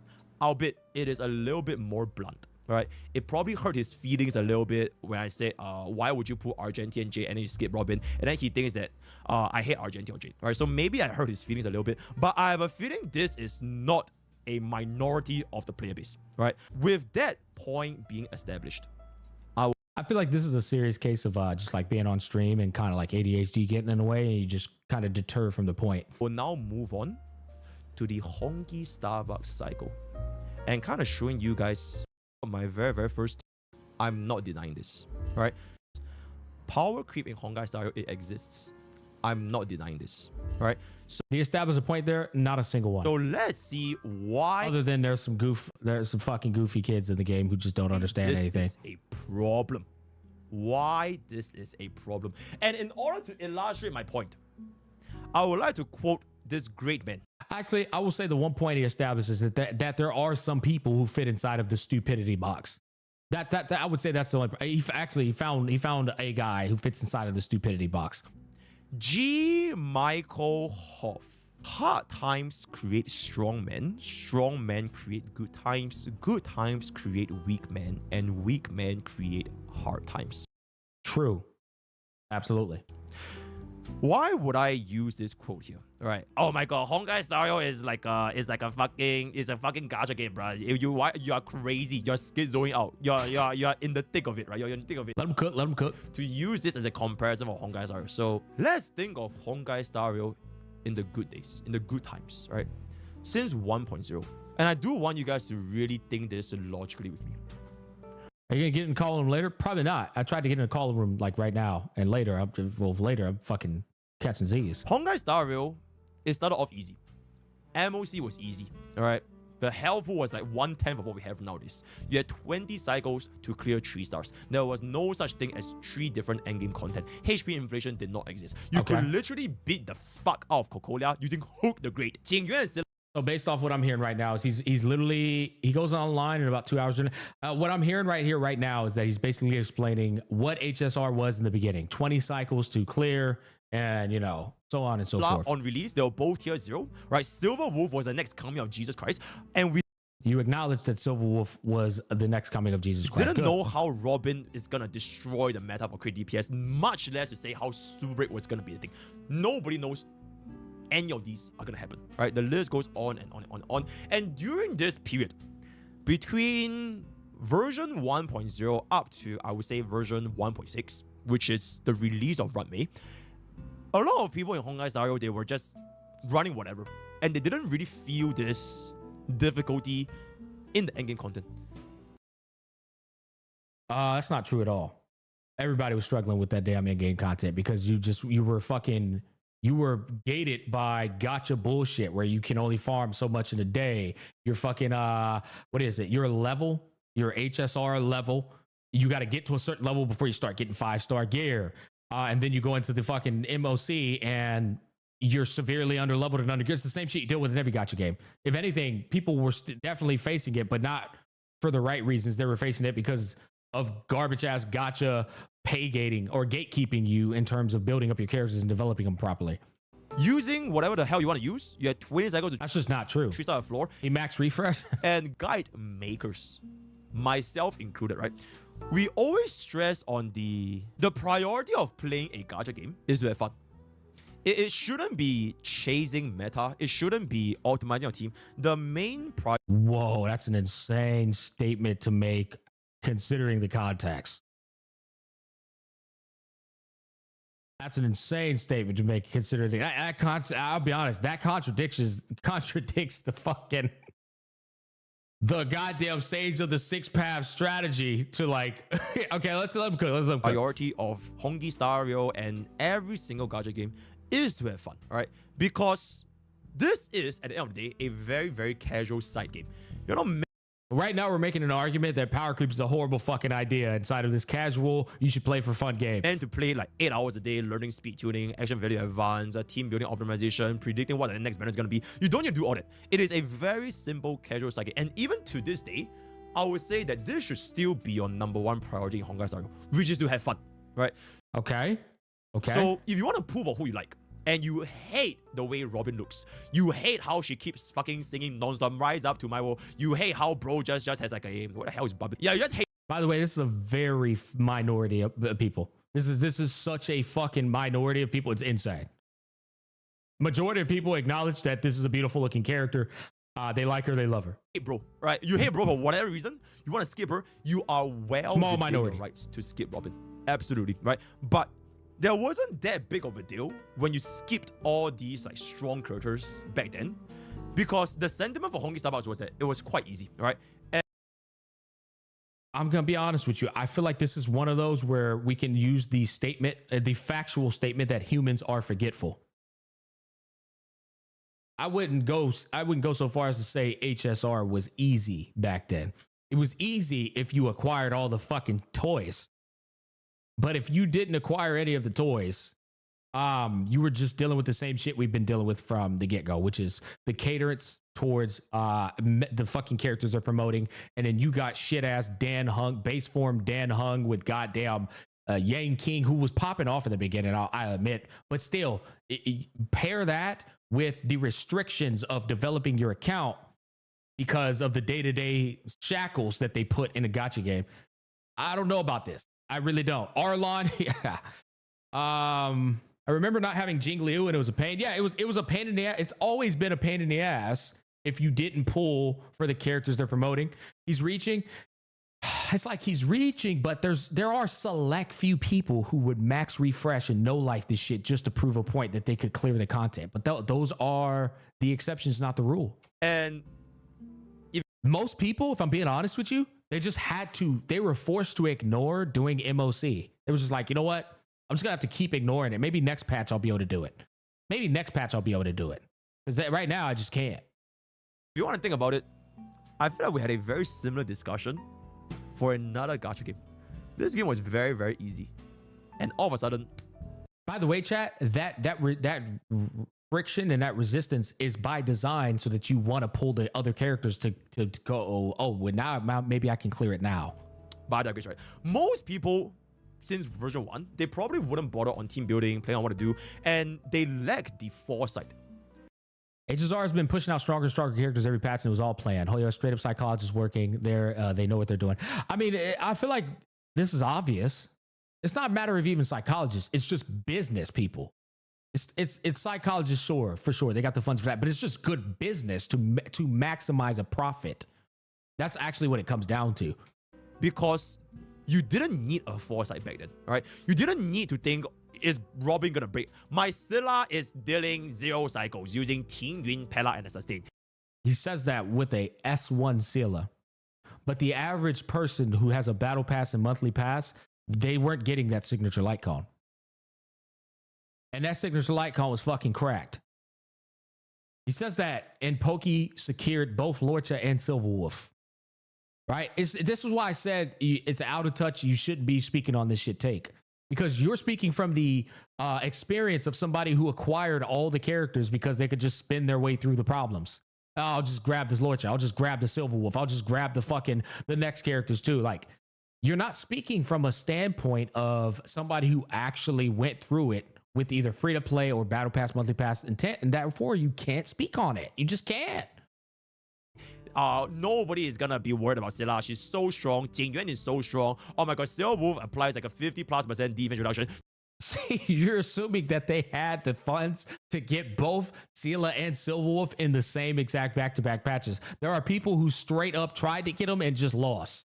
They lost the 50-50 to Scylla, and so they had to use 150 pulls to secure her. And then they lost the 50-50 to Silver Wolf, and so they just had to move on. She's so good. She one-shots everybody. Nobody was thinking of what's happening in the future because everybody was content with the situation they were in. Good times. Everybody was content with the situation that they were in. Okay, do you see what's going on here, man? You're speaking for everybody, brother. You can't do that. You just can't. You can't speak for everyone, man. You just cannot. What if they went for Jingyuan and, you know, Jingyuan wasn't that insane? I went like 180 deep trying to get us General. Pokey, I want you to hear me out because I know damn well you're going to farm all of this. Stop speaking for everyone, bro. It's never a good look, right? Pokey, I'm not going to speak for you in your personal life circumstances right now using my personal life circumstances. I can't do that. You're a completely different person with completely different circumstances. There's just no way I could sit here and just concoct and theory craft what your experiences are. There's no way for me to do this. It's just not possible. And that is the problem with what's occurring. Unfortunately, this is when people ignore this pretty important thing right here. Aside from the HP inflation, aside from the requirements for more different endgame modes, I think most people didn't really realize this particular thing. Memory turbulence. So memory turbulence, right? So this is going to change everything. This has been a mechanic in Honkai Star Rail since 1.0. It is not like all of a sudden we get this Trotter dealing 290,000 damage today. Ever since 1.0, if you have played Scylla, you have played Jingyuan, the buff for 1.0 was, I quote this verbatim, for at the beginning of each cycle, randomly cause an ally following the path of hunt or path of erudition to take action immediately and increase their damage dealt by 50% for one turn. This has been with us since 1.0, and it basically made your units that were following Hunt or Erudition feel a lot stronger. Why? Because the unit back then was a Hunt banner Scylla as well as an Erudition banner Jingyuan, right? 1.1 would have been the first time players felt the difference of their DPS without that buff. So here's the funny thing. Here's what I'm going to say to you guys right now. This is where Pokey's argument starts to collapse. According to him, if you're smart and wise, and you only go for the paths you want to go for, so on and so forth. But what if you were somebody who's waiting on the dot comp and you skipped both Scylla and Jingyuan and you skipped the fucking the Lorcha and the Silver Wolf because, well, you were just waiting on your dot comp. Now you're going into this with no erudition and no hunt path character other than fucking base form Dan Hung. It's like, you see, it's way too nuanced of a discussion to sit here and go like, yeah, you had the Scylla, but he's speaking like you had, like everyone got the Scylla. Not everybody got the Scylla. Some people didn't get Scylla or Jingyuan. They just straight up skipped both. First time players felt the difference of their 0.1 Scylla as well as a lot stronger. Why? Because the unit back then was a Hunt banner Scylla. Hunt banner Scylla. What if you didn't have the Scylla? As well as an Erudition banner Jingyuan, right? What if you didn't have the Jingyuan?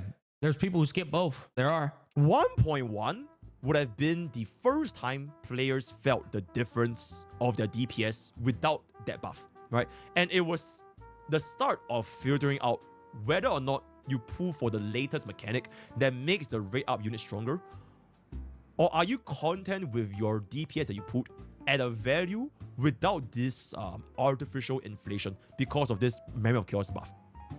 So people who know, right, they know how impactful Memory of Chaos buffs are. They also would notice that Honkai Star Rails and I'm gonna be honest with you, 1.0 dropping, people aren't even looking at the Memory of Chaos buff at this point, I would say. we're just like learning the elements of the game, how interactions with fucking reactions occur, like the story. Like, there's a lot of elements. You're speaking like people already have the game understood to a T, and they just don't at this point. The last thing they're looking at is mastering the value of the MOC buff. Game is starting to become more difficult. Refer to my HP inflation video. There's HP inflation going on. From 20 cycle, it went to 15, and then it went to 10 cycles. They introduced MOC 12. They introduced Pure Fission. They introduced APOC Shadows. So all this time, a lot of people didn't attempt it in MOC 1.0. Yeah, you're right. They didn't because they were just like, it was also just pointless. You just weren't getting it, man. It's fucking hard. I remember Volk is one of the, I shit you not, Volk is one of the sweatiest motherfuckers when a game launched. And Volk was dead ass top 0.001% in pushing the MOC. And even he couldn't full clear it.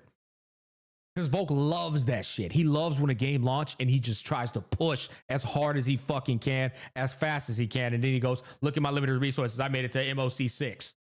Even he couldn't clear it. It's just, and he's the type to refresh, free to play, and do as much as he could. He still couldn't do it. You know what I mean? Like, so, what the fuck? On top of the fact that they're making the enemies more difficult, Honkai Star Rail is not going to be easy forever. Compared to version 1 days, right? It is slowly ramping up its difficulty, especially for players that still did not give a shit. They are still clueless. They are still, like, oh shit, let me just play 3 DPS and 1 sustain, and let me just beat all the stuff, right?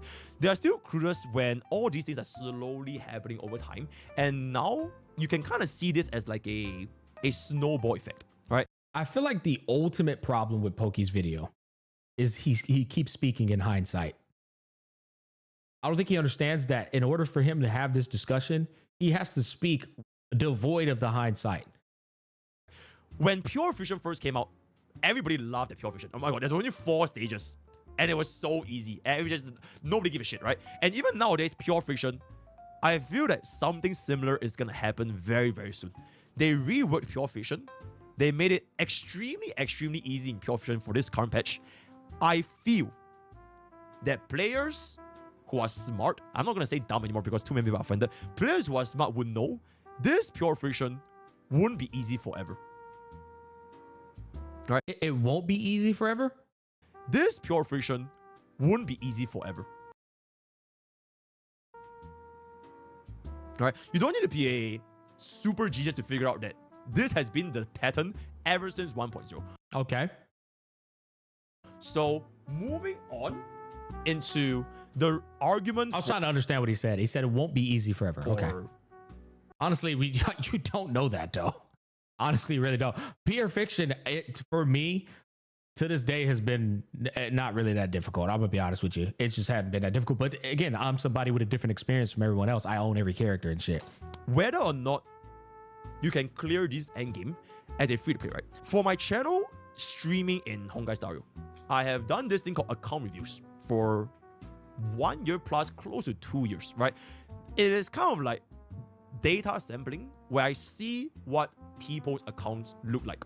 I've done it when I was free to play. I've done it when I made it paid reviews. I've done it like whale reviews. I've seen account reviews where some of them look so fucking bad. They have dog shit relics. They have like what 10% crit rate, 100% crit damage still. They look so bad, and yet they can still 36-star Memory of Chaos. So, although he can make that argument for sure, you can also make the argument that there's a lot of people who don't 36-star. And here's the thing. I don't do account reviews anymore. I don't. It's just not worth my fucking time, in my personal opinion. But I used to do them in Genshin Impact. And I would look at all these people's account reviews, and Genshin Impact's a fucking joke compared to HSR. I would look at all these people's accounts, and none of them could clear the Spiral Abyss in Genshin Impact. Right? So I could just make the exact same argument. A lot, and those who watched me in my Genshin days know how I would get on people's accounts, get sweaty for them, and clear their shit for them.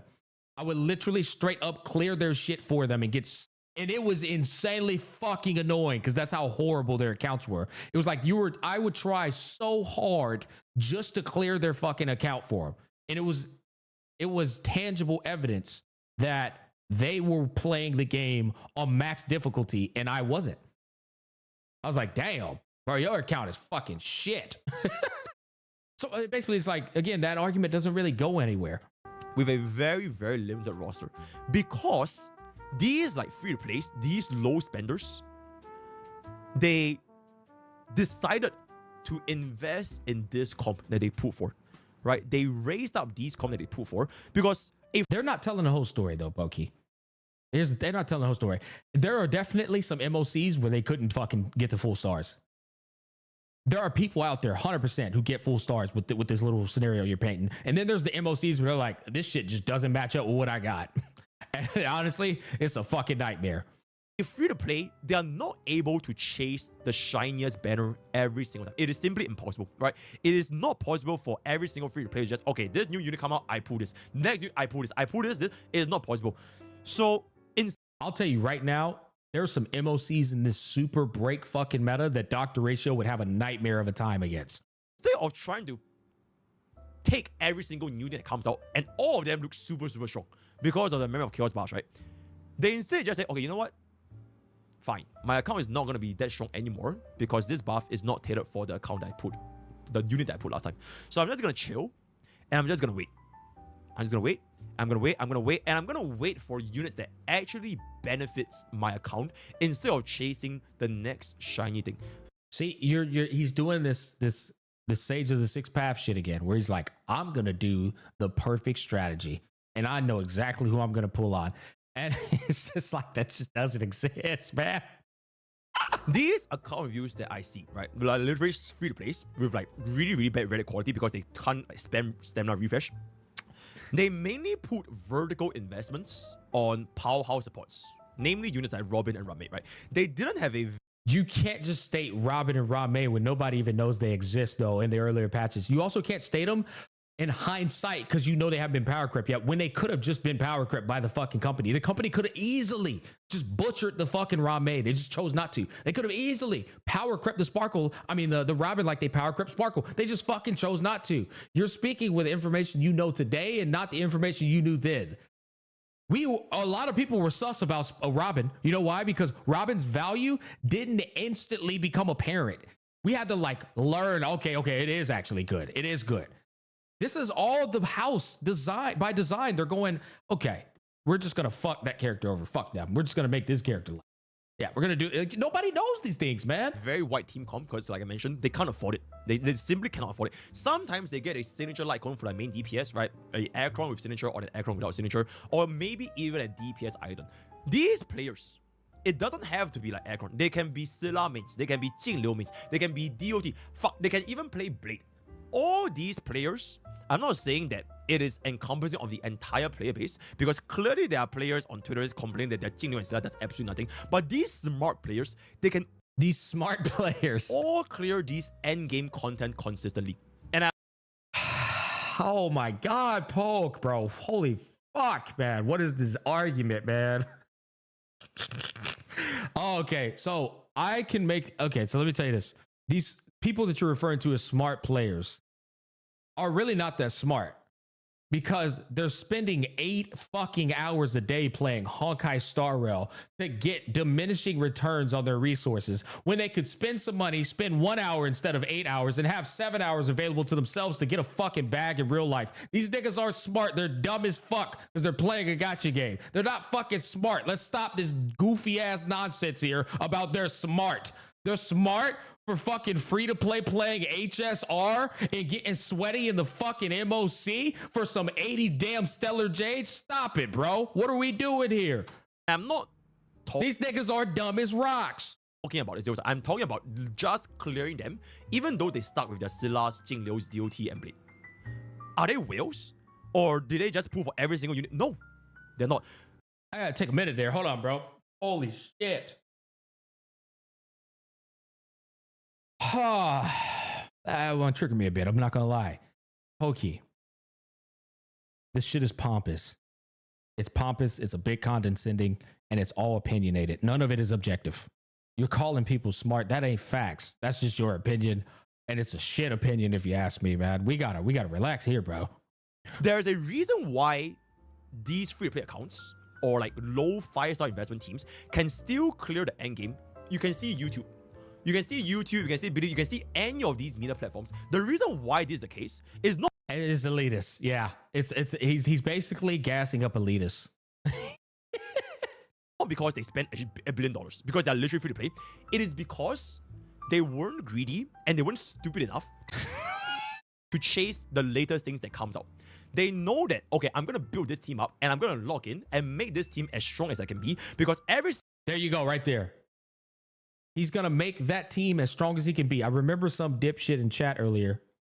Actually, there was a number of dipshits in chat earlier who were calling me goofy when I was painting this exact scenario for y'all, where I said I'm going to reinvest into the Kafka and the fucking Rame. I said I'm going to get their E1s. And y'all were like, no, that's a terrible idea. You're an idiot for doing that. Don't do that. Right? He's literally just saying it right here in 4K that doing that is a smart plan. Do you see the problem here? And so when I reinvest into the Kafka and Ranmei, only to be met by a Black Swan the next patch, and then a Acheron who shits on my E1 Kafka. This is not smart anymore. This is not smart anymore. Single time, if I were to just chase the newest unit, it's just not going to happen. If free-to-plays, if every single free-to-play were fucked because power creep is a problem for every single free-to-play. Let me just go back to my tweet real quick. If every single free-to-play had this power creep problem, right? It is a problem for everyone. If this was the case, then there wouldn't be a single free-to-play player left playing Honkai Star Rail, because they legit cannot clear the endgame. Even though they're optimizing, they're being Sure. sweaty. If HP inflation was such a big problem, if power creep was such a big problem, they'll all quit. And yet, this... Well, first of all, I wouldn't say they would all quit. That's the whole purpose of the gacha genre. It preys on the people with weak minds. That's just a whole fucking, that is literally their target audience. So no, they're not going to quit. But second of all, even if we were to take that statement as valid for whatever point, it still has nothing to do with this statement up here. It has nothing to do with this statement up here. This is not the case. Power creep exists 100%. For like, I think the 5th time I'm saying, power creep exists in Honkai Star Rail. But the problem, if this was this problem, it will only come to account if you were either greedy for all of the shiny new units and you were not smart enough to figure out what was the proper investment for team building.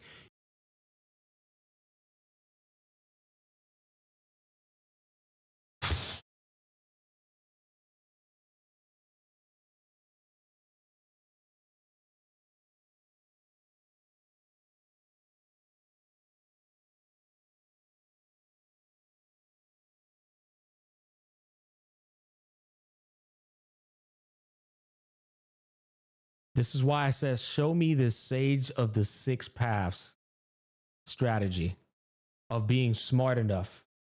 You know what I'm saying? Hey guys, I'm going to get my deal.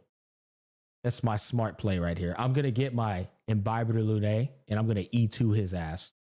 Oh wait, Imbiber Lune E2 doesn't even compete with Fei Xiao E0 follow-up Metacop. It's the same strength as my Fei Xiao follow-up comp. I'm so smart though, man. My fucking E0 Rapper Super Break comp is competing with E2 Dill. Actually, no, they don't compete. They're outperforming them in a number of formats, man. Dude, I don't care what your plan is in this beginning phase. When you don't know what's coming, you can't prep. You can't prep. You just can't, man. There's no prepping for this shit. Even Acheron owners are right now in real time facing problems. Fei Xiao shitting on Acheron right now. Rappa is shitting on Acheron right now because that's what the format is catering to.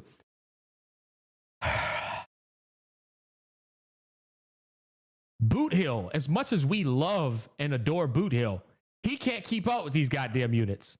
You need so much investment in Boot Hill for him to keep up. It's insane. Yun Li, that everybody was praising so fucking hard, has already been forgotten in the current meta right now. You're not using Yun Li. You're using Super Break. You're using fucking Linksha and Fei Xiao. Yun Li's not even getting used already. Oh my god, man. There's no physical, you know, like holy shit. Yunli's already falling behind. You still use Yunli. Okay, fair. You still use Yunli. Is Yunli doing what Rappa is doing right now?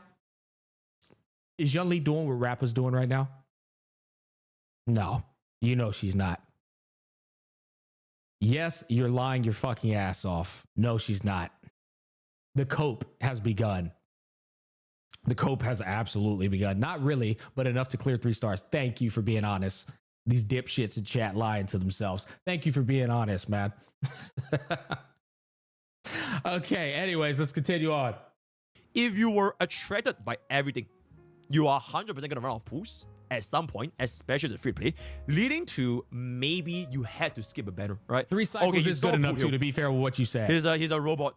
And then you saw like Firefly. Oh shit, I pulled them and now I don't have enough pools for Robin.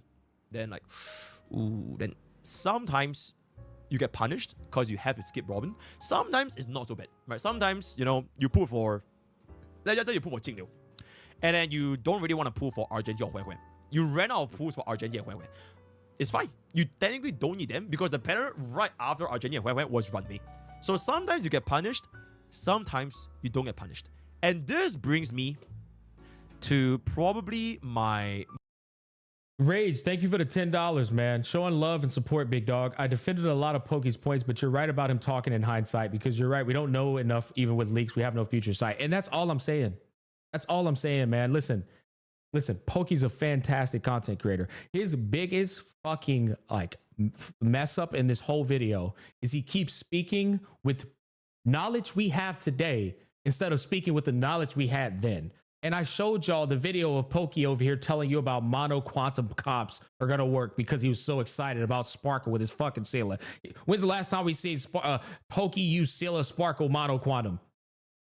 You know what I mean? Like, bro, it's like there's no hindsight back then. And you're just completely undermining the experience of a bunch of veteran players who had to go through that fucking garbage power creep we dealt with. That's my biggest issue. That's all. You're undermining people who went through this garbage and they had to just completely forsake their units that they invested in, resources they're never going to get back. And now they have to fucking focus on this new shiny toy bullshit that they love to do today. Most important point. Just because I'm right, just because this is a fact that you cannot build these teams up due to this, it doesn't mean that I will be understood by majority of the players in Honkai Star Rail. Sparkle Acheron is still top tier. Let me guess, you have Acheron Sig, and you probably have Sparkle Sig as well. First of all, that is not top tier. You are lying to yourself right now by saying that is top tier. Because majority of the Gacha players that play Honkai Star Rail... Who's the other 2 characters you're using on that team? I wonder. Who's the other 2 characters you're using on that team? What's your investment? You got E2, Acheron, E fucking 2, Sparkle? They are not smart. Stop it, man. Respectfully, right? Most casual players, they are not smart, right? And I don't want to say dumb again because I know people are getting very, very sensitive. You are basically playing a gacha game. You're paying to lose. You're staring at anime women. And I wouldn't understand, or rather, I wouldn't expect players to understand crit value, speed tuning, or even all these like basic team building, right? Okay, everyone is paying to lose. That's the biggest problem with power creep. Today, we're paying to lose. You pick up the Herda, you're paying to lose because Herda's going to get fucked in another 3 patches. You pick up Aglia, you're paying to lose. Another Remembrance character's coming out, is going to fuck Aglia. That is the problem with power creep. We're paying to lose. That's what the problem is about it, man. These characters are monetized and we're going to lose with them eventually. Pokey will resort to the point Scylla can clear and work with Pella. So what's the problem with the boss? Where's the boss? I know. Holy shit. Yo, Trent Ty, thank you for the $5. Love and support, big dog. I hope you enjoy Wilds in February, where the only power creep you got to worry about are rank 7 and 8 weapons in the upgrade tree. What a based fucking take. What a wonderful take. You know, that's the only thing that disappoints me about Pokey is the fact that he comes from Monster Hunter. His favorite track is a Monster Hunter track, and he's sitting here defending this fucking pathetic garbage in these gacha games. It's like, holy shit, man. What are we doing here? That's the only reason why I'm so strong about this. It's the only reason why I'm spending 3 hours going off on this shit. We do not defend these garbage ass corporate gotcha scumbags. We don't ever. I don't give a fuck if you're right. We do not defend these garbage ass companies from doing what they're doing ever. They're horrible, man. We're friendly firing at this point. While fortunately for me, This is equivalent to people defending Zhongli from getting buffs. Fuck it. Give them the buffs. the majority of my content is catered towards people who want to learn more, be it whether it's like team building or like pool advice. I still have a pretty decent influence within creators Thank you for the prime sub 3 months in a row, more volume. and Honkai Star Rail. Anyone that play Honkai Star Rail, right? So unfortunately, this tweet, it is going to like offend the casuals who are greedy and stupid. It's ridiculous to even call players greedy in a gacha. I know. I've said this many times in this video. I am. I'm not even trying to stall, guys. I just have so much to say. I know. It's ridiculous. That's why I'm going insane with this conversation. Why are we calling the players greedy, man? Jesus. It's just a matter of fact. So the example, It's just like it's such a detriment because we're already every time I feel like I'm taking one step forward with this community, we take 2 steps back with a take like this. It's like, fuck. Me and Tech try so hard to make this space an improved space and get people all on the same page. And then a take like this comes out and you're like, why are we doing this? Holy shit. I think you guys have seen just now, is this point right here. It's not representative of everyone, but I would say this is probably a large majority of the casual audience, right? So at this point, you might be doubting me, right? You might be saying, oh my god, Mr. Bogey, why if I lose 50-50? Why if I just don't have enough push, right? Free to play just don't have enough push and all that kind of stuff. Let's do a fun little experiment. I call this the Bob experiment. Let's do this Bob experiment, right? I have pulled up right here. So this little website, it allows us to see every single banner that we have seen. Excellent. I'm glad you brought it up. You know what I just had a thought of, chat? If everyone was on the same page, gacha prices would at least be 50% of the prices they are today. And you'd have a lot more content creators pulling on your account, spending their money and not yours. If everybody came together, everybody would be eating a lot more because the prices would be cheaper. You know why these cheap ass content creators aren't spending their money and pulling on your account, chat? Because the fucking prices are too expensive. They know it. That is your evidence right there in front of you that even these motherfuckers know these prices are too expensive. They ain't pulling on your account with their money because it's too fucking high. It's too high, bro.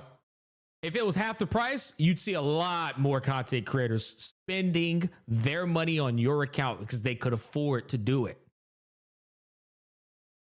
From 1.0 all this way. These prices are egregious, guys.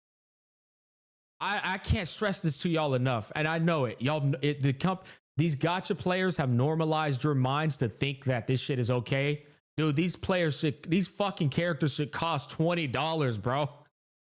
And you should be like, content creators should be going live and spending a fucking $1,000 and getting everybody all these copies because it's just that affordable. And now so many, and you know what's crazy?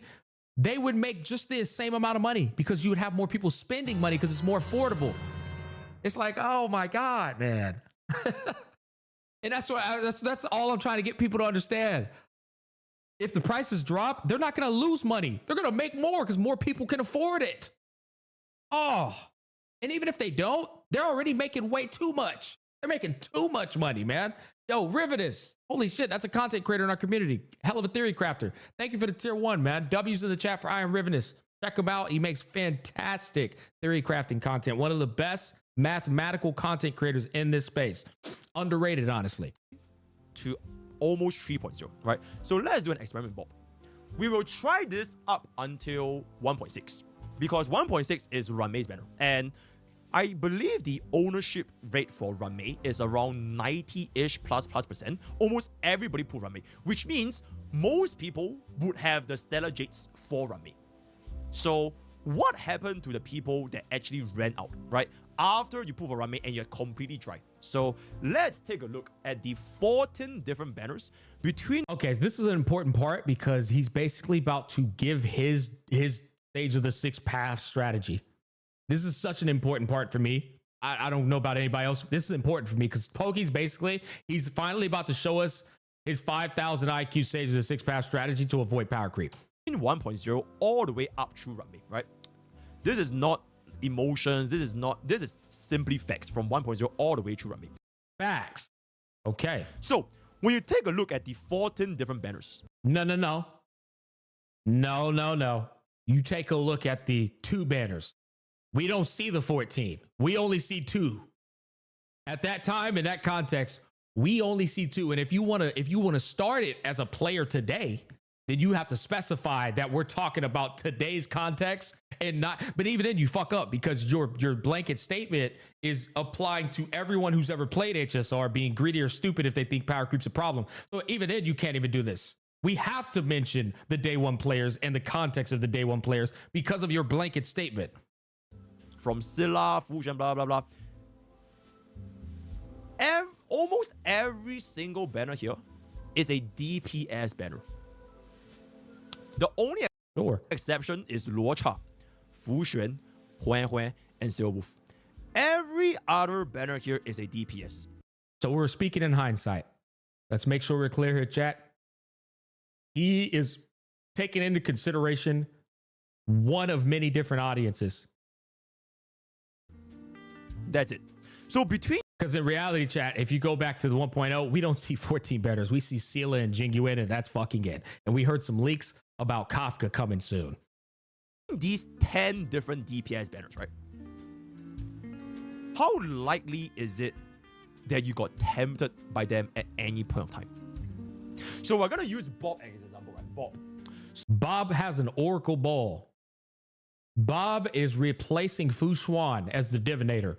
So let's say Bob is a day one player, right? He started, oh shit, Honkai style. I'm a pull Scylla.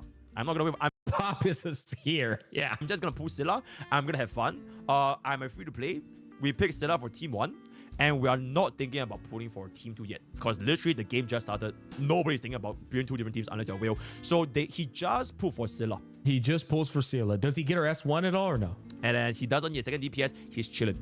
Okay, no S1. Then 1.1 gets teased. It's going to be Silver Wolf and Luocha.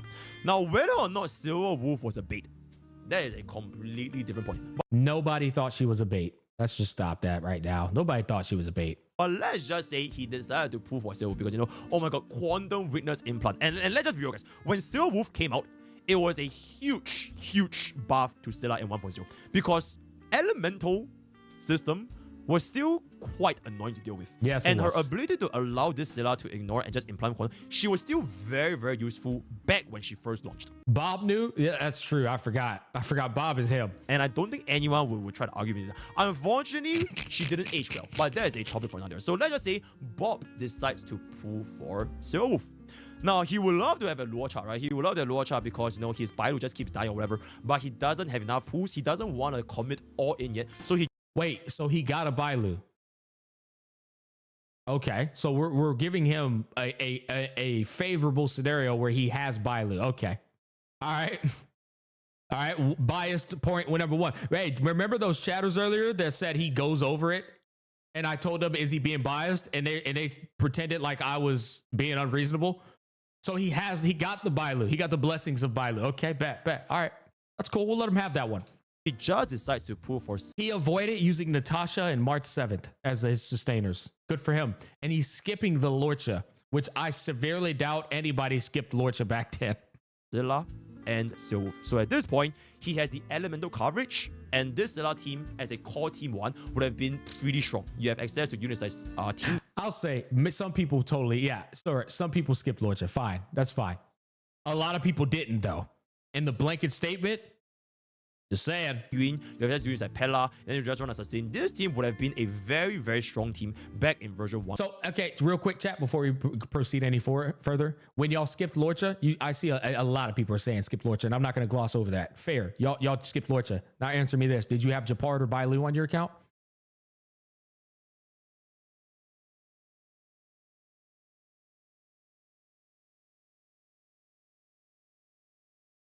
Yep. Yep. A lot of yeses. A lot of yeses. And I'm taking y'all at face value. I'm taking y'all at face value. Who knows who's lying? 1.1, right? Then 1.2 gets teased. It was Blade and Kafka. So he pulled on Sela and he pulled on Silverwolf. Skipped. So he pulled 2 times in a row. He pulled 2 times in a row. Both patches, he pulled a character. Both times. And did he win the 50-50 or did he lose it? No context here. Did he win the 50-50? Did he lose the 50-50? We had no context here. So I guess he won both 50-50s then, huh? We're just going to gloss over that. Did he get the S1 of Sela or not? We're just going to gloss over that too. Okay. All right. Now, I'm not sure if you guys remember how the banner was when Blade and Kafka was announced. Memory of Chaos buffs, they were tailored to these banners. We had a DOT buff. He lost one to Bailu. Bob is that guy, so he always wins. Kafka. And then we had this Blade buff where they were tailored for these 2 banners. Now, I would say that this was the very, very first test of whether you are a greedy and stupid player.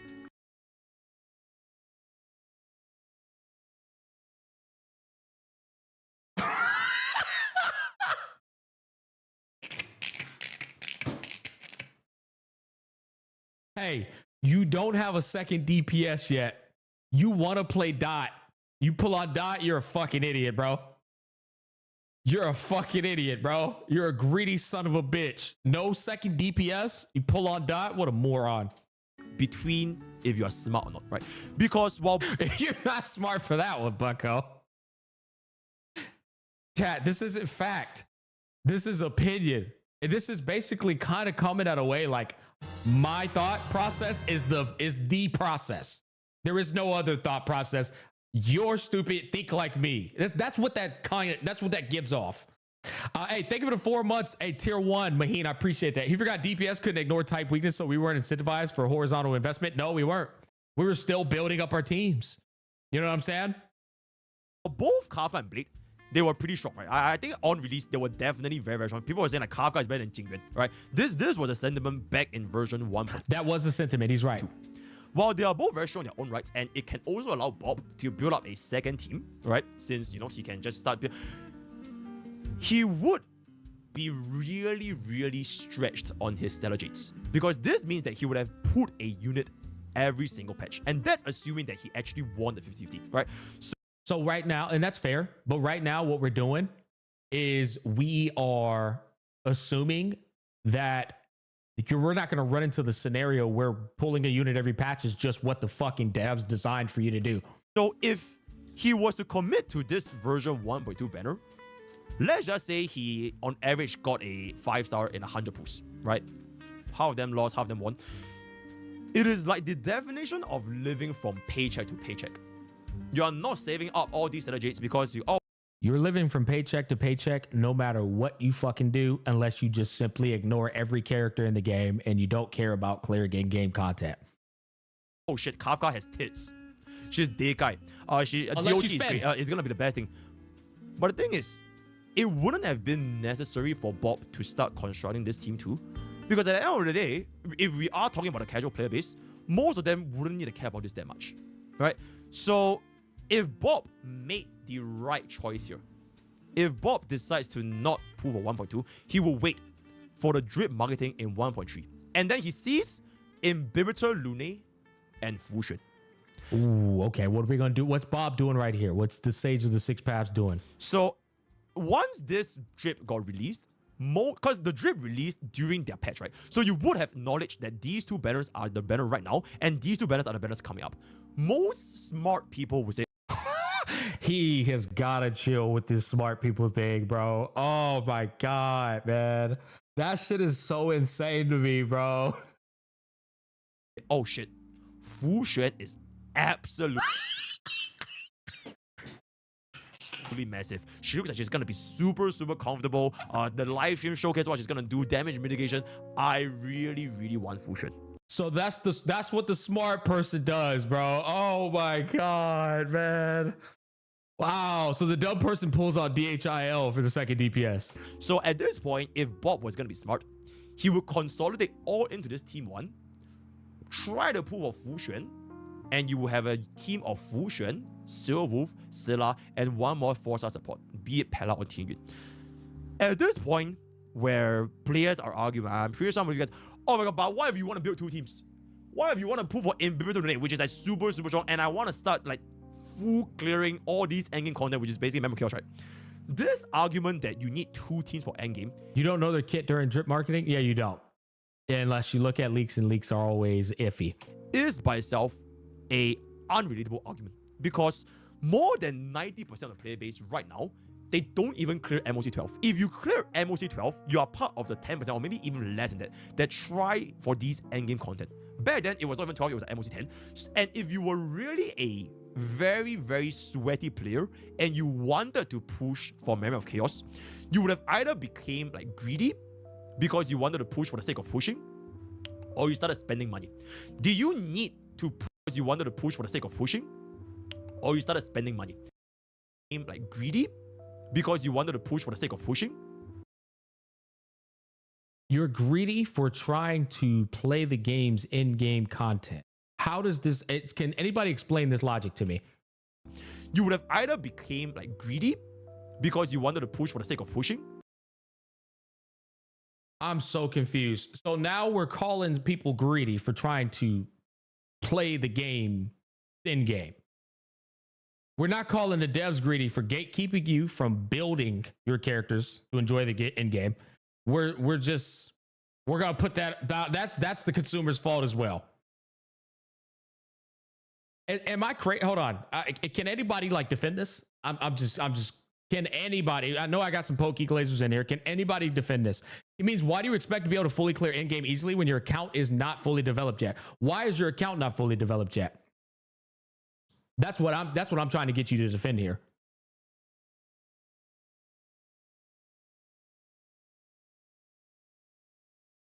You know why your account's not fully developed, right? Because of gatekeeping of resource, because of gacha garbage. And so you're just going to try and enjoy the content they put in the game for you to do. It's in the game so you can do it. And me pushing that is me being greedy. Or you started spending money. Do you need to pull a unit just to clear memory? I think I've said this since day 1. The income for Memory of... I think what he's saying here, I'm not going to full blown try to resist everything he's saying. You don't need to clear the MOC. That is a fair statement. Very fair. But you're not greedy for trying to clear it either. Again, stop pointing at the consumer for trying to clear the game and start pointing at the developer, man. God damn. Why is the consumer greedy? Chaos 10 was 720 stellar jades. The cost it takes for you to do 100 pull, assuming they lose the 50-50 on average, is 16,000 stellar jades. So it really doesn't take a genius to figure out that pulling for MOC is a stupid choice. Pulling for MOC is a stupid choice. If we go into we speed up to today, I would argue that 99% people in the game pull for the MOC in the in-game content. Everyone pulls for the MOC. Not everyone. I can't speak for everyone. A lot of people pull for MOC and in-game content because that's the only real content for you to enjoy the maximum prowess of your character. That's the only real content for you to explore the capabilities of the character. You can't really enjoy them into what they're capable of doing unless you use them inside of the MOs. Everything else is just like, I can't really figure this out.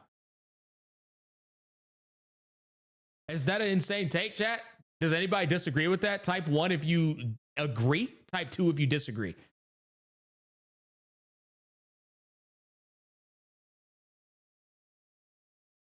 Okay, excellent. Excellent. Now, hold up. Channel activity. Go to channel. We got to pull up.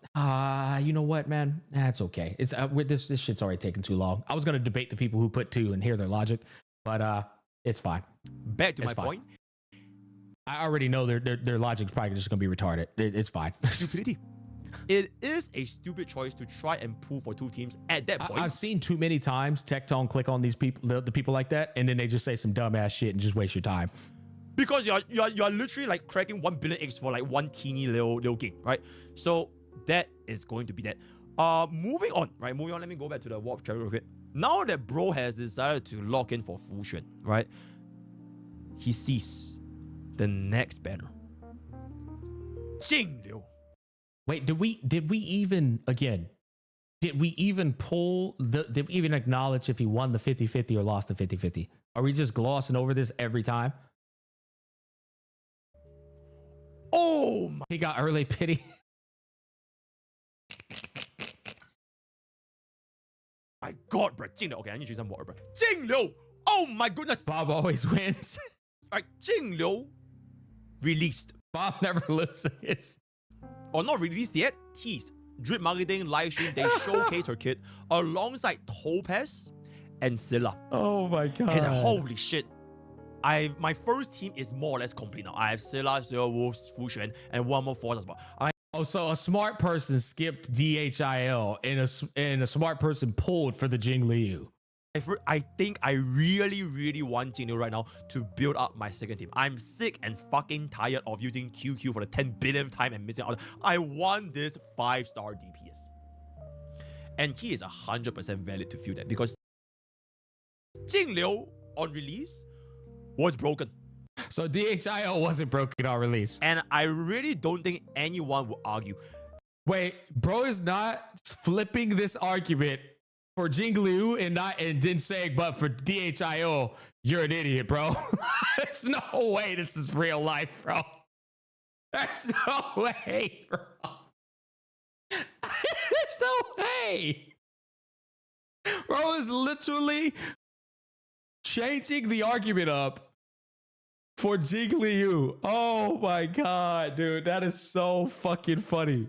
I think people really dilute the point of how strong a unit is because they measure a unit's value from like 10,000 years ago compared to the unit right now.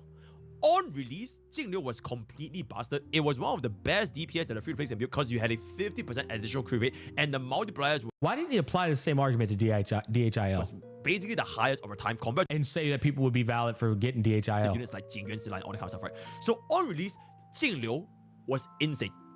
Now between Jingliu and Topaz, I know there was this sentiment that okay, I'm not gonna drop. I didn't Gacha Smack, right?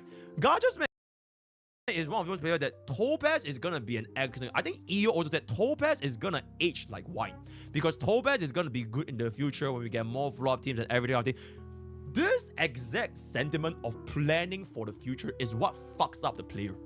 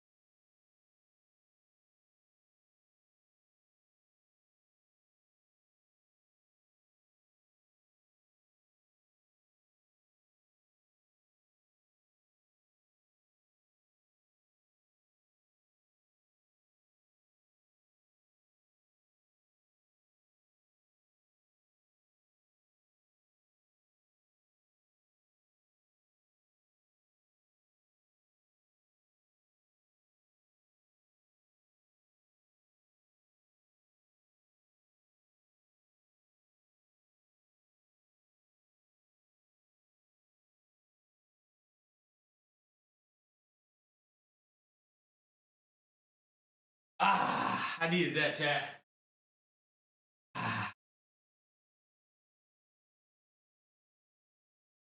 I had to hit 30 push-ups, chat. I had to hit 30 push-ups.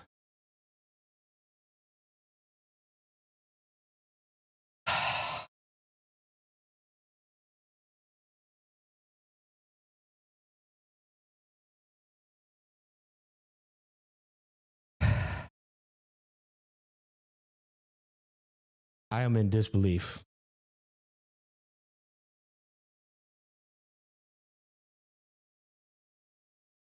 Bro's entire argument has been being smart and making good investments. And he just said that planning for the future is what fucks up your account. It don't matter. It don't matter what we do at this point. You know what I mean? Hold on, guys. There's one dick sucker in the chat. Like, I mean, it's not even a question. Hold up. I gotta find him. I keep seeing the guy. He's just taking Pokey's dick down his throat every time. Anytime Pokey says anything that's just honestly just ludicrous, it's this one dick sucker in the chat who just keeps yapping away. I'll find him. His name's Solstice. He's on YouTube channel. His name's Solstice. We're gonna wait for this chat to catch up because this is the definition of a fucking moron who can't think for themselves, who has a blind like parasocial relationship. Look, he just said here, buddy. He has a parasocial relationship, obviously, with Pokey. He's a weirdo. We got to pull him up. This guy's a fucking moron, like dead ass. Okay, where's little pup at? Hold up. Where's little pup at? Come on, Solstice, show yourself. He did. He said here, buddy, not too long ago. Where's he at? Where's he at? Come on. Hey, Solstice, do me a favor. Chat one more time, you fucking moron. Let's go ahead and get you in here. Where you at, little buddy? Come on, show yourself. Chat one more time. Say something one more time. Oh, here he goes. Solstice. Chat. There it is. Where's this fucking guy at, bro? Why is bro not popping up over here? Are we still catching up? I guess we're still catching up on this. This is insane, bro. YouTube is so scuffed.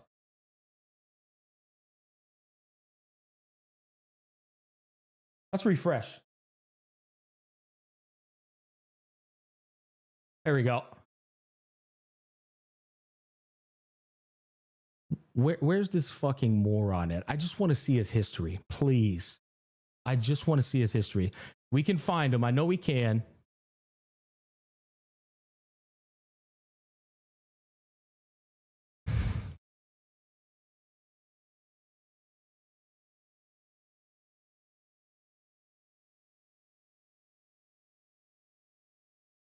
He is on Twitch.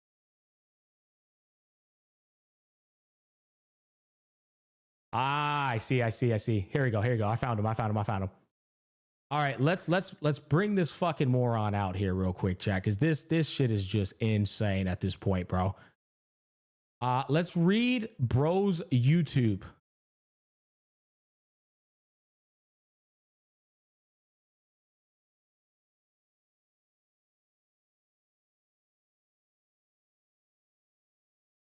Okay, chat. I'm gonna be honest. Grandpa Smack don't even know how to bring this motherfucker out the chat.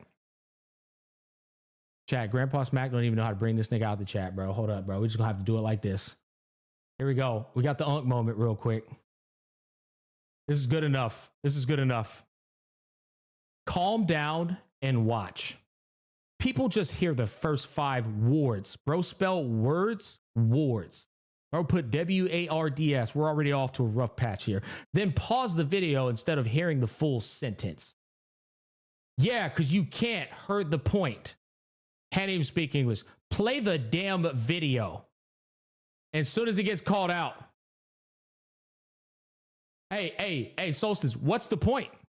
So how are we going to defend this most recent one? This is what I'm going to show y'all, chat, how we know these niggas just be wasting time. All right, bro ain't made not one input here that was worth my fucking time. In fact, fuck him. All right, let's continue on. This is a waste of time. I don't even need to say anything else. All right, let's continue on, chat. Yeah, fuck that guy. Anyways. Sorry, Bob, for interrupting your video there. I was dealing with a fucking idiot.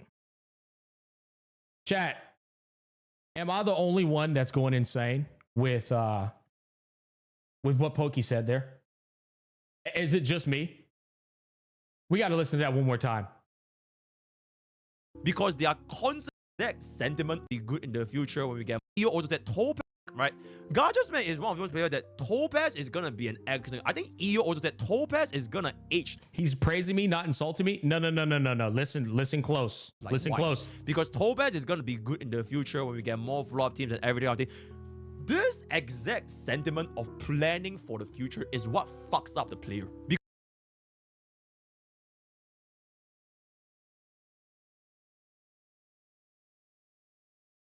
Hey, chat. Investing in the follow-up character that is universally follow-up synergistic, that's a bad move too. That makes you stupid and greedy too. Because they are constantly trying to predict, oh my god, what's coming out, what's coming out. Oh my God. They ignore what's the now. So we're gonna talk about us ignoring the now when you've been speaking in hindsight this entire time. Bro has been sitting there with his Oracle Bob, his Divinator Bob the whole time. And now we want to talk about the now. If you were somebody that pulled for Topaz instead of Jingliu, let's just be real, you are gonna have a more difficult time. Because on Topaz banner launch, she had no teammates. If you pulled for Topaz during her banner launch, you literally slapped the fucking MLC. The bitch was actually strong to the point where even though she wasn't a main DPS, she still slapped the fucking MLC. Right? Follow-up thing was not a thing. You running Topaz with Kalala is gonna be performing far worse than a hyper carry Jingliu team.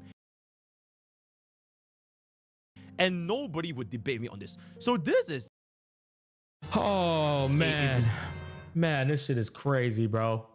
So, chat, when Fei Xiao comes out down the line, chat, deadass, when Fei Xiao comes out down the line, you still were a fucking idiot for picking up that Topaz early.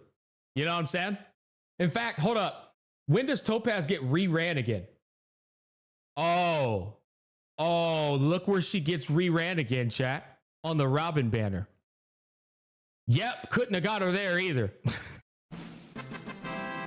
Couldn't have got her there either, chat. Hey, F username, thank you for the gift to tier 1 sub. So did bro want me to get Topaz on the Robin banner? Smack, I can't wait to see you get in a call, Pokey. Bro, this shit is fucking insane. Bro is cooked. His brain is cooked at this point, guys. Let's see. When can we get Topaz again, chat? Hold up. When does Topaz get... I can't get her on the Robin banner. Let's see when we get... She's on the Robin and the Fei Xiao banner now. Oh, shit.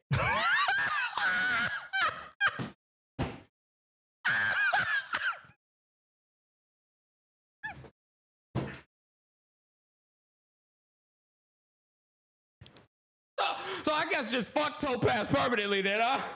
Oh my god, bro. Chat, she ain't been re-ran since. Oh my god, bro. Look at this one person in chat. But do you need her for follow-up? Listen to this guy. Do you need her for follow-up? You're greedy for getting that Topaz. Guess what, chat? Which team is still doing good today? Who's doing better today? Topaz or Jingliu, chat? Chat, who's doing better today? Topaz or Jingliu? Oh, look at that. Who ages like wine and who ages like fucking milk, chat? Ain't that something? Ain't that something? Yep. But hey, me and Neo are a fucking idiot for recommending that one. Result of trying to plan way too far ahead, which inevitably leads to your account at the point of time become... This video has contradicted itself in 17 different ways. My brain fucking hurts at this point, chat. I'm gonna be honest. I think bro has completely lost the plot here. Weaker, right? So if right, there's two choices here. If Bob decides I'm a casual, I don't even want to care about Jingliu, I don't even want to care about Topaz, I'm still chilling, I skip. He just run his, Serval, his QQ or whatever, just clear early floors, then that's fine. If he wants to pull for Jingliu, that is also completely valid. Right, that is also completely valid. A free-to-play would have enough currency to get bro. And at this point of time, once 1.4 Jingliu is released, he will see the patch teaser for 1.5, which is going to be Hue and Argenti. It's Hue and Argenti, right? So if Bob decides, okay, I see Hue, I see Argenti, fuck it, I don't need them. I don't need Argentina. I want Jingliu. He goes all in for Jingliu. He loses the 50-50. There we go. We let Bob finally faced the music For Jingliu. At this point of time, Bob would still have the entire duration of 1.5 to save, which will secure his position of guaranteeing Runmei.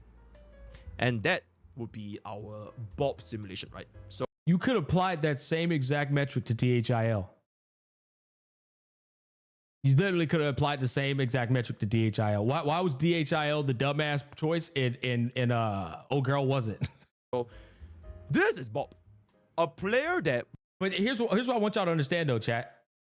Pokey is concocting a scenario that is so biased towards his argument, it's fucking insane. There's no fairness here. Bro just landed on Runmei trying to get the Jingliu. Won every 50-50, but the one he lost set him up for a Runmei.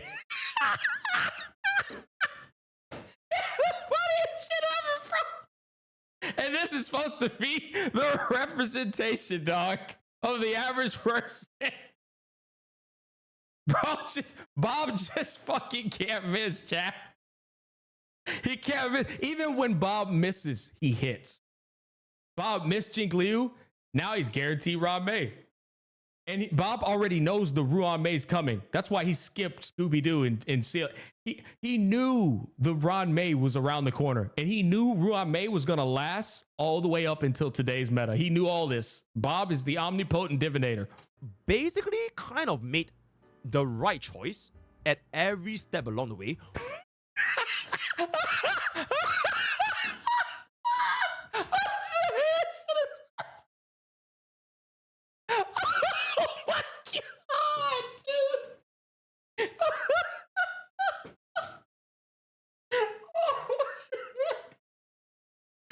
Yeah, bro.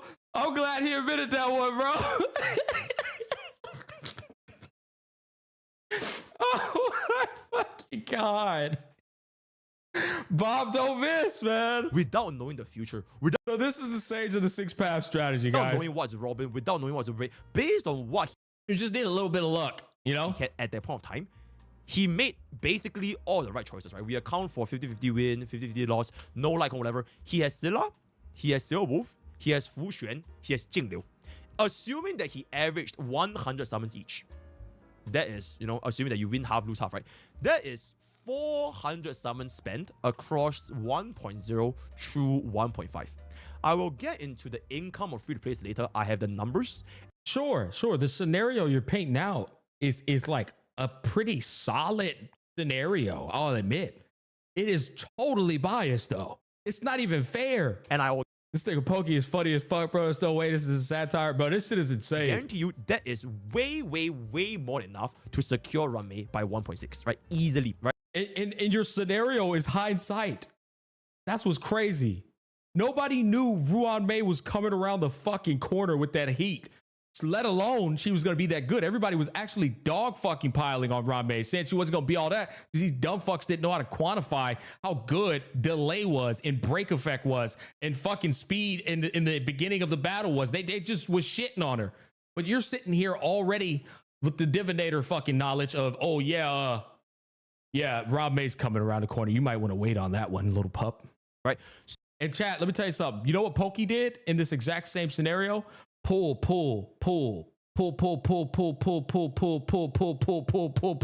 Maybe skipped Argenti. Yeah. Argenti skipped pull.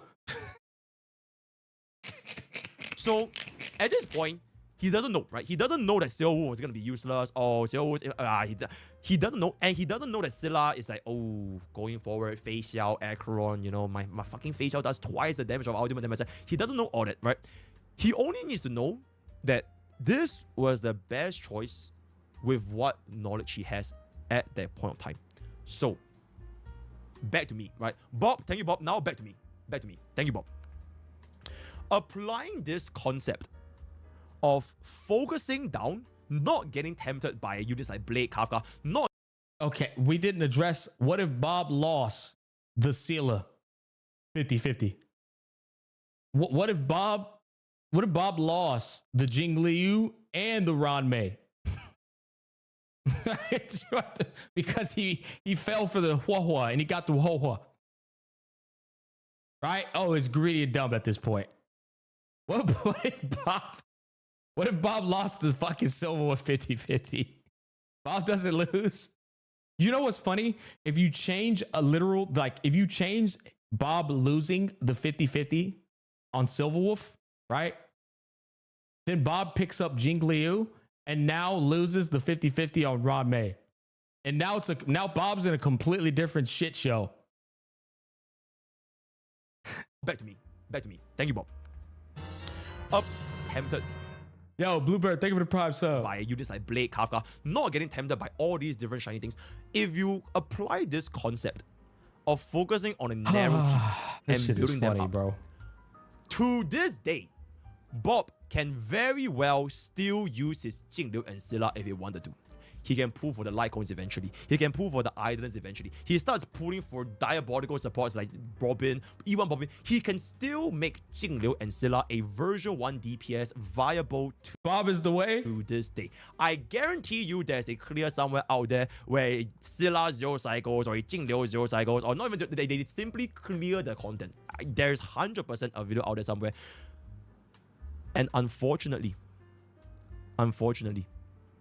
a majority of the player base thinks he is a stupid one for investing in Scylla.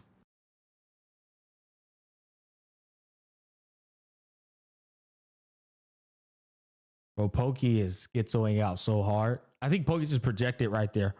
Pokey was made fun of for saying he's basically projected about everybody roasting him for his Scylla. He's got to be projected here, right? Investing in It's like, here's the thing. I think this is the crazy thing. What I'm taking away from all of this is Pokey is speaking truths that don't apply to the whole community. This is what I'm taking away from this whole video. Pokey, sure, people cooked you for Scylla and you've had some haters, but like you're like taking these groups of people and you're making that the whole community. It's like, yeah, I mean, this is a distortion of what the community known as HSR is, and it's only focusing on certain people. Jingliu. Fuck. Maybe Bob wants to play DOT. The casual player base would think Bob is stupid because he didn't pull for all of the shiny new toys. Because he decided to invest in the team comp that he likes. He is stupid for pulling for Jingliu E1. He's not stupid for that. But you know what? The person who diversified their pathing to meet the elemental needs of the game, because they said, what if I run into an ice element scenario? What if I run into an electric scenario? What if I run into an imaginary scenario? They're not stupid either. Again, every time you bring up one of these scenarios, you're going to come across one answer. The devs are the greedy sons of bitches that are causing this problem, and it's by design to get you to spend money. It's pointless to even like think about it any other way. He is stupid for pulling for Jingliu. Like, oh, but how dare he pull a Lycon in the fucking Gacha game? Absolutely not. How dare he pull for E1? He is a stupid one for following. It is a tale as old as time. Create a problem, sell a solution. You're right. Tale as old as time. His optimized build path instead of following the latest new toy. And because majority of the player base has this mindset of like, oh shit, Idolin is bad, Lycon is bad, or if you pull for them, you're unreadable, they fail to grasp the concept that players simply have this thing called patience. They have this thing called This fake farm of drama, again, this is another like, dude, this is your like conspiracy theory, schizo out shit. Guys, I'm not fake farming this. I'm sorry. I genuinely had things to say about control, not being greedy, and the decision making of, even though I'm free to play, I can still... Now, Pokey be trolling. Pokey might very well just be trolling with this. It is possible. Bro, just be farming. Make this team work if I just sit my ass down and invest in them, because I don't need to be the best team at every single patch. And unfortunately, Gacha players will not think this way. So majority of them will be... He looks too serious. I like Pokey, so I'm sitting here now. I'm like lying to myself. I want to believe bro is trolling. Offended by what I say. And at this point, 5 counter arguments that I've been getting in my chat for the past 59 minutes, that I've been getting in my Twitter, that I've been getting in my community. This is the thing where I gotta admit he's not trolling though. As of 72 hours since this post went up, not a single person has proved what I said is wrong or changed my mind. Pokey, you refuse to admit that you've been proven wrong, man. Oh my god, dude. Oh shit. 5 top common arguments in which you are trying to debate where power creep is still gonna be a problem. Even if you optimize everything perfectly, it is still a problem. So these are the top 5 arguments. Number 1, by the man none other than Box 2 himself. You are not taking into account the people with shit luck. Like, what if it takes me max PD 180 pulls to get a new character every single banner and you are free to play? He's gonna gripe on the 181 because of soft pity. I can already see it. That's the and that's again, that is like confirmation bias. I already know. It's confirmation bias. It's finding the one thing you could easily disagree with and fixating on that instead of like focusing on the entire rebuttal.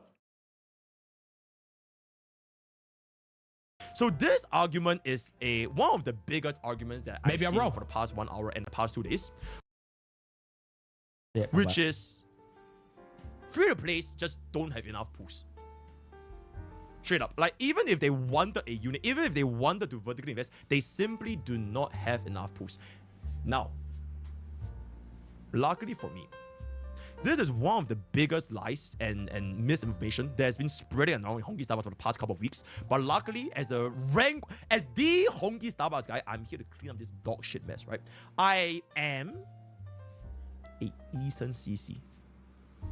I'm from Singapore. So I don't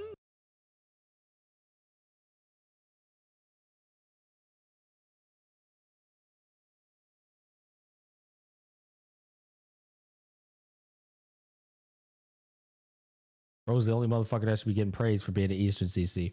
just come in and say, nope, there is enough pools.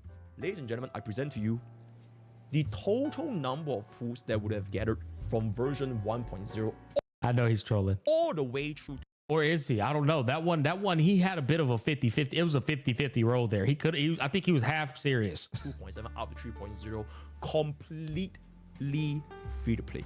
Special shout I think it was half serious, half joking. out to the Reddit user Arcus. He's the one keeping up this sheet. So this is quite literally every single pool you would have gotten, patch by patch by patch by patch. Every single thing has been recorded. Yeah, we used this as an example in our scenario, and you came to find out that you still got cucked. In summary, right? In summary, it generally averages to roughly 102.7 pools. Here's my problem with this.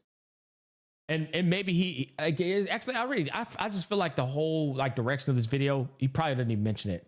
Why are we not commenting on how HSR drops 2 fucking characters aggressively every patch with reruns, but they don't even guarantee you a single fucking character in the patch? How do we not talk about this? This is not even guaranteeing you a character, and they're dropping 2 every patch. Bro, if they guaranteed you a character, you still wouldn't be able to afford the other character. That is fair. It's downright fucking horrendous. And we're sitting here talking about consumers being greedy. That shit is bro, 70. Why did they do this? Why did patch 1.4 decide to just fuck you with your pools? Where's the logic? We're not going to talk about this right here. 77 pools. 2.0 only goes up. 2.0, a brand new region. It only goes up 21 pools. Oh my fucking God. 3.0, I hope that's not true. I really hope that's not true. 111 for 3.0. 8 path, 8 banners. Does Pokey mention any of this? Limited pools per patch. Per patch. So let's crunch some numbers on this. All right, let's do this exercise together. Right, let's factor in that the fact that they're free to play. You know, they didn't start day one. They missed a couple of logins. They didn't do their dailies. They couldn't treat out the MOC. Right. Let's assume that they didn't get this full 102 summons per patch. Let's just say they only get 90. Let's just say they get 1,600 stellar jades less every single patch. So this means that for 16 patches, assuming that you missed a couple here and there, you only get 90, you will have gotten 1,440 summons. Limited summons from 1.0 all the way through 2.7. All right, so we are doing the hindsight thing again, where we take into consideration somebody of today and not somebody who started the game at 1.0 or 1.4 or 1.6. Furthermore, sure, you give that person all them pulls. Go for it. Yeah, sure. You know what they're going to do with all those pulls? They're going to pull the characters of today just to get fucked in the ass of the characters of later. Yeah. They're going to waste all those pulls on the characters of today just to get robbed by the characters of later. Right. And here is another number I'm going to pull up right now. Shout out to Warp Tracker. You're the best. This is the statistical. They're going to come. You know what they're going to do, chat? They're going to start HSR in 2025. They're going to come over here to YouTube, right? They're going to go the Herta guide. And they're going to see Mr. Pokey clickbaiting our highest damage, strongest erudition ever. They're going to pick up that the Herta. And then there's going to be a unit who comes out that shits on the Herta 3 patches later. And Pokey's going to say, you're stupid for listening to my guide. You're fucking greedy for picking up that Herta.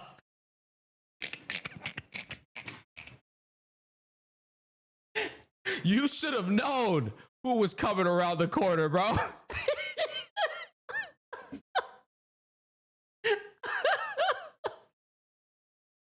They're gonna see, look at this chat, look at this. Gigantic damage. Herta is absurd. Highest damage. And then a video later, you should skip Herta because you don't need that Herta. You're greedy for trying to get that Herta. And so that poor soul with his 1,000 fucking stellar jades is gonna pull on the Herta and get fucked. Data, on average, how many pulls would it take for you to get a 5-star? Oh my god. So I know there's this whole argument about like statistical mean, statistical max, what is the median. Okay, let's just use Jingyuan as an example, right? Jingyuan, because maybe Scylla was the day one better, or maybe, you know, she was a little bit too, she doesn't represent the population. So let's just use Jingyuan as an example. I stuck by my word, and I've been watching this fucking video to the end because he said that it's full context. He needs me to have full context. I've stuck by my word, and I've been watching this shit all the way to the bitter end. Instead of Scylla. So let's take a look at Jingyuan. There were a total of 292,498 users that pulled for Jingyuan. Around 17 million summons. This is the statistics of the amount of pulls it took to get a 5-star. Right? The amount of pulls it took to get a 5-star. So the statistic probability on median, which is the average, right? What are we doing here? Like, what the fuck? What is this graph? 5-star warps by roll, the percent chance of getting, is this like the chance of you getting a character in soft pity? Median pool it took for a player to get a 5-star, yes, is okay. 77. There are only 3 players. Pity. Okay, pity. 3 players out of the 290,000 players in the entirety of Honkai Star Rail that reached 90 pity.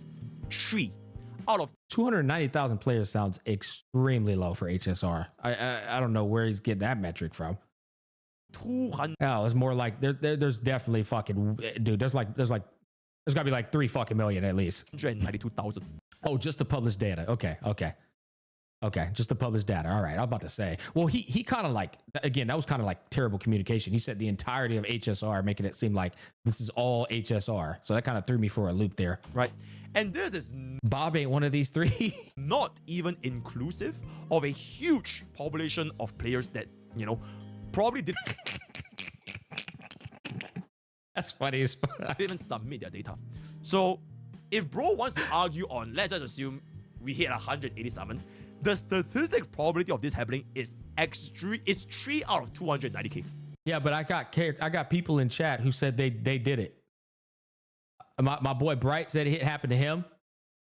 And, you know, a couple of other people said it. Not gonna lie, Singaporean is a little bit slushy in talking English. And see, that's why I was trying to give him the benefit of the doubt earlier, because I feel like, okay, even if English is our first language, some of the things that Pokey says, he's not even aware of what they can translate in semantics. So it is what it is. Now, let's just entertain box 2, right? Let's just entertain box 2. This would almost be almost 100% a statistical, like it's impossible. But let's So I was right. just assume that this player, he broke every single mirror. He walked across He's like every single fixating black on the cat. He extreme did part all of the Box's taboo. argument. He touched the fucking incense sticks. He broke every single the unluckiest player in the entirety of Honkai Star Rail. And he On this one point, missing the entire argument. Yeah, that's what I told you. That's confirmation bias at its finest. 180 summons to pull for every single limited 5-star, right? Let's just assume this was the case, even though this is basically impossible. Guess how many 5-stars bro will end up with? Don't worry, I did the math. 1,440 summons, assuming that you get 90 per patch and he bro skip banners, divided by 180, he will exactly get 8 limited 5-stars. Assuming he doesn't get the signature light cones, and even if he got the 8 get power crept by the time he gets the 8. Oh, you got your dot comp assembled. Surprise, bitch. Acheron. Facial. The literal worst, unluckiest player in the entirety of Honkai Star Rail would get 8 limited 5-stars. This is You got your mono quantum Sealer comp. You got your Sealer, your Sparkle, your Silverwolf. Surprise, bitch. They've all been power crept to hell. Fuck your mono quantum. inclusive It's super break this day. Yeah, it's super break today, buddy. of 8 different standard units. And let's just say bro got hit with a 7 Pilus and 1 Yanqing, right? He got an E6 Pilus and 1. Let's just assume that all of them are completely fucking useless, right? The literal most unluckiest person in the goddamn planet can still have 8 different limited 5-stars. So, the odds of someone... I also don't like this mentality of you only need 8 characters. So that guy just is supposed to enjoy the game to an extremely limited degree because he's not spending egregious amounts of money. He's not spending fucking $50 a month every month. So yeah, you don't get to enjoy the game to the degree you should be enjoying the game. Like, it's like, you see what I'm saying? It's always a constant argument or fucking garbage predatory practice. You don't get to play our game fully. This shit is like a terrible argument no matter how you look at it, man. Not having... The only way for you to shut people up is to say, don't call them greedy or stupid. You just say, hey, it's a gacha game. And if you don't like the intricacies and the dynamic and the infrastructure of a gacha game, uninstall it or shut the fuck up. That's the only thing you could say about this entire... This video is, honestly, it's a waste of an hour and a half. All you got to say one time is, hey, man, you're playing a fucking gacha game, buddy. Of course, you're going to get dealt with shit. And if you don't like it and you don't want to spend in this gacha game, get the fuck out of here. That's simple. Otherwise, put a fucking sock in it. But the greedy and stupid thing, it just looks bad because it's arguing for gacha predatory practices, and that's just not okay. I'm looking forward to your hot discussion with Pokey on another stream or YouTube vid. Yeah, all I want Pokey to admit is that his tweet was fucking horrible. That's it. You know what I'm saying? Right now, he's been arguing on behalf of a gacha predatory practice. It's just not a good look. At least 8 5-stars. If I was a betting man, if I wanted to go all in raid, I would go all in every single time, right? So That's gonna be that. And you know what's the best part about this 8 5-star thingy? We are not even factoring in the 4-star units.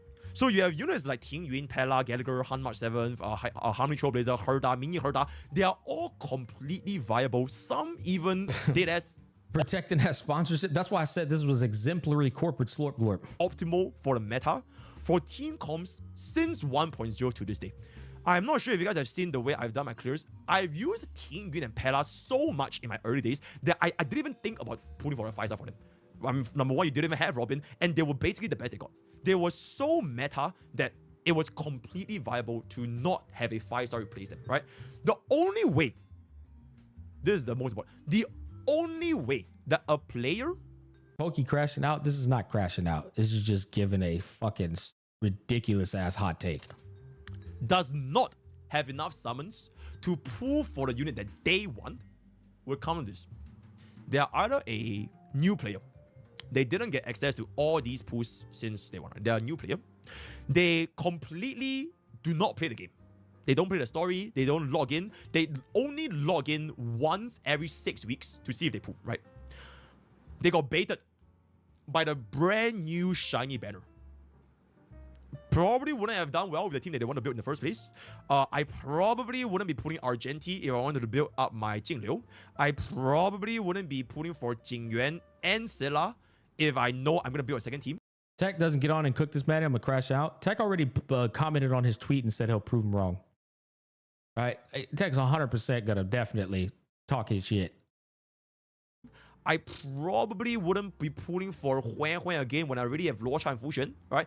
I probably wouldn't pull in for Topaz. I'll show you guys too, just in case you think I'm like pulling that out my ass. I imagine my community knows damn well. I never say anything like just to say it, but here's the proof.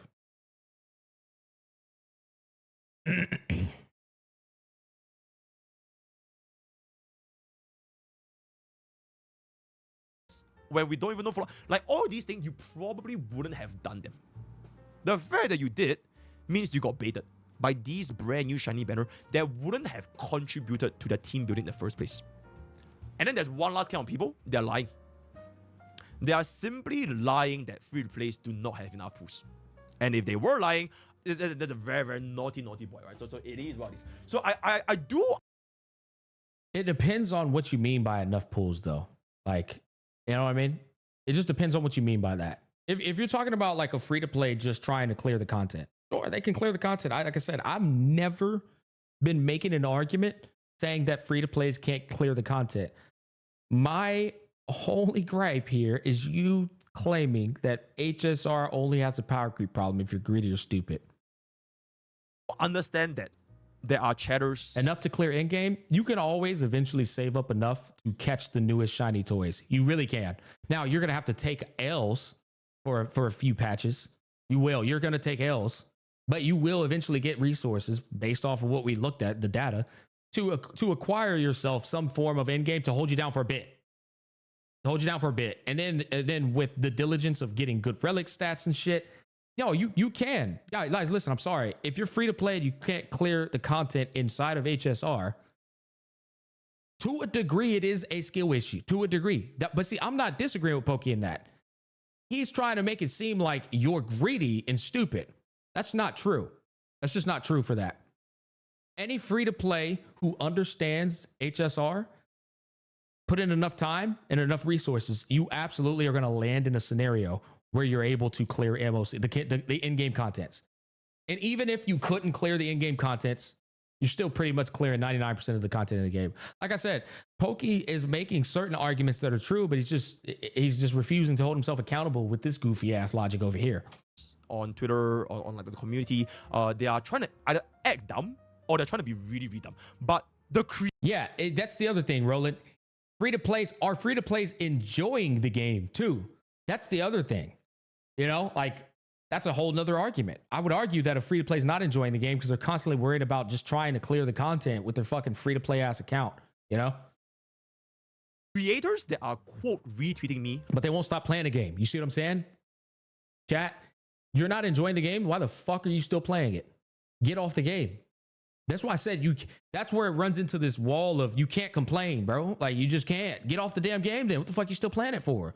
Trying to demonstrate this point that free-to-plays do not have enough pools. I'm not just talking about specifically Box 2. There are a lot of creators, and I can't find over, like, at this point, it's like 500 plus. I can't find any of them. But for creators that are trying to say that I'm lying, saying that free-to-plays don't have enough summon in Honkai Star Rail, you guys literally play this game for a living. Why are we trying to victimize free-to-plays in Honkai Star Rail like they are like fucking starving kids in Africa? This is just wild. Yeah, Pokey, although some people do that, right? I will acknowledge that. Some people do that, sure. That's not the argument. That's not why I'm reacting to this long-ass video. We're not reacting to this long-ass video for that, man. And I'm tired of bringing the same point up. Your fucking tweet was just horrible. There's no reason to pretend like free-to-play just have like fucking no pools, when in reality, verbatim, if they actually played the damn game, they would have more than enough pools to control the teams that they wanted in the first place, right? So that would be the very, very first argument. Free-to-plays cannot keep up because they have no pools, especially after they just keep losing and fucking hell, it's 3:34 a.m. Holy shit. Objection denied, right? Bam. Next argument. Bro really thinks he's cooking with this video, man. Old units that need idle investment, they are I love this guy, man. Fuck, he's so funny, bro. irrelevant. Using idle investments for old units, it makes it even worse, and it makes the power creep even worse. Telling people that instead of being able to pull for lots of characters and have fun, and that you should only hyper invest in certain teams when we know for a fact that an E0 3.0 is gonna clear is really, really dumb, and supporting Hoyo Greed in whaling is very dangerous. TLDR, the point kind of illustrates that all units that need idleness are irrelevant when you can just pull for the latest 3.0 DPS at E0 and it just shits on all the old units. That is true. Okay, I thought he was about to disagree with that one, boy. I was about to crash out again. E0 to E0, right? Back. Okay, I hate to bring this up, but I gotta glaze my wife a little bit. E0 face out to E0 Silla. No, that is 100% true. This is factually, objectively, demonstrably true, right? New units at E0 is definitely going to be strong. Not just from a base kit, from a team building perspective, the synergy they have, it is just going to be stronger, right? This was a very, very common take, right? So, let's say you were someone that decided to pull for a old unit back then. All right, you decided to pull for Jin Liu, you decided to pull for Silla, you decided to pull for Jin Yuan. Yep, good point. Good point of discussion right here. Very strong back then. Oh, fuck yeah, right? When Carver was out, Black Swan, they were hella fucking strong back then, right? They were hella fucking strong. One, because, you know, there was no such thing as all these brand new DPS. Two, because, you know, artificial increase of the buffs that makes all these units stronger, right? Yep. You didn't in-game content cadence. really even need their idleness. You didn't even need that Syndra like Hun. And at E0, S0, all these brand new units back then, which is technically old now, it can easily clear all of the endgame content, right? Now what happens when a brand new unit comes out? Do you decide to pull for the brand new unit? Because first of all, the kit is, you know, definitely stronger, and the MOC buff is boosting the new unit to a tremendous.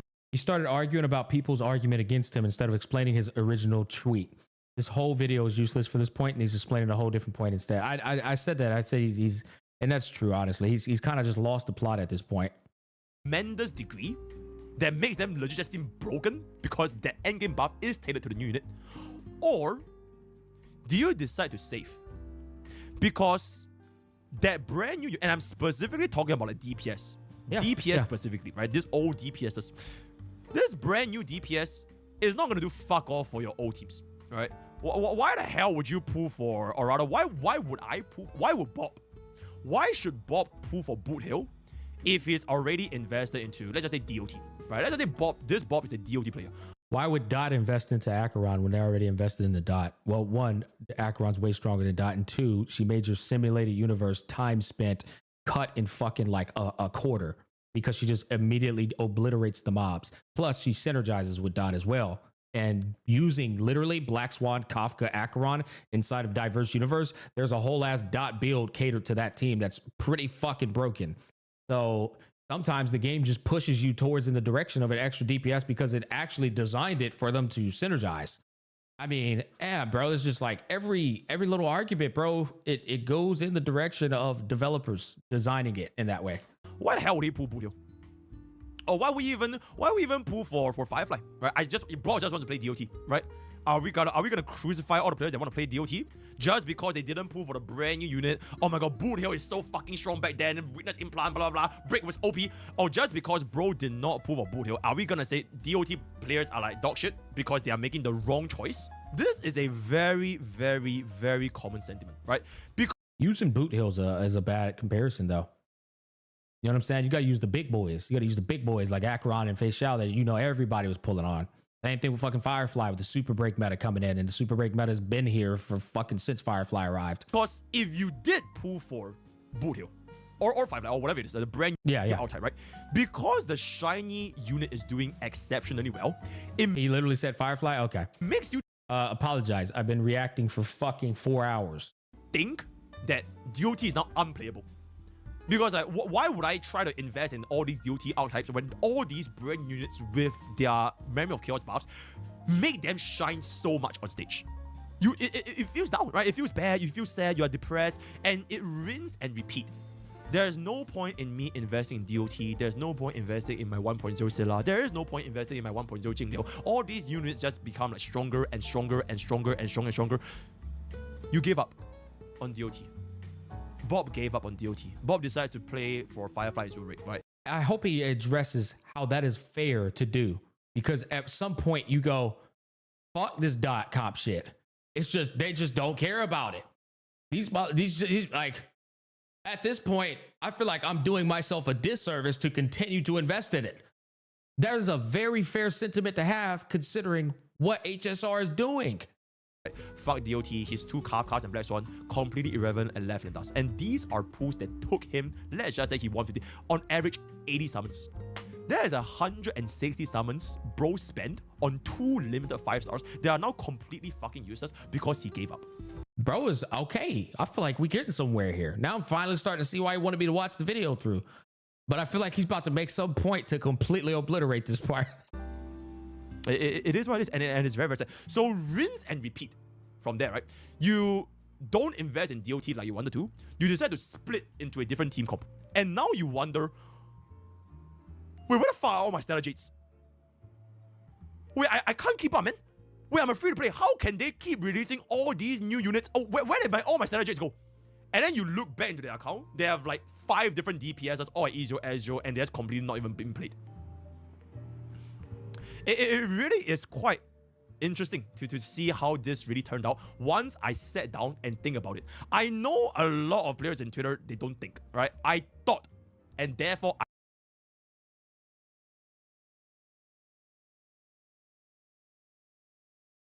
Okay, so he's saying that if you have DPS on your account that you built up and abandoned,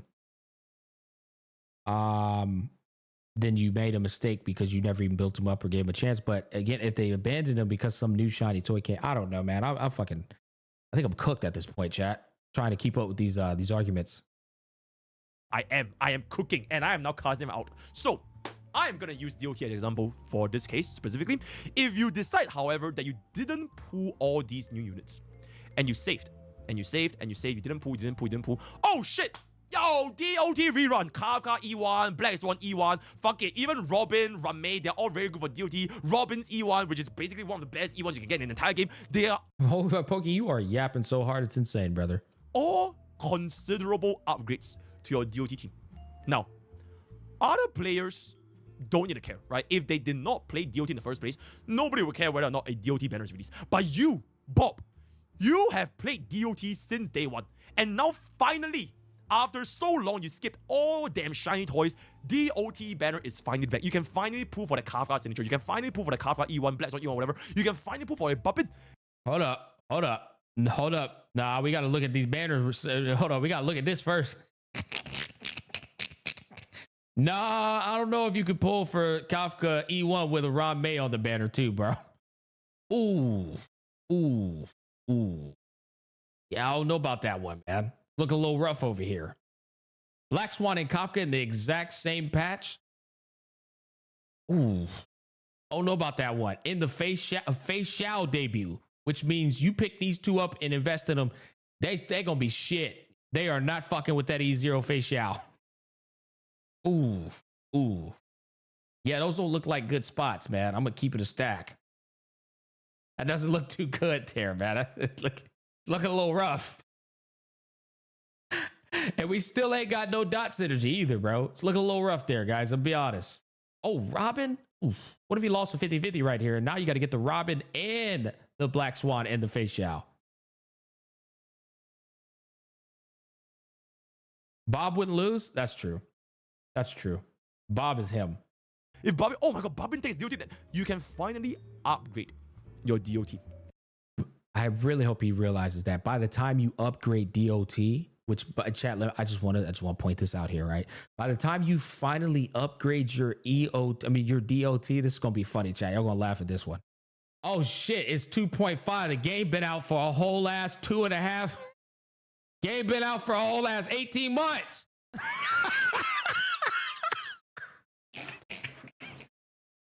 They dropped Elden Ring expansion by this time, bro.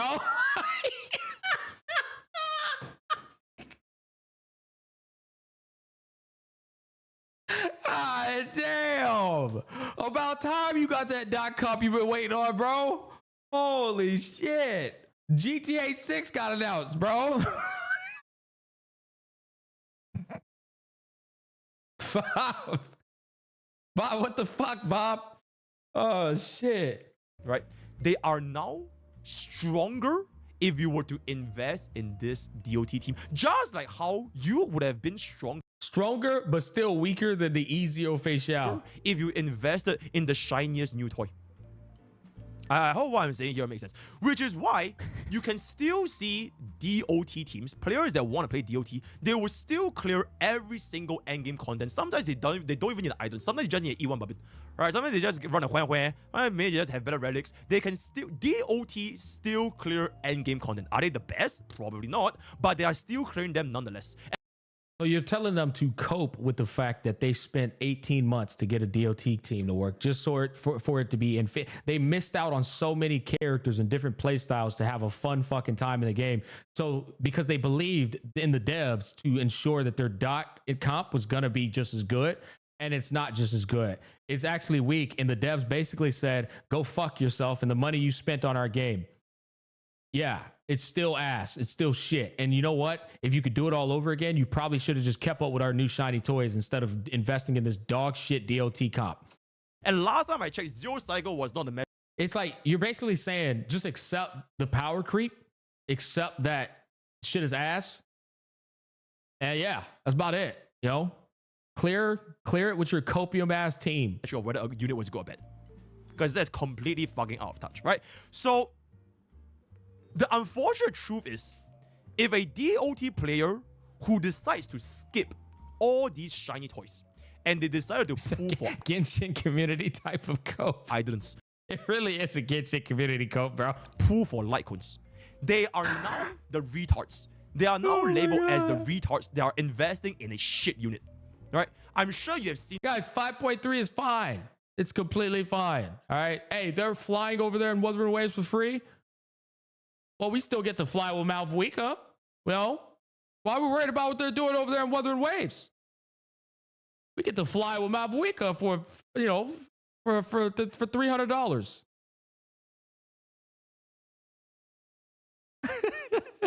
Seen this plenty of times. Who the fuck is pulling for Jingliu E1? Who the fuck cares about DOT? I don't know. E1 play? Are you kidding me? E2 Dale? What the fuck? Like, I'm sure this statement has been like prominent throughout Honkai Star Rail community. If you were somebody that did not pull for the shiniest new toy and you pull for old items, you are a retard. And this, I'm sorry, Pokey, but in the case of Dot, you fucked yourself. Because let's face it, E2 Kafka and E2 Black Swan don't amount to an E2 deal. E2 deal is the exception, not the rule. That's the one E2 that's actually really good. And even then, E2 deal barely can keep up with E0 Fei Xiao. It's just the truth. That bitch is cracked. is the norm now. And I'm here to fucking cast my out and Haseki all over your fucking faces, right? So these are the exact same people. Chat, I shit you not. And maybe I'm waffling here because but I mean, y'all know I know the numbers. Is an E2 Kafka, E2 Black Swan comp going to out fucking perform a Fei Xiao, Topaz, Robin, Aventurine comp? No, it's not even, it's like not even close. It's not even close. You're like, you are an idiot if you do that. I'm sorry, but you are. It's just not happening. Who call? They're still missing their support that is gonna, make Dot great again. They're just missing that one piece. These like DOT mains like stupid for investing. They are the exact same people that pull for the shiniest new toys every single time a new banner comes out. They get greedy. I want to pull this. I want to pull Yunli. I want to pull Bull. I want to pull Firefly. I want to pull everything. And then they realize they run out of pulls. And then the buff expires. Who knows next time? The argument he's making, by the way, is the vertical pathing argument. That's what I was trying to tell y'all. Toughness locks come to our enemy. Super break can't be a thing anymore. Who knows what's gonna happen? And then they look back at their account like, oh shit, where did all my pools go? Why are all these DOT players clearing that endgame easier than me? Oh boy. Wait, I invested in Acheron. How are these DOT players clearing faster than me with an Acheron? I didn't have enough pools for Jiao Qiu, and I mean, I'll be honest with you. I don't know about that one, bro. I'm not saying it ain't true, but I don't know about that one, bro. I hate Jiao Qiu because he's a man. Wait, why are these DOT players getting... These DOT players must got a fucking E6 Acheron. I mean, an E6 face of, what's it called? Kafka, and a E4 Black Swan, and an E1 Robin, and a goddamn E2 fucking Scooby-Doo, bro. Wait, no, that can't be right. No, this has been the case for DOT, for Scylla mains, for Jingliu mains, for Blade mains.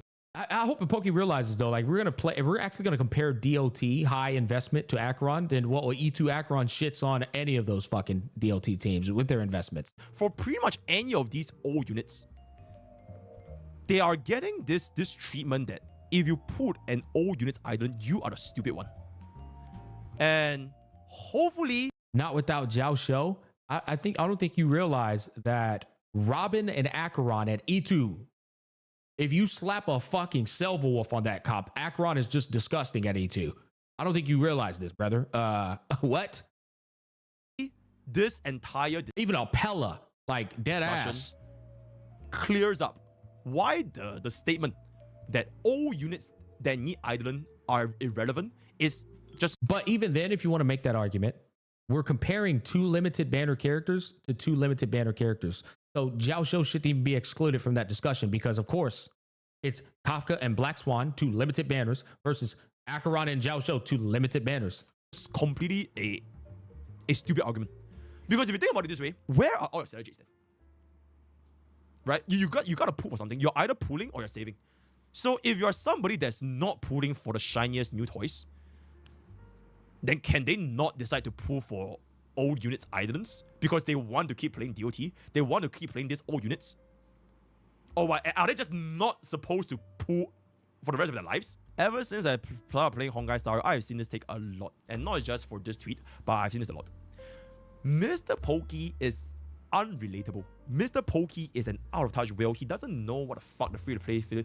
He doesn't know what the hell he's talking about. Bro has Oilers that gave him a free E6 S5 Acheron and E6 S5 Survival Ale. Shout out to my Oilers. Love you guys, right? Okay, this point. Aside from the fact that I just quite literally showed verbatim in black and white. Why? Okay, this entire video, you have been speaking on behalf of people's accounts that are light years away from the spending you've done in the game. Free-to-plays who are smart would have enough pools to build a team to clear endgame content. We quite literally, if you play this game, right, if you actually logged in, it is more than 1,000 summons. All of us. Yeah, you're right. All of us.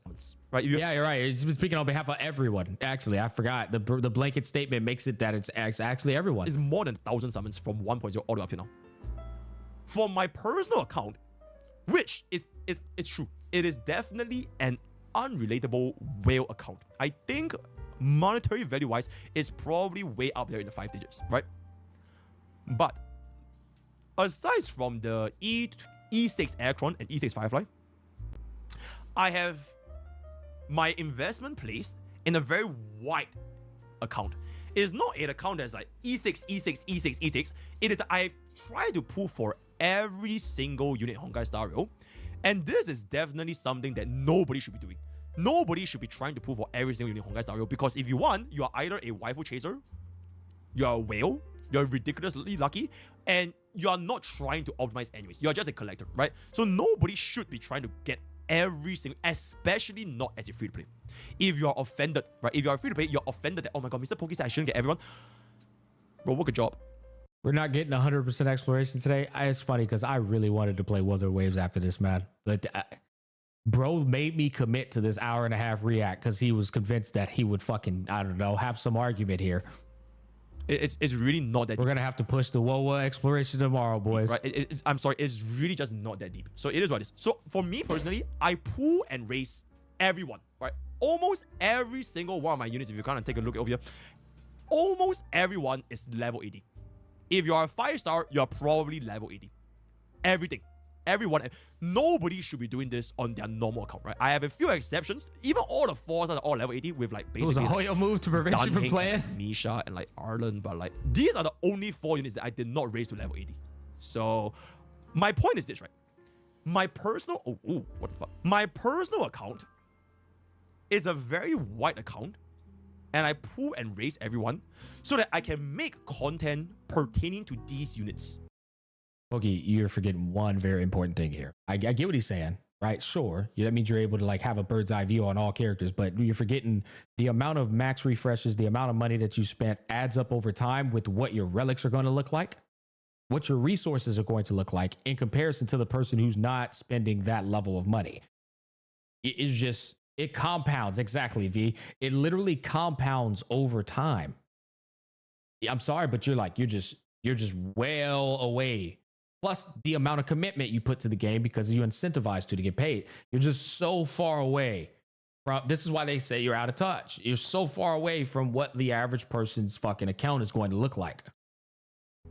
Hell, even I am. Hell, content creators, we fucking like, we pop off on these games. In order to relate to the players more.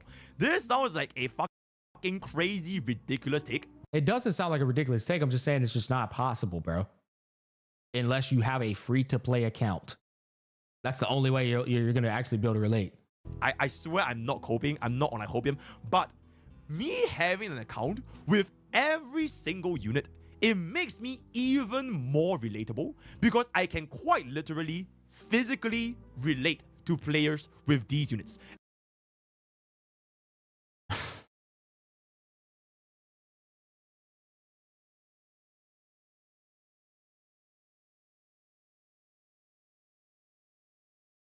Bro, max refresh for like 3 months straight in the beginning too.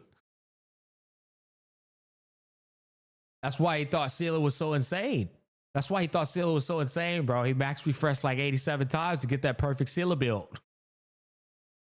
He's like, Sealer's insane, guys, I'm telling you. An excellent point of example is I don't have Jade, right? My current account does not have Jade and Yunli. And this actually makes me completely unrelatable to the Jade mains and the Yunli mains who want to know what the hell is going on because I don't have them. I am not relatable to the units that I have skipped personally. I played them a little bit back then in their early access review, and then recently for D-Herd I played with Jade, and then for Yunli I played with Remembrance MC. But most of the time, my experience with these units I skip is going to be a lot smaller. I'm not sure that all content creators that do this should do this, but I do feel that for myself, and I do love Honkai Star Rail a lot, I want to make content that is relatable to everybody that plays anything. Anything and everything under the sun. I want to make content. Doesn't he say that having 8 limit is enough, not all? Well, he straight up stated himself that nobody should do what he did. For you guys, which is why it's just not congruent with the gacha dynamic. Hail Poggy, I am the relatable player, right? And there it is. Now, I know what I keep dreaming, Poggy. I'm gonna say next. I know exactly what you're gonna say next. How the fuck do you explain your E2 Babin then? That doesn't look very relatable. Now, some might say pulling for support islands is an unrelatable move, right? Oh shit, you got me. I'm cooked. Nope. I am 3 steps ahead. I have thought of everything under the sun before I meet it. So I personally do think that what splits a player Bro's more of a divinator than Bob is, chat. From making the with his early access, bro. Wrong and the right choice is really based on their own individual account and goals, right? Now, this might be a topic for another day, but I do firmly believe that if you are a player that cares about making your account stronger, pulling for idolants, specifically support idolants, it needs to be accepted. And this is, okay, I don't want to start a whole Western versus Eastern CCC. If you want to take a look at Bilibili, nobody shuns people on Bilibili for running E1 Robin.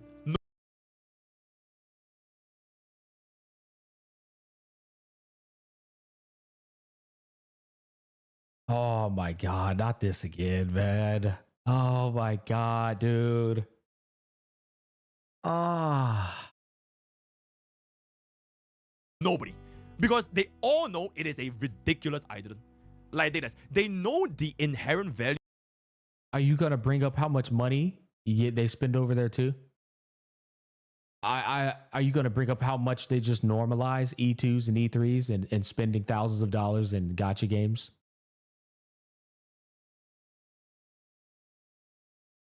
Value of a Are you gonna like bring up why the prices are so fucking overpriced now because of the Eastern CC spending? support idol. It is the best support idol for E1 Babin, right? Same thing for E1 Rame, same thing for E1 Sunday if you want to pull for E1 Few. These idolants for your supports, they weren't seen as like getting shunned because you're unrelatable. They were seen as making the smart choice. Okay, the reason, if you want to do this Western Eastern CC shit, well, sure, well, I'll entertain it. The reason we complain about this shit over here in the West is because over here in the West, we don't believe in spending thousands of dollars on fucking garbage. At least that's the common belief, right? Now, there's a few people over here who do that goofy ass shit, but it's more of a common belief to spend 60 to $100 and get a full game, you know? It's more of a common belief over here that E2 Robin costing you $600 is just a stupid fucking way to spend your money. That's just pretty much what it is, you know? I mean, holy hell. Because not only do they make your team stronger, it makes a lot of different teams. It's like, guys, $600 on an E2 Robin or $600 on a whole ass Metaphor Refantasio, Elden Ring, Final Fantasy VII Rebirth, fucking Path of the Exile 2 early access. Like, bro, and we still got money left over too. Might as well take my fucking girl out to dinner for that one as well. Team stronger, all for the price of one pool. What were you gonna pull if you're not gonna pull for E1 Babin then? Oh, you're gonna pull for what? Let's just pull for what's an example over here? Yeah, I'm gonna save my pool for Doctor Ratio rerun so that I can pull for Doctor Ratio because I have not. You found the worst character on planet Earth to go to on what I would use my resources for. The guy who we got for free. We're gonna come on, Pokey, man. I think this at this point, your improv it's making you look dumb, and you're not dumb. You're a smart person. I just think you aren't built for the improv of making an argument. I don't think you're as prepared as you thought you were, brother. I'm gonna be honest with you. I really don't. You're way smarter than this fucking video you have just been doing off the cuff. Bro brought up Dr. Ratio. There's no fucking way. You just said earlier how we can't get greedy, so we're not going to go for E2 Robin, man. We're just going to save, you know? We ain't even going to go for the E1 Robin. We're just going to save, bro. Dia, thank you for the tier 1 4 months in a row. Love your content, bro. You're the realest CC out there. Keep up the good work. Thank you so much. I've played Doctor Ratio for so long. I'm not. It's a confirmation bias again. Yeah, I know. I see it a lot, you know. Pro Brown up Doctor Ratio. That's insane. I'm gonna pull for this upcoming. I'm just gonna save for Doctor Ratio. I mean, sure, like I said, right? You can definitely do that. You can do whatever the fuck you want to do. Pokey smart. I don't know these. What's up with him, man? Pokey generally a smart guy and for the most part a good guy. I don't know what he hopes to accomplish. And Nigel, I acknowledge this entirely. I think either right here he's either trolling or he's just horrible at making good, reasonable arguments off the cuff. You know, if Pokey were to do this off his stream and do it with clear and concise thought, with silence to himself, he wouldn't have been talking like this at all. He's on stream though, and he's fucking trying to entertain chat and have this charisma and bravado while I think that's literally it, man. Come on, Smack. You know he isn't trolling. If you want me to be completely honest, you're right. I'm doing what Tech does, and I'm holding the hand of somebody I like. You're right. He's not trolling. If you want me to keep it to you straight, you're right. I hold myself accountable. He's not fucking trolling. He's really not. But he is definitely not explaining how his real thoughts are. He's not explaining his real thoughts the way they would be presented if it wasn't on stream and for entertainment. You can pull whatever you want, but my point is more like it should stop. He would be making much better arguments than this if he wasn't sitting here just freestyling this shit on camera. Shaming? Players need to stop shaming like people that want to make their account stronger by pulling for these valuable items, right? Majority of the player base in Honkai Star Rail, they are casual, I don't know, waifu catchers, Pokemon catchers. I don't know. A large demographic of these like waifu casual players, they shame players that pull for this like E1 Babin, E1 Rame, E1 whatever, or even DPS items, right? How dare you pull for E1 Jing or E1 Blade? It's like it's a huge damage drop rate, but how dare you pull for them? Brother, anybody pulling for Blade today? Yeah, I agree. How dare they? How dare they pull for Blade is washed, all right? Bro is not a Blade. He is a dual Blade, all right? He is a dual Blade in Genshin Impact at level 1. Imagine pulling for E1 Jin, which kind of goes back to my previous point of whether all DPS units needs Island, so I'm not going to hop on it too much. The flip side, the waifu catchers that complain about all these, oh my god, we should. He's so cool. Trust me, as the Blade, as the #1 rank 1 Blade shield, I know he's cool. We shouldn't pull. They get buy loops. I will dispatch they you in 10 cycles. Every single new unit living from paycheck to paycheck. They don't save. They just, whatever they get, they just spend it all in. Imagine telling people that pull for Blade they should invest into his highlight. That's gonna be one mad motherfucker, bro. Hey, they probably uninstalled the game at this point, bro. I'll be honest. They're not around anymore, chat. They left. That guy is cooked. They don't save a single one. Oh, I'm gonna test my PD. Ooh, I'm gonna build PD. And then they get buy to their Yanqing. It's like, oh shit. That's not too good. Right? That's not too good. You know, if anything, since players that pull for islands, they're so shamed, especially in the West. Bro, I think we should just start shaming these waifu catchers more, guys. I really feel that, right? Bro, Firefly is not a real unit. Aircron is not your wife. Wait, hold on. Pokey, what the fuck? That's more of an Eastern thing than it is a West. Oh my God. What? Brother, man, y'all are the ones who are like, you can't like take these women's virginity away and they can't have a boyfriend inside of the game. We're not the ones, we're just playing your game. Your whole entire dynamic of your game is because of how crazy it is over there, bro. What the fuck? Oh, that's insane. Oh my God, dude. Dude, I'm gonna be honest. I think this shit is getting worse and worse, man. Pokey, that is literally, I shit you not. That is directed at that is the Eastern problem, brother. Objectively speaking. Threatening the life of Da Wei, that's from the East, brother. That's not from the West.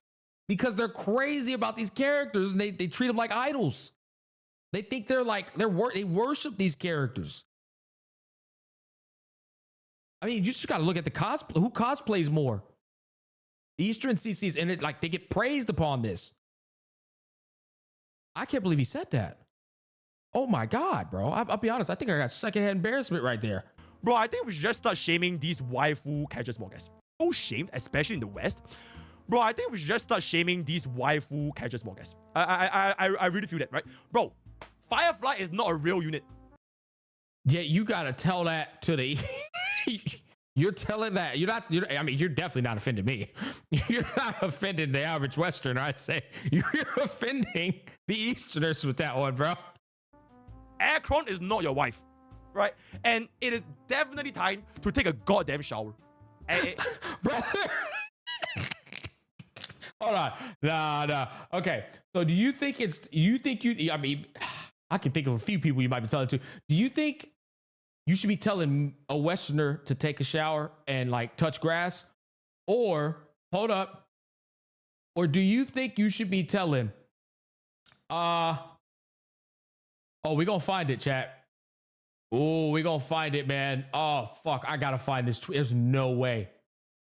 It's somewhere on my channel. I tweeted it not too long ago. Did I really tweet it a while ago? Oh, chat, we got to find this. We're not going any fucking where. I have to find this tweet. Okay, Pokey. Hey, do you think we should be telling Westerners to take a shower or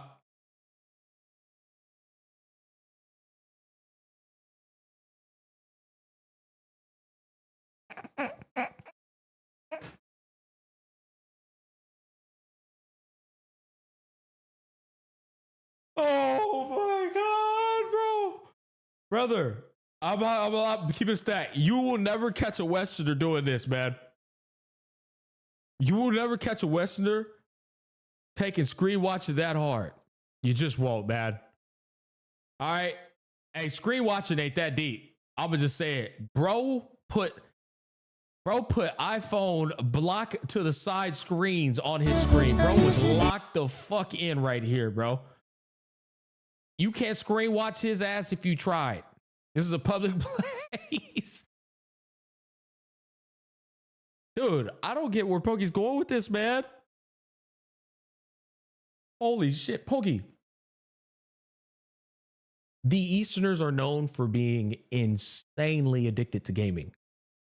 It is what it is. Okay, full time to take. He said it is what it is. A goddamn shower. It is what it is. This nigga's a comedian, bro. I swear. This nigga is a comedian, dog. And it is definitely time to take a goddamn shower. It is what it is.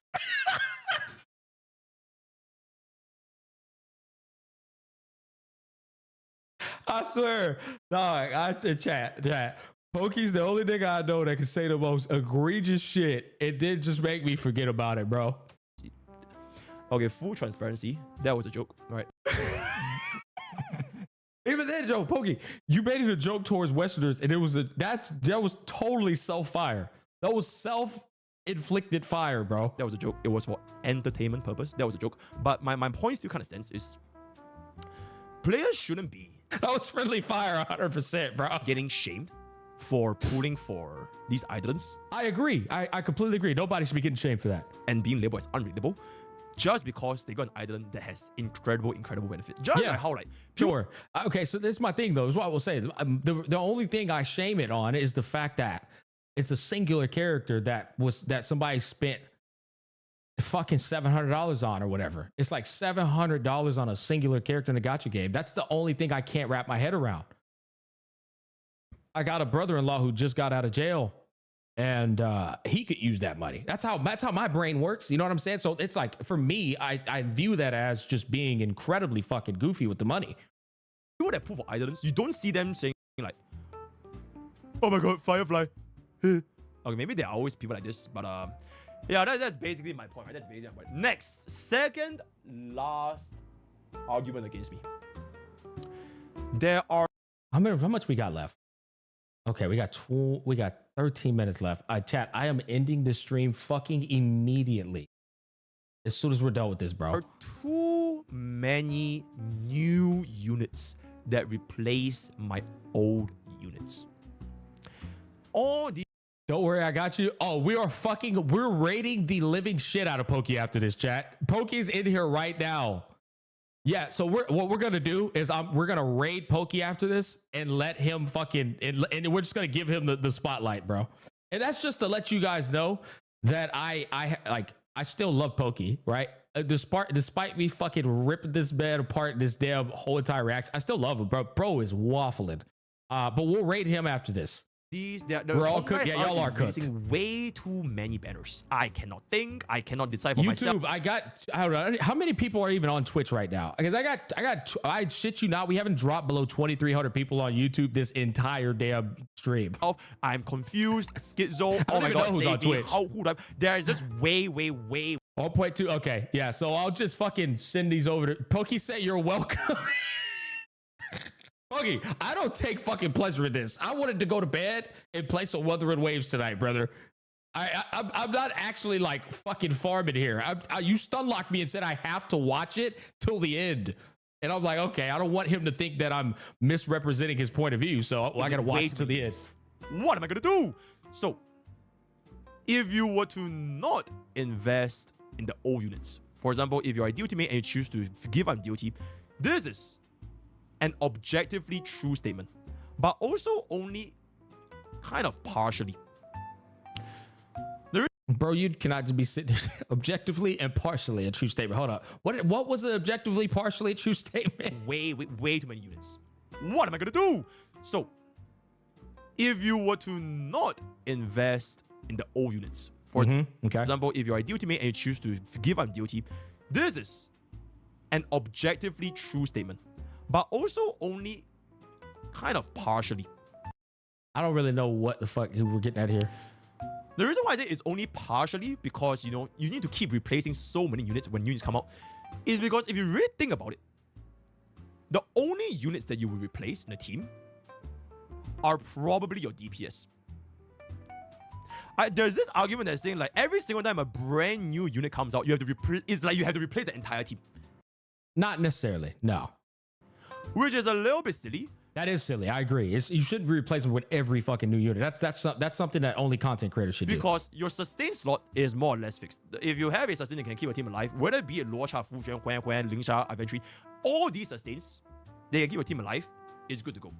Your supports. How can something objectively true be partially true? Isn't that oxymoron? Fucking, I'm telling you, Pokey is cooked at this point. His editor consolidated this into an hour and a half, and in reality, Pokey was yapping for 3 hours, bro. He was cooked at this point. If you're playing Honkai Star Rail in 2025, I don't want to like shame people that like don't care about mana, right? But if you still do not have Robin, and Robin is having the rerun like literally like in 2 weeks, 3 weeks. Wait, no, 6 weeks, because it's after. No, wait, 3 weeks. Oh, wait, 4 weeks. Robin is gonna rerun in 4 weeks, and you still decide to not pull for Robin. At this point, you really gotta ask yourself: is it my problem that I want to chase waifus, or is it the game's fault that, you know, they make these units so strong, but I just refuse to use these strong units? It's kind of like you're playing Elden Ring, right? You're playing Elden Ring. You are dying to Malenia like for like 10,000 times, but you still refuse to use summons. You refuse to wear any armor. You refuse to fucking learn to play the game. I just want to go in naked run, beat her to death with a club, and I just refuse to use anything that the game has to offer me. That's how Asmongold plays. Yeah, it's just you know, he doesn't learn anything. He just fucking puts a shield on and just fucking hammers him. I look cool, right? I want to be the next let me solo her, right? I want to look cool, but I just can't do it. Then what can you do, man? Like really, what can you do at that point? You know, so this is the argument that I'm saying for. But at the end of the day, you're gonna learn on the job. That is a possibility. You really can watch Asmon play a game like that. He will straight up like ignore any type of like learning, and he'll just learn through sheer on the job tactics. It's frustrating watching Asmon play sometimes. I'm like, oh my god, bro, it's just fucking learn the mechanics, man. For the support skill, so that's gonna be that. For the DPS though, for the DPS, so we have established that your supports are almost permanent. Your sustains are almost permanent. The DPS, that's the one that will most likely change quite a bit. All right, there's the argument because the new units, they always power creep the old units specifically for the DPS. So this is a point that kind of. Did you meet Asmon when you met Tech and Vulcan? I was supposed to stay extra. Tech wanted me to stay an extra day, and I had my family with me, so we just went home. Ties everything in together for the past 2 points. He was bummed out about it too. He was like, damn, man, I wanted you guys to meet Asmon, man. It was like, we had to get the fuck out of there, man. 2 slots remaining. You either run 1 DPS, 1 support with this 2, or 2 different DPS. Luckily for us, this slot 2, right? This slot 2, this slot 2, they have very, very accessible 4-star options. It's almost as if like people forgot that these 4 stars exist, because the only thing people care about are the 5 stars, right? You have Harmony MC, you have Han March 7th, you have Mini Herta, Baby Herta, right? You have Ting Yun, you have Pella, you have Hanya. Now they might not be the best, right? Fair, that's fair. Like if you want to run Ting Yun nowadays when you're at Sunday, they might not be the best. They might not be optimal, but they are 100% still viable to allow you to clear content. Like for example, if you were to run a Jing Yuan without Robin, like let's just say you run Jing Yuan with Ting Yun, Sunday, and Hui Hui, right? You run a 4-star, right? Do you think that team will still struggle to the point where they can't clear the current member of Chaos? Or like if you were to run Scylla with without Sparkle, right? You don't pull Sparkle for Scylla and then you just run like a Pella for like Aisha. Do you think these two teams cannot clear Memory of Chaos? So I'm talking about like two version 1.0 DPS. You have Jingyuan, Tingyun, Sunday, Hui. And with that, I feel like we heard that point before. we have come to the final point, because this video is almost 2 hours long. I cooked a hell of a lot. And I am going to refer to one of my favorite gacha creators, Gacha Smack. I want to have you walk me through this 5,000 IQ stage of the 6-part strategy of avoiding power creep problem with only this income, right? Never mind free play pass. So this argument mainly stems from nobody knows what the future is going to hold for Honkai Star Rail. You don't know. I intentionally left you at the end. Know there's gonna be a super break. You don't know a Robin's come out. You don't know we don't know what's caster is. What's our next? We don't know the future based on the current trajectory. That is 100% my argument. He's absolutely right. That's my argument. Most is just the current patch plus the drip marketing for the next patch. That is pretty much it. So if we don't know, how can we prevent power creep? And I'm frankly speaking, it is a very, very good point. It is a very, very good point. And most people will be like, ah, fuck, he got me.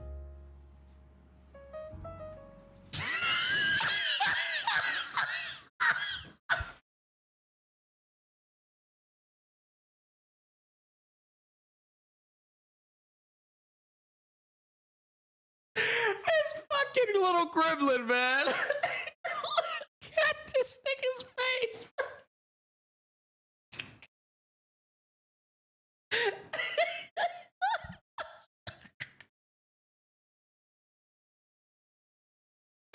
Oh my god, dude.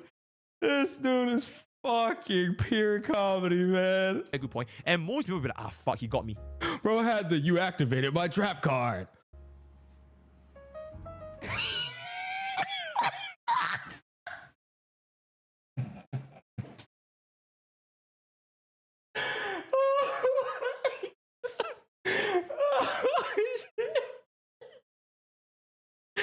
Alright, damn, bro. I really wish I would have met this nigga at the TwitchCon, bro. I hate that I had to go to Japan the same time the TwitchCon shit was occurring, bro. I feel like me and Pokey would have been laughing every fucking day, bro. But I am easy.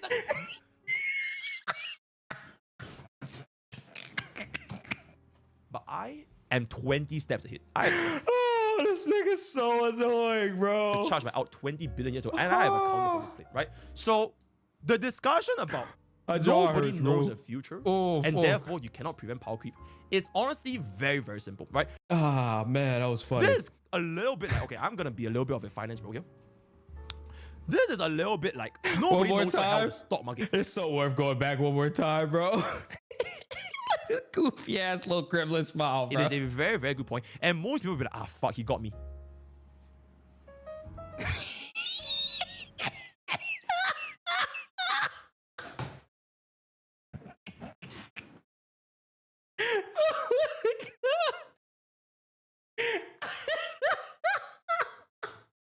That shit is so good, bro.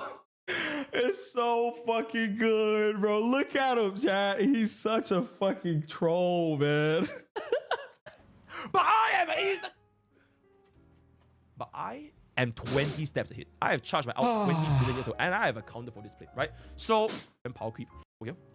Bro, somebody said me and Pokey can make Rush Hour 5, bro. This is a little bit like nobody knows what the hell the stock market is gonna do, right? Oh, if Jesus. you guys watch Wolf of Wall Street, right, Matthew McConaughey, nobody knows if tomorrow the stock market is gonna go up, down, sideways, fucking spin in circles. Nobody knows. Nobody. You can only speculate what's coming out. And most for Honkai Starbucks, you know this, and that's it. Nobody knows what like the next 1 year, 2 years is gonna hold, right? When Robin was released, nobody knows that Sparkle is gonna get fucking shit on Ain't no way, bro, compared a fucking gacha game to the stock market. by Robin. And that is subsequently later by Sunday. When Super Break came out, nobody knows that Silver Wolf's quantum implant just became a complete fucking worthless. The thing is, you don't have to know. Isn't that beautiful? You don't have to know, and you can still not break your account. Why? Because As long as you're somebody that is not living paycheck to paycheck, you would have enough pools to get those strong units. Not This is true, but it's also not like, it's not considering everybody in the picture, bro. Again, it's the Bob scenario again. This nigga Bob, this nigga Bob is a divinator, Pokey. Oh my god, bro. This nigga said, Bob ain't got shit on his wallet. not being like prejudiced. Listen, the problem is like, as I told you, some people are just going to fucking lose that 50-50 they wanted to win, and it's gonna land them in the scenario where Pokey was like, where Bob had the perfect scenario where he lost the 50-50 to Jing Liu to guarantee the 50-50 to Ron Mei, right? That's a prime example. Pokey's fucking biased ass scenario. But reverse it, he wins the 50-50 to Jing Liu but loses the 50-50 to fucking Ron Mei. That's a scenario where you get fucked. Around 35% of the population in the world, they live paycheck to paycheck across all income levels.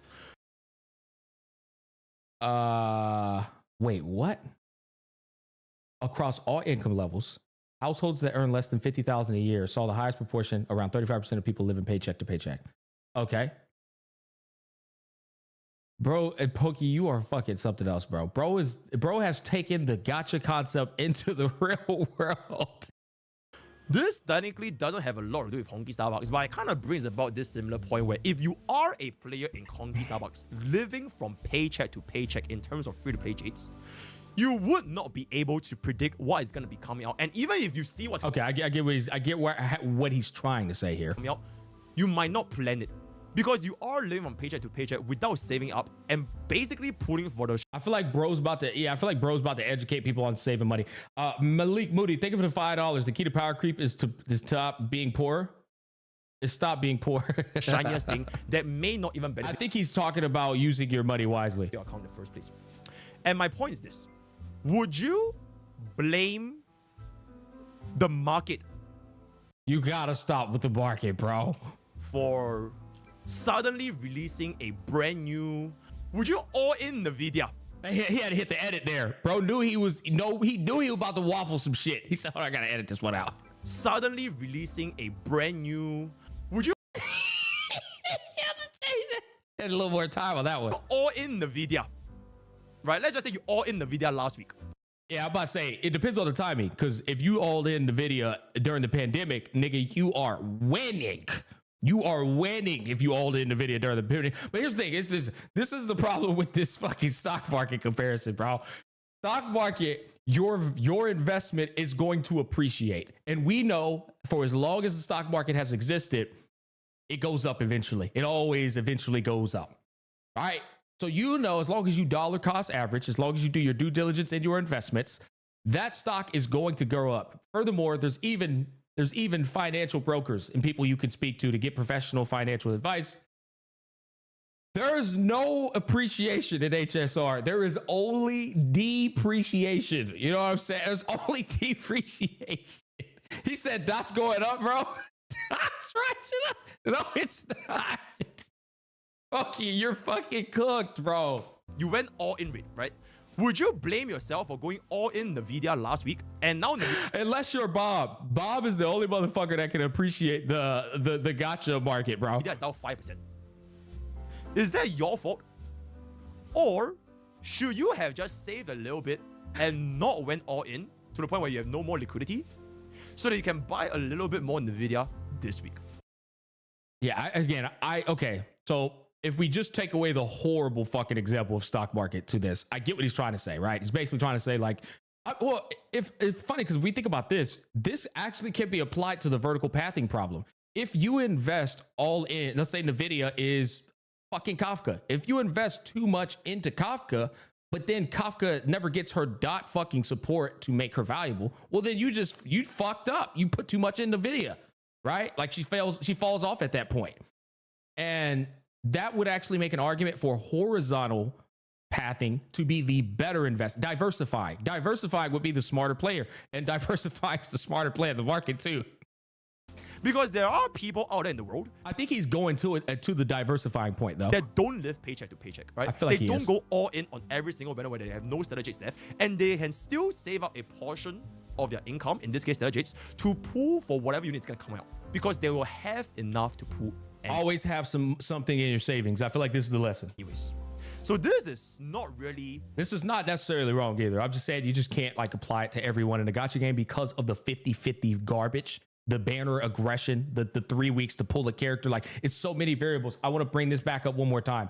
It's like, I get what Poki's saying, but the reason it doesn't apply to fucking gacha well is because of this shit. Banner scheduling, 50-50, 75-25 resource acquisition, in-game cadence towards the promotional characters, content creators, and community hyping the characters, convincing you that your investment's good. Kept in dark on banner scheduling, right? Characters can't receive direct buffs. It's a lot of things that just kind of like take away from that thought process. For every single player, but I will argue artificial. that majority of It's all these manufactured like, by the casual devs. waifu chasers that play gacha games, it will always be the case, right? So we can always go back here. Did I close? This. I low-key want to go back to that moment where that nigga hit that gremlin smile, bro. That shit made the entire, it like woke me up, and I need to go to bed because it's 4:29 a.m. This guy, right? So this is a bro that basically is the perfect example of someone that lives paycheck to paycheck, right? He probably didn't know that Robin is coming out, right? He lost every single 50-50 ever since Jingliu, right? He lost every single 50 ever since Okay, this guy is just a fucking idiot, though. Jingliu, verbatim. But then bro decided to pull for Argenti and Jade because they look cool. They look cool. So this guy is talking about elation path. All right, this was all I needed to see. Bro was talking about the elation path. And this is why I said where the things that Pokey was saying in his tweet, it could definitely apply to people. It could apply to a lot of people who think the elation path is a part of an MOC argument, right? But like, you can't treat this as everybody, man. if that is the case, who can we really blame if bro did not get their Robin? And his account still does not have Robin to this day, when she already got a rerun during Face Out, and she's gonna get another rerun later, right? Again, nothing against bro, nothing against Katarina. It is just the perfect example of the demographic that I'm addressing, right? And this is a pretty major demographic of players that are playing Honkai style. It is. I do not disagree with this. There is a large demographic of people who are like this gentleman right here in front of us, or it could be a woman for all I know, but it's not everybody. It will always go back to the blanket statement. That's just my only issue with Pokey. These blanket statements. Especially at the casual play base, right? So with that,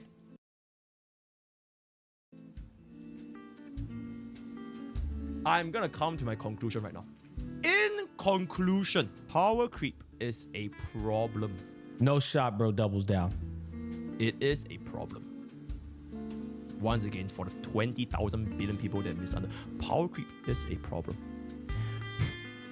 Pokey, they misunderstood your ass because you put a shit tweet out, brother. All right?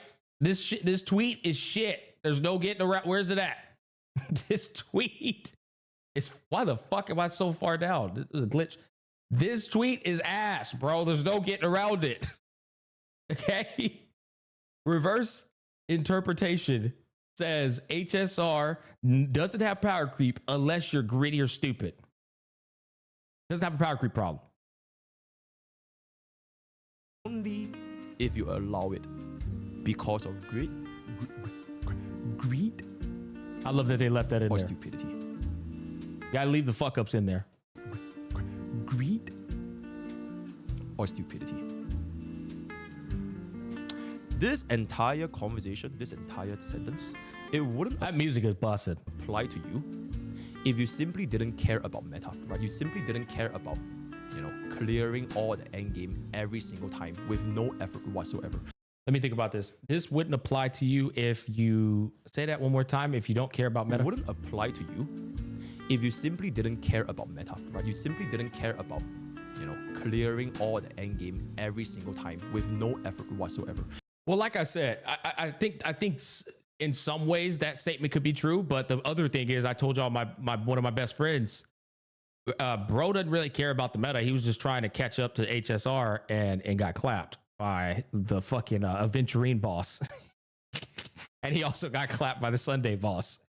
So like he's somebody that doesn't care about meta, but still couldn't get past the bosses because he didn't have the characters, bro. It does not concern you if you are a casual player, casual waifu chaser that don't care about 3-starring endgame content. Yeah, pull for whoever the fuck you want to pull, right? Literally nobody is gonna bother you. And that is a big portion of player base that simply do not care. This vocal minority, this angry mob that I see on Twitter nowadays, they are the people. And what, bro? Why you go back to me, man? I wasn't angry. Minority, this angry mob that I see on Twitter. Bro, went back to me.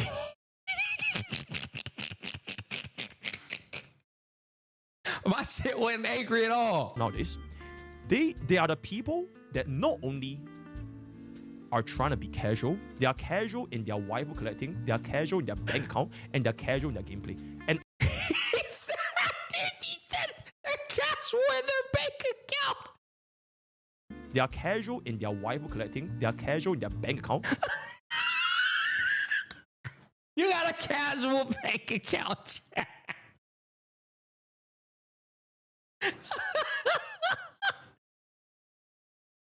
Oh, casual ass bank account. And they're casual in their gameplay. And after having casual in all three things, they still want to effortlessly clear 3-star content. So this video is addressing to all these people. At this point, how many quote reviews do I have?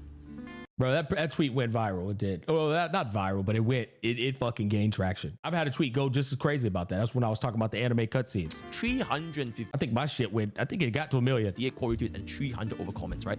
With almost, at this point, almost 600,000 views.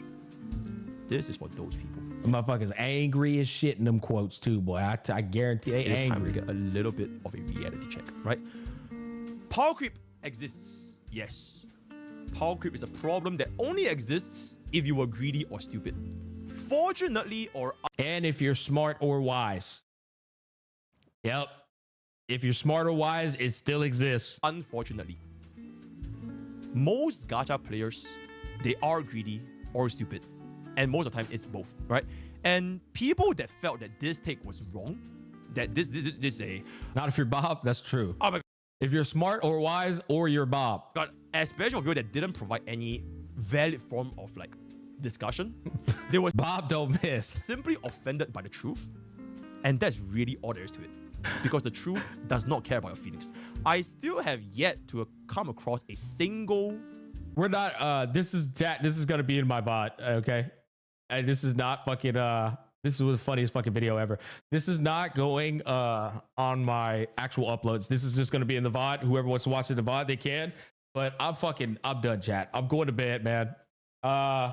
Is Pokey live right now? Or is he not live? Pokey, are you still in here? Are you going live at all? Yeah? Why the fuck don't I see him?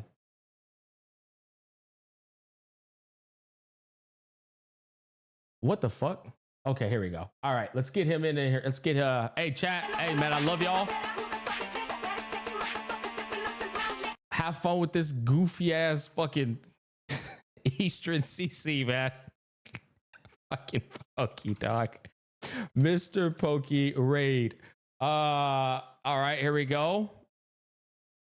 And that is everything. Boom. All right, we're rating them, man. Hey, anybody in here who's like bitter? Hey, guys, it's not that deep. It's really not, man. Hey, disagreements are healthy for the community. It brings more awareness to the things we disagree on. It brings more awareness to power creep. It brings more awareness to critical thought. At the end of the day, fantastic. Still a fucking great content creator. One of the best content creators in the gacha space, hands down, in my personal opinion. Love the guy. But yeah, I'm out. I'm going to fucking bed. Hey, YouTube, love you guys. Thanks for hanging out with me the whole time. I hope you have a wonderful fucking day. All right. I'm out.